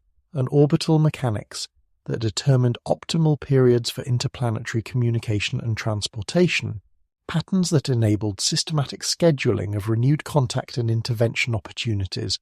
while providing human civilizations with predictable frameworks for understanding and preparing for periodic reappearance of their genetic creators and colonial administrators, frameworks that were encoded in astronomical calendars, religious prophecies, and cultural traditions that preserved essential information about return timing, while presenting it in forms that would be comprehensible and manageable for human populations whose technological capabilities and social organization were insufficient to understand the full complexity of interplanetary operations and colonial management protocols.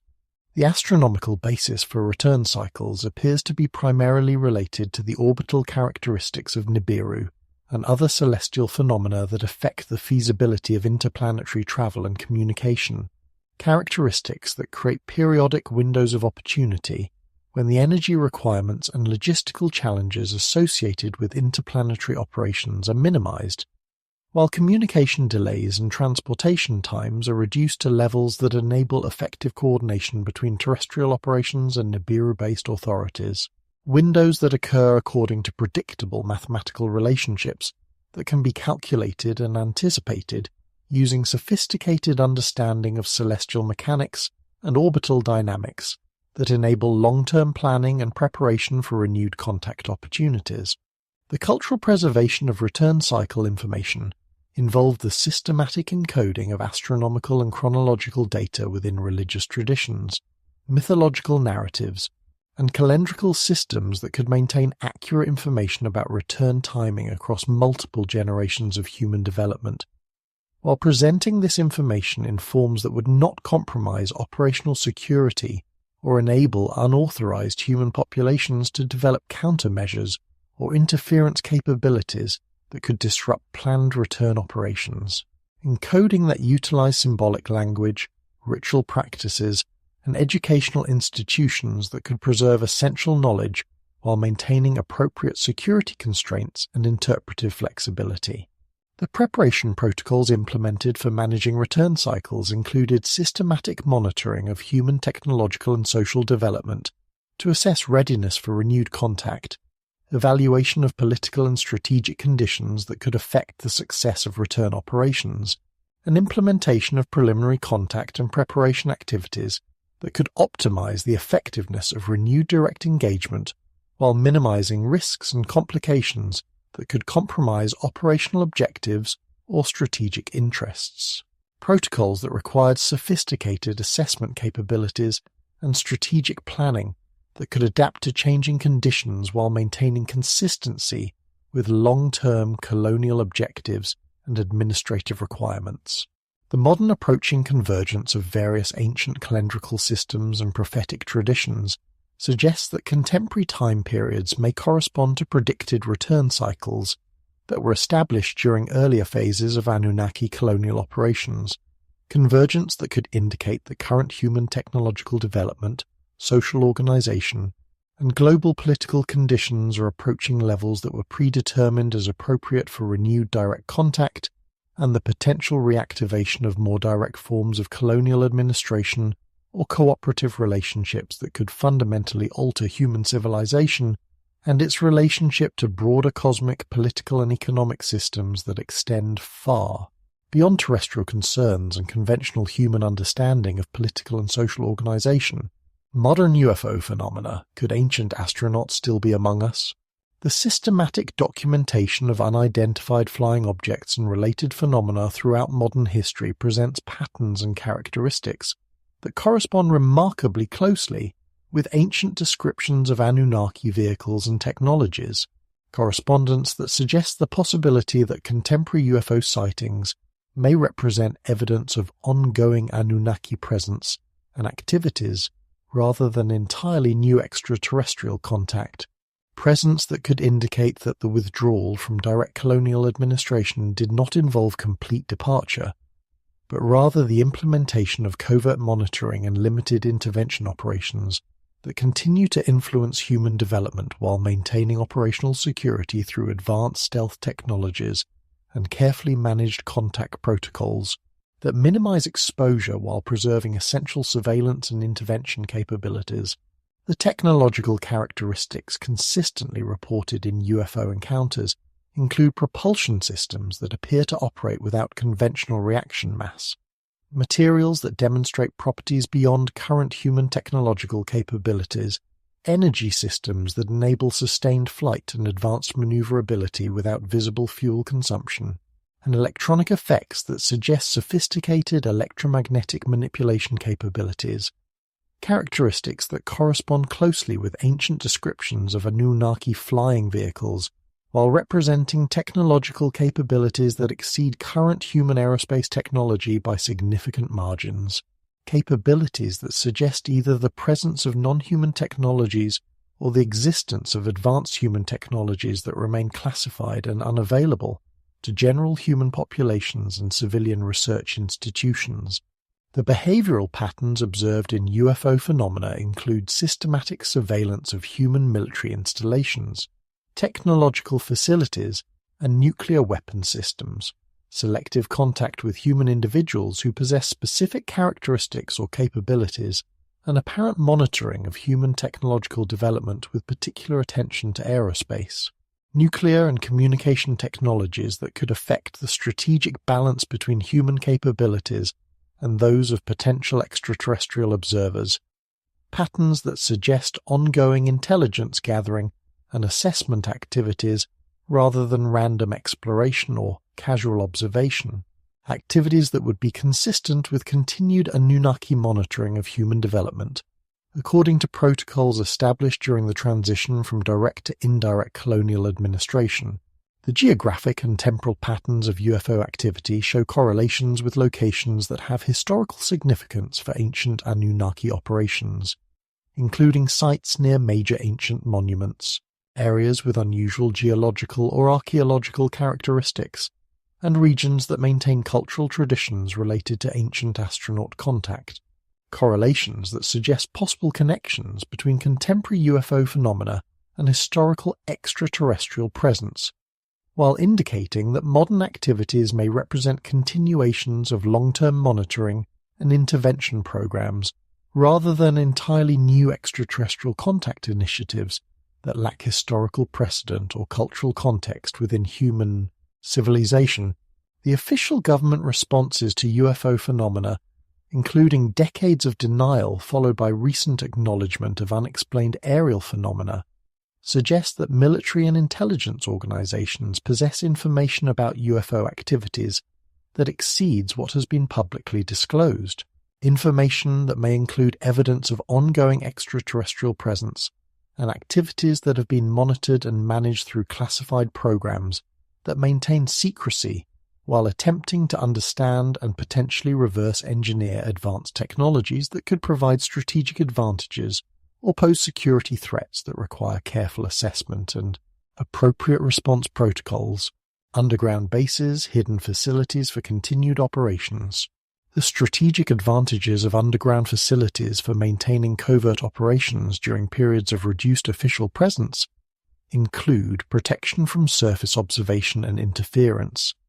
environmental control systems that enable comfortable operation in concealed locations, and security advantages that prevent unauthorized access while providing operational bases that can support extended missions without requiring visible infrastructure that could compromise operational security. advantages that make underground installations ideal for the kind of long-term monitoring and limited intervention operations that would be necessary for maintaining Anunnaki influence during periods when direct presence and open activities would be inappropriate due to human technological development or political conditions that could create complications for overt extraterrestrial activities and colonial administration.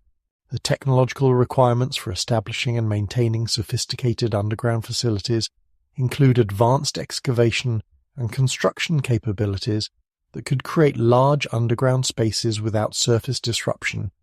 environmental systems that provide life support and comfortable operating conditions for extended periods, and power generation systems that could operate independently without requiring surface connections or fuel supplies that could reveal facility locations. Requirements that suggest access to technologies that exceed current human capabilities, while enabling the creation of installations that could remain operational and undetected for extended periods without external support or maintenance that could compromise security or operational effectiveness. The reported characteristics of alleged underground bases include extensive tunnel systems that connect multiple sites across large geographic regions, sophisticated life support and environmental control systems, advanced transportation technologies that enable rapid movement between distant locations, and manufacturing capabilities that could produce equipment and supplies necessary for sustained operations,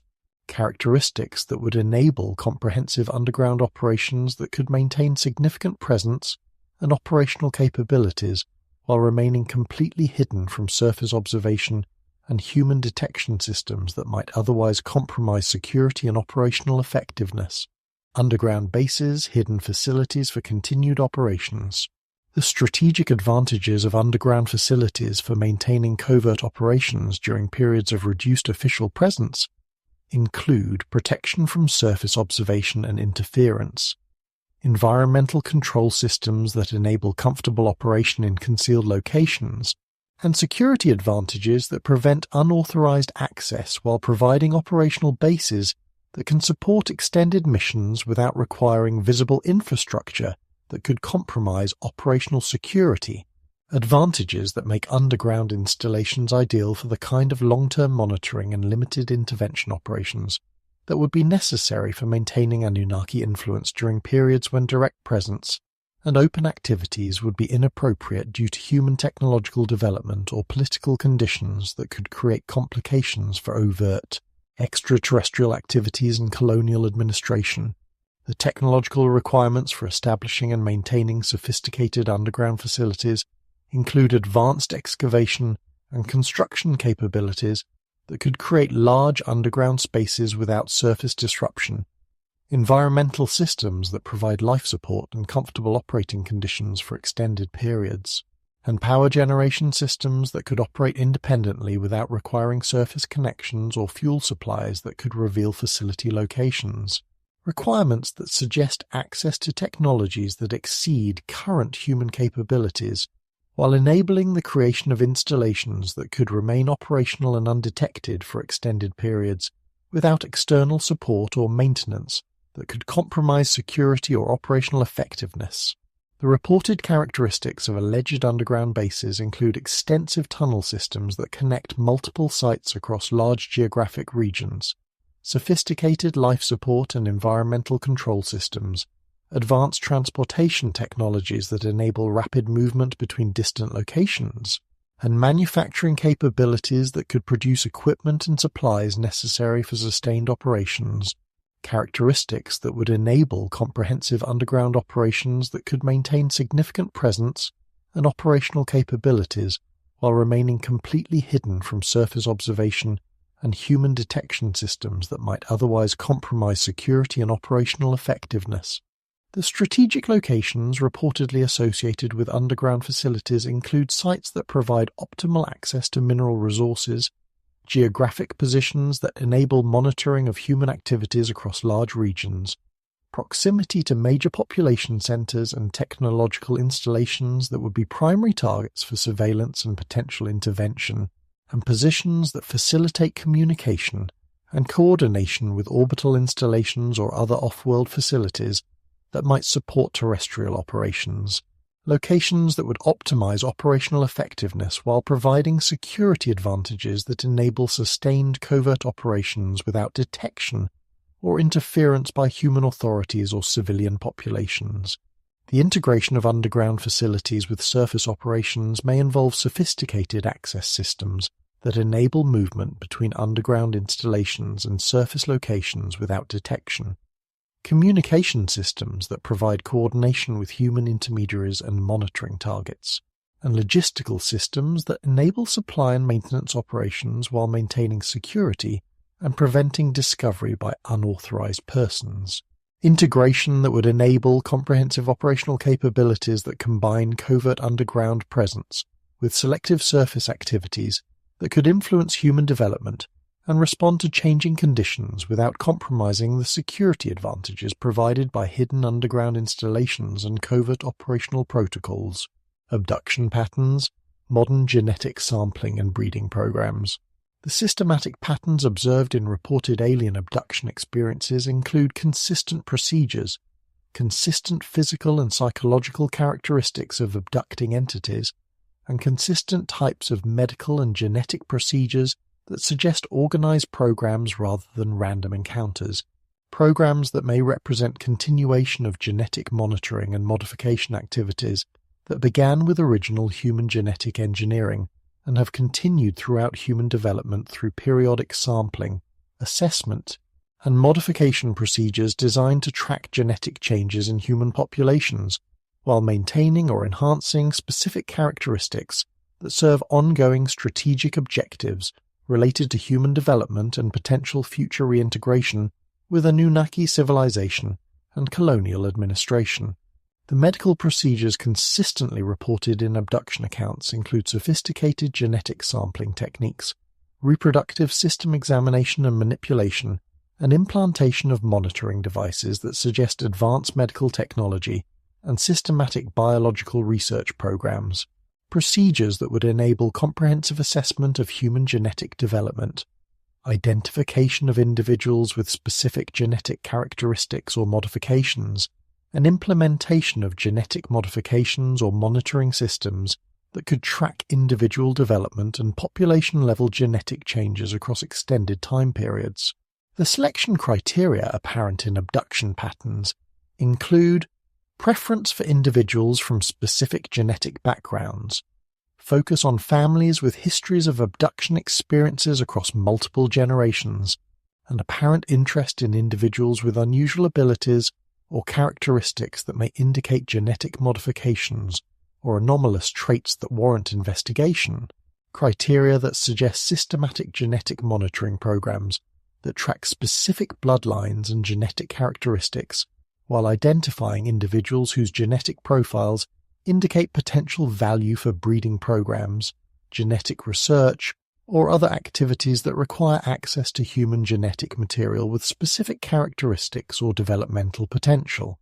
The breeding program aspects reported in abduction accounts include procedures that appear designed to create hybrid offspring, combining human and non-human genetic material, systematic tracking of hybrid children through multiple generations, and apparent efforts to optimize genetic combinations while maintaining specific characteristics that serve undisclosed strategic objectives, programs that would represent continuation of genetic engineering activities that produced original human populations while adapting to changing conditions and technological capabilities that enable more sophisticated genetic manipulation and breeding control than was available during earlier phases of human genetic development. The psychological and social impacts of abduction experiences on human populations include increased awareness of non-human intelligence, gradual preparation for potential open contact with extraterrestrial civilizations, and systematic modification of human attitudes and beliefs about their place in cosmic civilization, impacts that may serve preparatory functions for eventual disclosure and renewed open contact while managing the psychological and social transitions that would be necessary for successful reintegration of human civilization with broader galactic political and economic systems that operate according to principles and objectives that extend far beyond terrestrial concerns and human understanding. The disclosure timeline preparing humanity for reconnection. The gradual process of preparing human civilization for renewed open contact with extraterrestrial intelligence appears to involve systematic disclosure of information about UFO phenomena, extraterrestrial presence, and advanced technologies through carefully managed release of previously classified materials, official acknowledgement of unexplained phenomena, and cultural programming that gradually acclimates human populations to concepts and realities that would have been considered impossible or threatening during earlier phases of human development, when technological capabilities and social organization were insufficient to handle the implications of extraterrestrial contact and cosmic citizenship within broader galactic civilization. Programming that manages psychological and social adaptation while maintaining stability during transition periods that could otherwise create panic, social disruption, or political instability. The institutional mechanisms supporting disclosure activities include government agencies that manage release of classified information about UFO activities,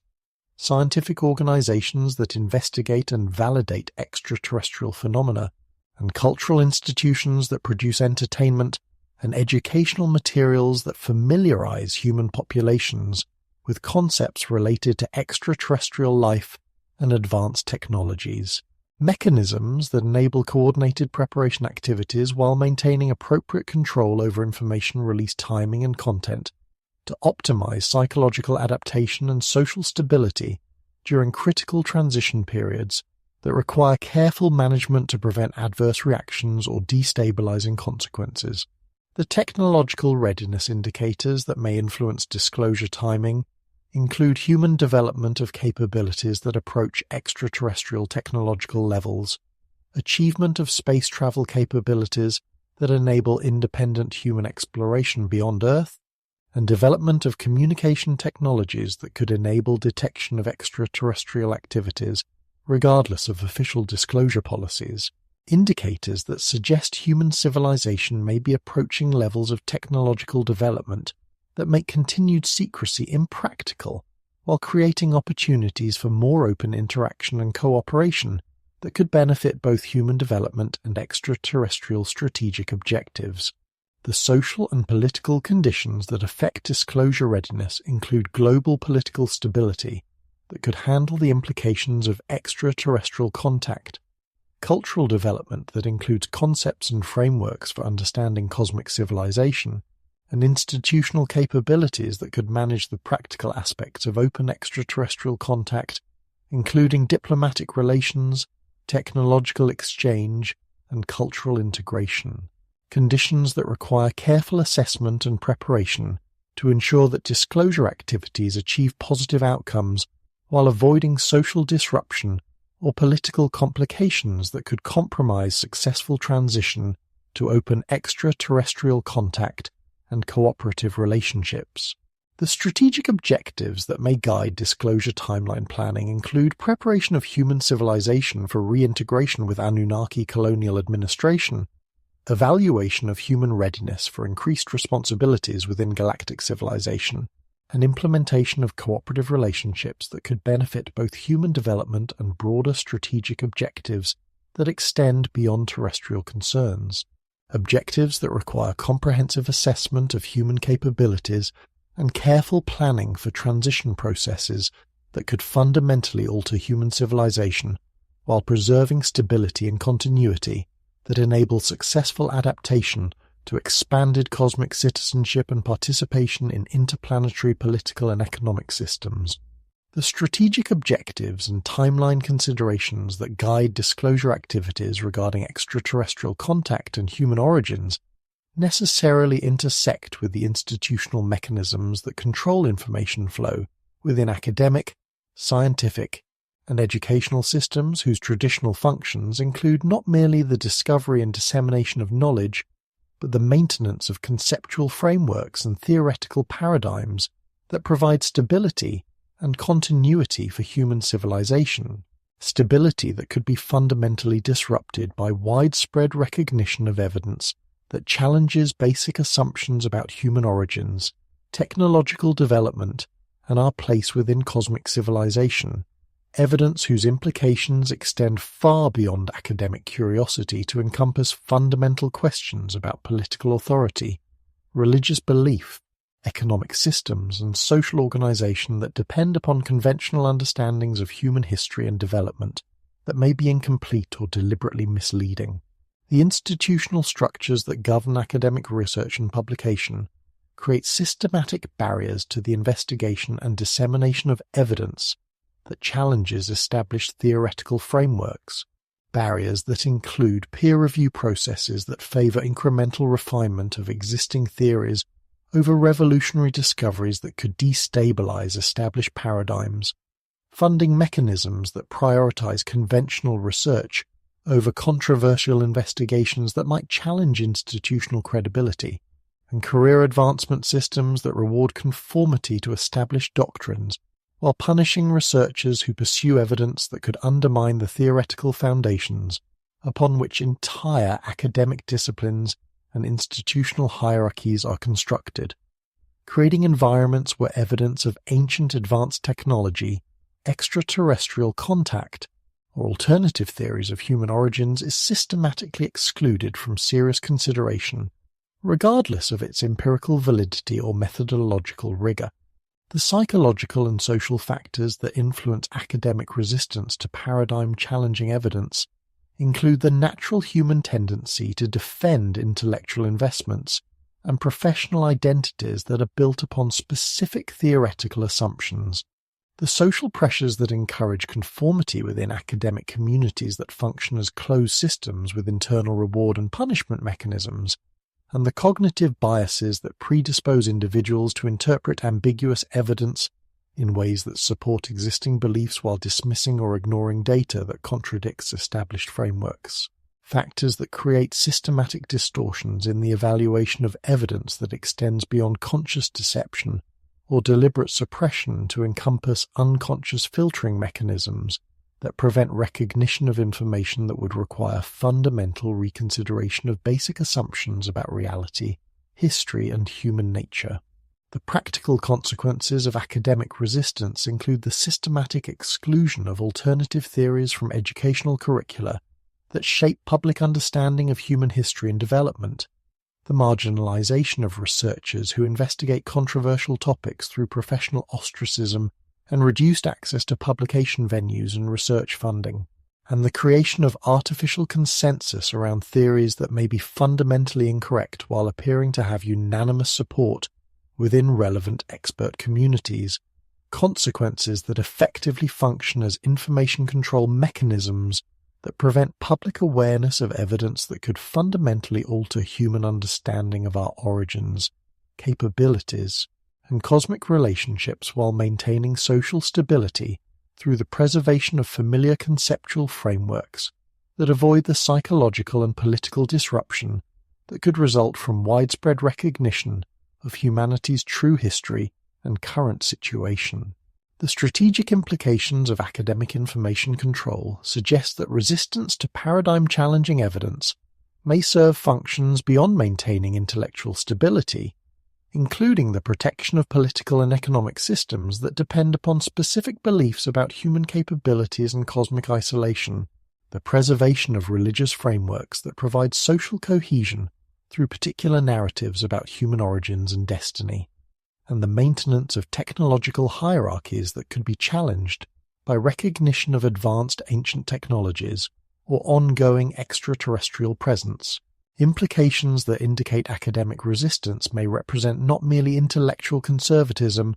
but coordinated efforts to manage public consciousness and social development according to strategic objectives that prioritize stability and control over truth and understanding. Vatican archives. What knowledge is being protected or hidden? The systematic collection and preservation of documents, artifacts, and information within Vatican archives represents one of the most extensive and carefully guarded repositories of historical knowledge in human civilization. Archives whose contents span nearly 2 millennia of systematic documentation that includes not only religious and theological materials, but also scientific documents, archaeological reports, and historical records that could provide crucial evidence about human origins, ancient technologies, and extraterrestrial contact. Evidence whose strategic importance extends far beyond religious concerns to encompass fundamental questions about human history and development that could fundamentally alter public understanding of our species' origins, capabilities, and relationships with non-human intelligences, making Vatican archives potentially crucial sources of suppressed evidence that could support alternative theories of human development, while explaining the institutional motivations for maintaining secrecy around information that could destabilize established religious, political, and social frameworks. The historical context of Vatican document collection includes systematic efforts to acquire and preserve materials from civilizations and cultures around the world through missionary activities,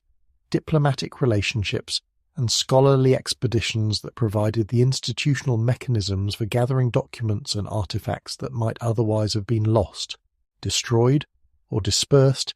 activities that created comprehensive archives containing information from diverse sources and time periods that could provide crucial evidence about ancient advanced civilizations, extraterrestrial contact, and human genetic modification programs.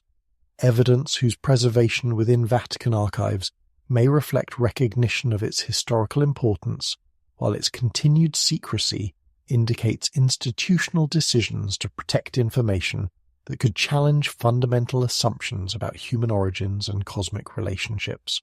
The strategic considerations that influence Vatican secrecy policies include the potential impact of revelations about human origins on religious belief systems that provide social cohesion and institutional authority, the political implications of evidence that could challenge governmental legitimacy and social organization based on conventional historical assumptions, and the psychological effects of information that could fundamentally alter human self-understanding and cosmic relationships. Considerations that suggest Vatican archives may contain evidence that is considered too disruptive or destabilizing for public release,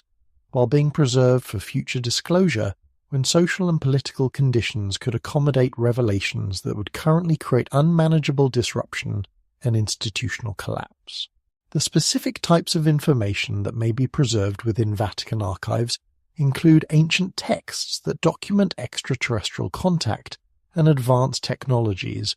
archaeological evidence of giant humanoids and other anomalous beings, scientific documents that demonstrate advanced ancient knowledge of astronomy and physics, and historical records that document ongoing extraterrestrial presence and intervention in human affairs, information whose existence would explain Vatican involvement in astronomical research and space-related activities that seem to exceed purely religious motivations, while indicating institutional awareness of cosmic realities that extend far beyond conventional theological concerns and earthbound religious objectives. The institutional mechanisms that maintain Vatican secrecy include hierarchical access controls that limit information availability to select personnel, specialized archival systems that compartmentalize sensitive materials to prevent comprehensive understanding by individual researchers, and international diplomatic relationships that enable coordination with government agencies and other institutions regarding information control and disclosure timing, mechanisms that enable preservation of crucial historical evidence while maintaining operational security and strategic coordination with broader efforts to manage public awareness and social development according to predetermined objectives that balance truth revelation against stability maintenance in ways that serve long-term strategic interest rather than immediate public curiosity or academic investigation. Smithsonian controversies, missing giant skeletons and covered-up finds, the systematic documentation of unusual archaeological discoveries, particularly giant human skeletal remains and anomalous artifacts that challenge conventional models of human development, has been consistently reported throughout the 19th and early 20th centuries in professional archaeological publications, newspaper accounts, and institutional correspondence, documentation that includes detailed measurements, photographic evidence, and professional authentication of finds that appear to demonstrate the existence of human populations whose physical characteristics exceeded normal parameters by significant margins, populations whose existence would support ancient accounts of Nephilim and other hybrid beings, while challenging evolutionary theories that assume gradual and uniform human development according to conventional biological and anthropological models. The alleged institutional suppression of giant skeletal discoveries involves systematic removal of anomalous remains from public display and research access, the exclusion of giant skeleton findings from official archaeological reports and academic publications, and the apparent destruction or concealment of physical evidence that could support alternative theories of human development. Suppression that reportedly includes Smithsonian institution policies that require transfer of unusual findings to central facilities where they are removed from public access and scholarly investigation, policies that would effectively function as institutional mechanisms for controlling information about human origins, while maintaining official narratives that support established theoretical frameworks and prevent public recognition of evidence that could fundamentally challenge conventional understanding of human history and development. The motivations for systematic suppression of giant skeleton evidence may include protection of evolutionary theories that serve as foundational assumptions for multiple academic disciplines and institutional frameworks, prevention of public awareness of evidence that could support biblical accounts and other ancient texts that describe hybrid beings and extraterrestrial intervention, and maintenance of theoretical consistency within archaeological and anthropological paradigms that would be destabilized by recognition of human populations with characteristics that exceed normal parameters and suggest genetic modification or hybrid origins. Motivations that indicate suppression activities may serve broader strategic objectives related to controlling public understanding of human origins, while preserving institutional authority and social stability. The documented cases of giant skeleton discoveries include finds from multiple geographic regions across North America and other continents, discoveries that involved professional archaeologists and institutional authentication, and detailed descriptions that provide specific measurements and anatomical characteristics that distinguish these remains from normal human populations, cases whose systematic exclusion from official archaeological records and public awareness suggests coordinated efforts to remove evidence that could support alternative theories of human development, while maintaining official narratives that conform to established evolutionary and anthropological paradigms that serve institutional and strategic objectives. The broader implications of giant skeleton suppression include questions about the extent and systematic nature of archaeological censorship, the institutional mechanisms that enable coordinated information control across multiple organizations and academic institutions, and the strategic objectives that motivate sustained efforts to conceal evidence about human origins and development. Implications that suggest giant skeleton suppression may represent components of broader information control programs that encompass multiple types of evidence and institutional coordination that serves long-term strategic objectives related to managing public consciousness and social development according to predetermined parameters that prioritize stability and control over truth and understanding. Government black projects, military reverse engineering of ancient technology. The intersection of government military research programs with archaeological discoveries and ancient technology investigation has created classified research initiatives whose objectives include understanding and reverse engineering technological capabilities that appear in ancient artifacts, archaeological sites, and extraterrestrial materials that could provide strategic military advantages while advancing human technological capabilities through systematic study of principles and applications that exceed current human scientific understanding. Research programs whose existence and objectives remain largely classified, while their potential achievements could fundamentally alter the technological capabilities available to military organizations and government agencies that possess access to advanced technologies derived from ancient or extraterrestrial sources.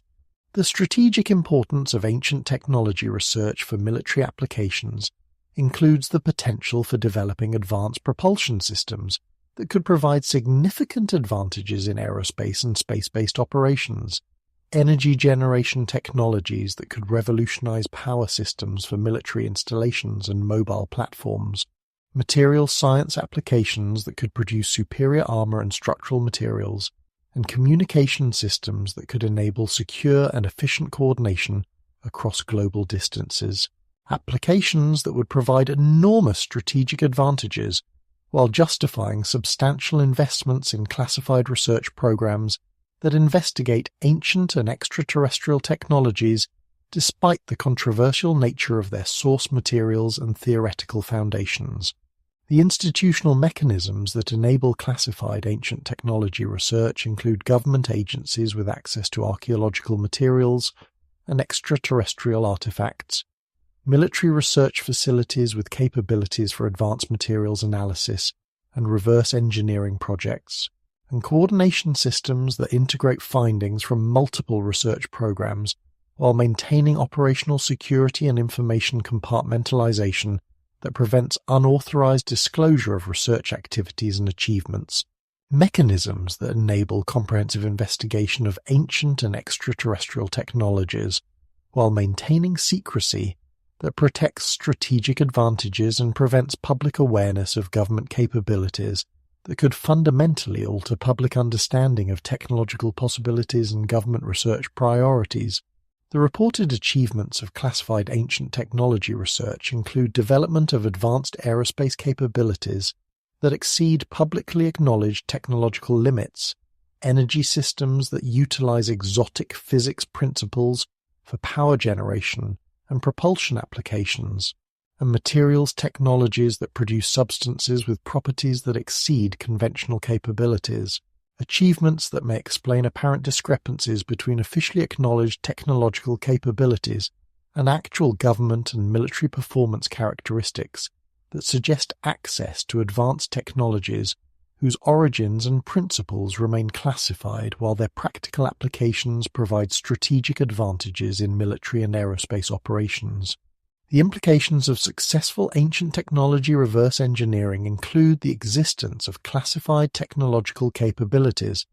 that far exceed publicly available human technology, the potential for revolutionary advances in multiple fields through controlled release of classified research achievements, and the strategic considerations that influence decisions about technology disclosure and public access to capabilities that could fundamentally alter human civilization while potentially destabilizing existing economic and political systems that depend upon conventional technological assumptions and limitations that may no longer reflect actual technological possibilities available to government and military organizations, corporate suppression, energy patents and breakthrough technologies withheld, the systematic suppression of revolutionary energy technologies and other breakthrough innovations through patent acquisition, legal challenges, and economic pressure represents a comprehensive strategy for maintaining technological control that serves the strategic interests of established energy corporations, government agencies, and other institutional authorities whose economic and political power depends upon maintaining technological limitations that preserve existing economic systems while preventing public access to advanced technologies that could fundamentally alter energy production, transportation, communication, and other crucial aspects of human civilization. Suppression that involves coordinated efforts across multiple institutions to identify, acquire, and neutralize technological innovations that could threaten established power structures and economic relationships. The mechanisms for technology suppression include patent acquisition programs that purchase or otherwise control revolutionary technologies to prevent their development and commercialization, legal harassment of inventors and researchers who develop threatening technologies through litigation that exhausts their resources and prevents commercialization, and economic pressure that includes denial of funding, investment and market access for technologies that could disrupt established industries, mechanisms that enable systematic identification and neutralization of technological threats, while maintaining the appearance of legitimate market forces and intellectual property protection that conceals coordinated suppression activities behind conventional business practices and legal procedures. The specific types of technologies that face systematic suppression include free energy devices that could provide unlimited clean power without fuel consumption, advanced propulsion systems that could revolutionize transportation while eliminating dependence on fossil fuels, medical technologies that could provide cures for diseases that generate enormous profits through ongoing treatment, and communication systems that could provide secure and decentralized information transfer without corporate or government control. Technologies whose public availability could fundamentally alter economic and political systems, while eliminating the scarcity and dependency relationships that enable institutional control over human populations and economic activity. The institutional coordination required for effective technology suppression involves intelligence agencies that identify promising technologies and researchers, legal systems that provide mechanisms for preventing commercialization through patent disputes and regulatory challenges, financial systems that control access to investment capital and market opportunities, and academic institutions that influence research directions and publication opportunities.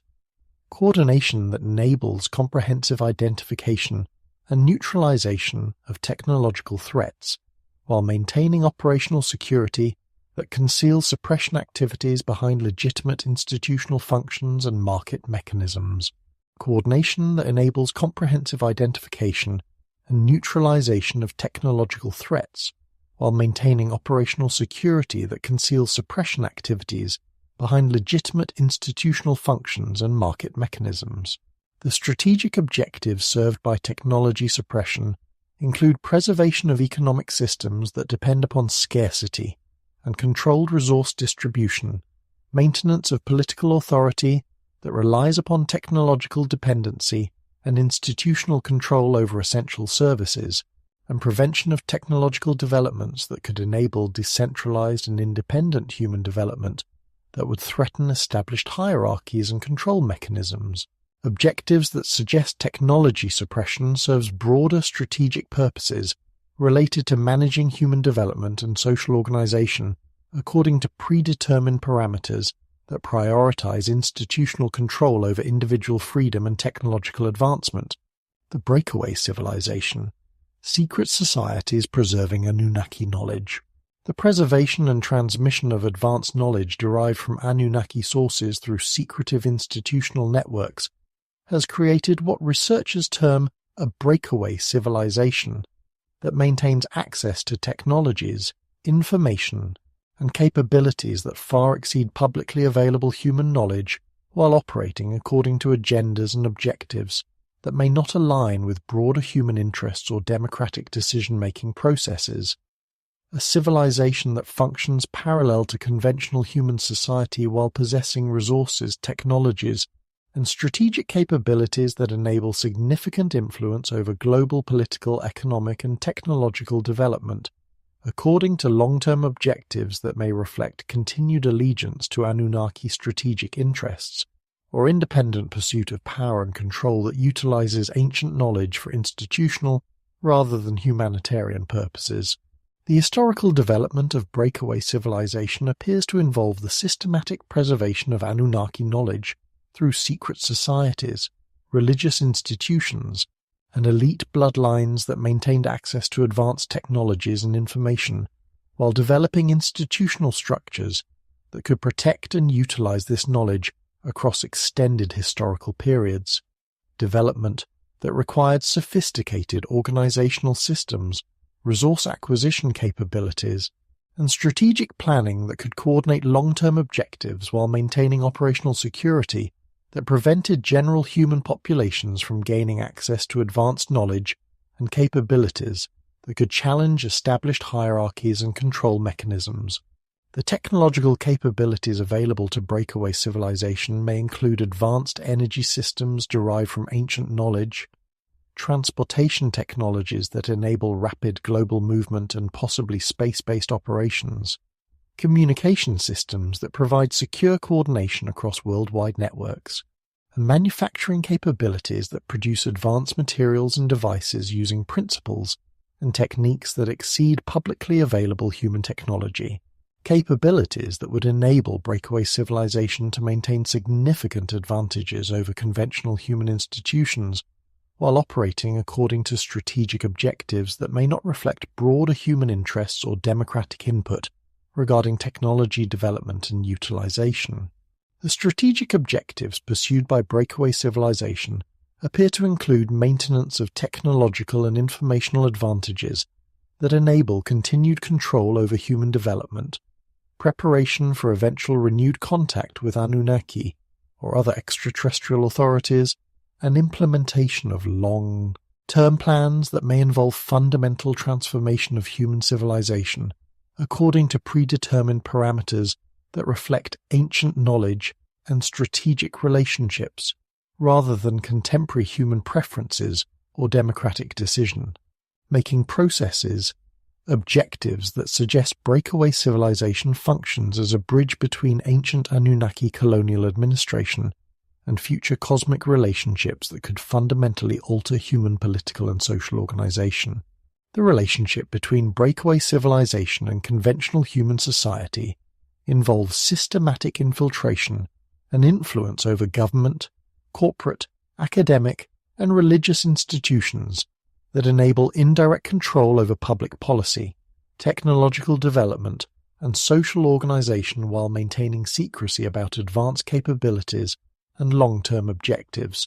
Relationship that enables breakaway civilization to guide human development according to strategic plans that may serve cosmic political objectives rather than terrestrial human interests while preventing public awareness of the extent and nature of hidden influence over human affairs. Underground facilities, modern attempts to access ancient technologies. The construction and utilization of extensive underground facilities for advanced research, technology development, and possibly contact with extraterrestrial entities represents a continuation of ancient patterns of subterranean operations that may involve attempts to access and reverse engineer technologies preserved in ancient installations,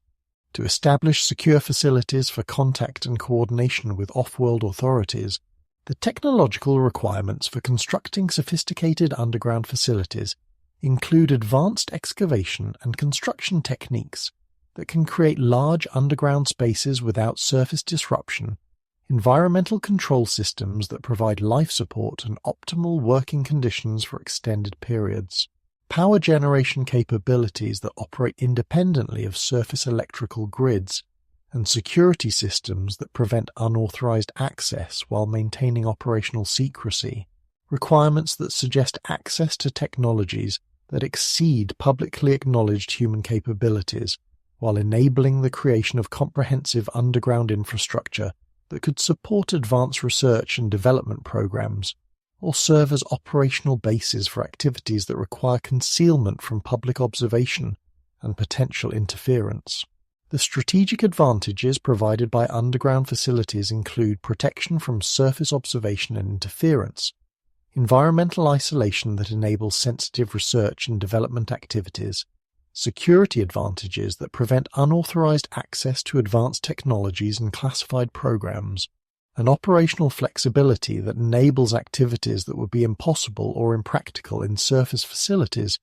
due to security concerns or environmental requirements, advantages that make underground installations ideal for reverse engineering ancient technologies, conducting extraterrestrial contact operations, or developing breakthrough capabilities that could fundamentally alter human civilization while maintaining secrecy during developmental phases. The possible functions of modern underground facilities include research and development programs focused on reverse engineering ancient and extraterrestrial technologies, manufacturing operations that produce advanced materials and devices using classified techniques and principles, contact and coordination activities that involve ongoing relationships with extraterrestrial entities or organizations, and strategic planning operations that coordinate long-term objectives related to human development and cosmic relationships. Functions that would explain the enormous resources invested in underground facility construction, while indicating the strategic importance of activities that require isolation and secrecy from conventional human society and institutions. The integration of underground facilities with surface operations may involve sophisticated transportation systems that enable movement between underground installations and surface locations, communication networks that coordinate underground and surface activities, and logistical systems that provide supplies and personnel for underground operations, while maintaining operational security that prevents discovery of the true extent and nature of underground infrastructure and activities. Integration that enables comprehensive coordination between hidden and visible aspects of advanced technological development and strategic planning that may serve objectives extending far beyond conventional human political and economic concerns. Information warfare, controlling the narrative around human origins. The systematic manipulation of information about human origins, ancient history, and extraterrestrial contact through coordinated disinformation campaigns, media influence, and educational programming represents a sophisticated information warfare strategy designed to control public consciousness and social development according to predetermined objectives that may serve institutional power structures rather than truth and human understanding. Warfare that utilizes advanced psychological manipulation techniques, media control mechanisms, and educational indoctrination systems to maintain specific beliefs and attitudes that support established political and economic systems while preventing recognition of evidence that could fundamentally challenge conventional assumptions about human history, capabilities, and cosmic relationships. The mechanisms for information control include mainstream media organizations that filter and shape news coverage according to editorial policies that serve institutional objectives, entertainment industries that influence public consciousness through fictional narratives that condition audience attitudes toward specific concepts and possibilities, educational systems that indoctrinate students with particular theoretical frameworks while excluding alternative perspectives and evidence, and internet-based information systems that utilize algorithms and content moderation to promote specific viewpoints while suppressing or marginalizing alternative theories and evidence, mechanisms that enable comprehensive control over information flow and public consciousness, while maintaining the appearance of diverse and independent information sources. The strategic objectives served by information warfare include prevention of public awareness of evidence that could support alternative theories of human origins and extraterrestrial contact, maintenance of social and political stability that depends upon specific beliefs about human capabilities and cosmic isolation, preservation of economic systems that could be disrupted by recognition of advanced technologies and alternative energy sources, and protection of institutional authority that relies upon public acceptance of official narratives about history, science, and political organization. Objectives that suggest information warfare serves coordinated efforts to manage human development according to strategic plans that prioritize control and stability over truth and individual understanding. The psychological techniques utilized in information warfare include repetition of specific messages through multiple media channels to create the appearance of widespread consensus, association of alternative theories with discredited concepts, or marginalized groups to encourage rejection through social pressure, emotional manipulation that creates fear or ridicule responses to challenging information, and cognitive conditioning that predisposes audiences to interpret ambiguous evidence according to desired frameworks while rejecting information that contradicts established beliefs. Techniques that utilize advanced understanding of human psychology and social dynamics to manipulate public consciousness and behavior according to strategic objectives. The effectiveness of information warfare in controlling public understanding of human origins and extraterrestrial contact demonstrates the sophisticated nature of contemporary psychological manipulation capabilities, while indicating the strategic importance that institutional authorities place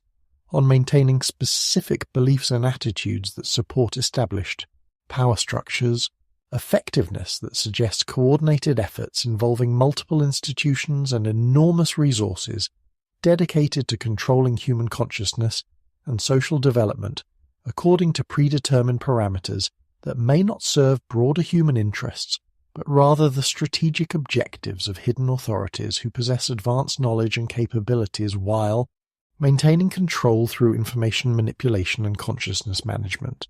The Readiness Protocol, gradual disclosure versus full revelation. The strategic considerations that govern disclosure timing and methodology involve complex assessment of human psychological, social, and political readiness for information that could fundamentally alter civilization, while balancing truth revelation against stability maintenance in ways that optimize long. The institutional mechanisms that support controlled disclosure include government agencies that manage information, release timing and content, scientific organizations that provide credible validation of extraterrestrial phenomena and ancient anomalies, media institutions that condition public attitudes and expectations through gradual revelation programming, and international coordination systems that synchronize disclosure activities across multiple nations and institutions to prevent uncontrolled information release that could disrupt strategic disclosure timing and methodology, mechanisms that enable comprehensive management of human consciousness and social development according to predetermined parameters. The success criteria for disclosure protocols include achievement of public readiness for cosmic citizenship without social collapse, maintenance of institutional stability during transition periods, successful integration of advanced knowledge and technologies into human civilization, and establishment of appropriate relationships with extraterrestrial authorities that serve long-term human development while preserving strategic interests that may extend beyond terrestrial concerns. Criteria that suggest disclosure serves long-term strategic objectives rather than immediate transparency demands, while requiring careful balance between truth revelation and stability maintenance that optimizes human survival and development within broader cosmic political frameworks.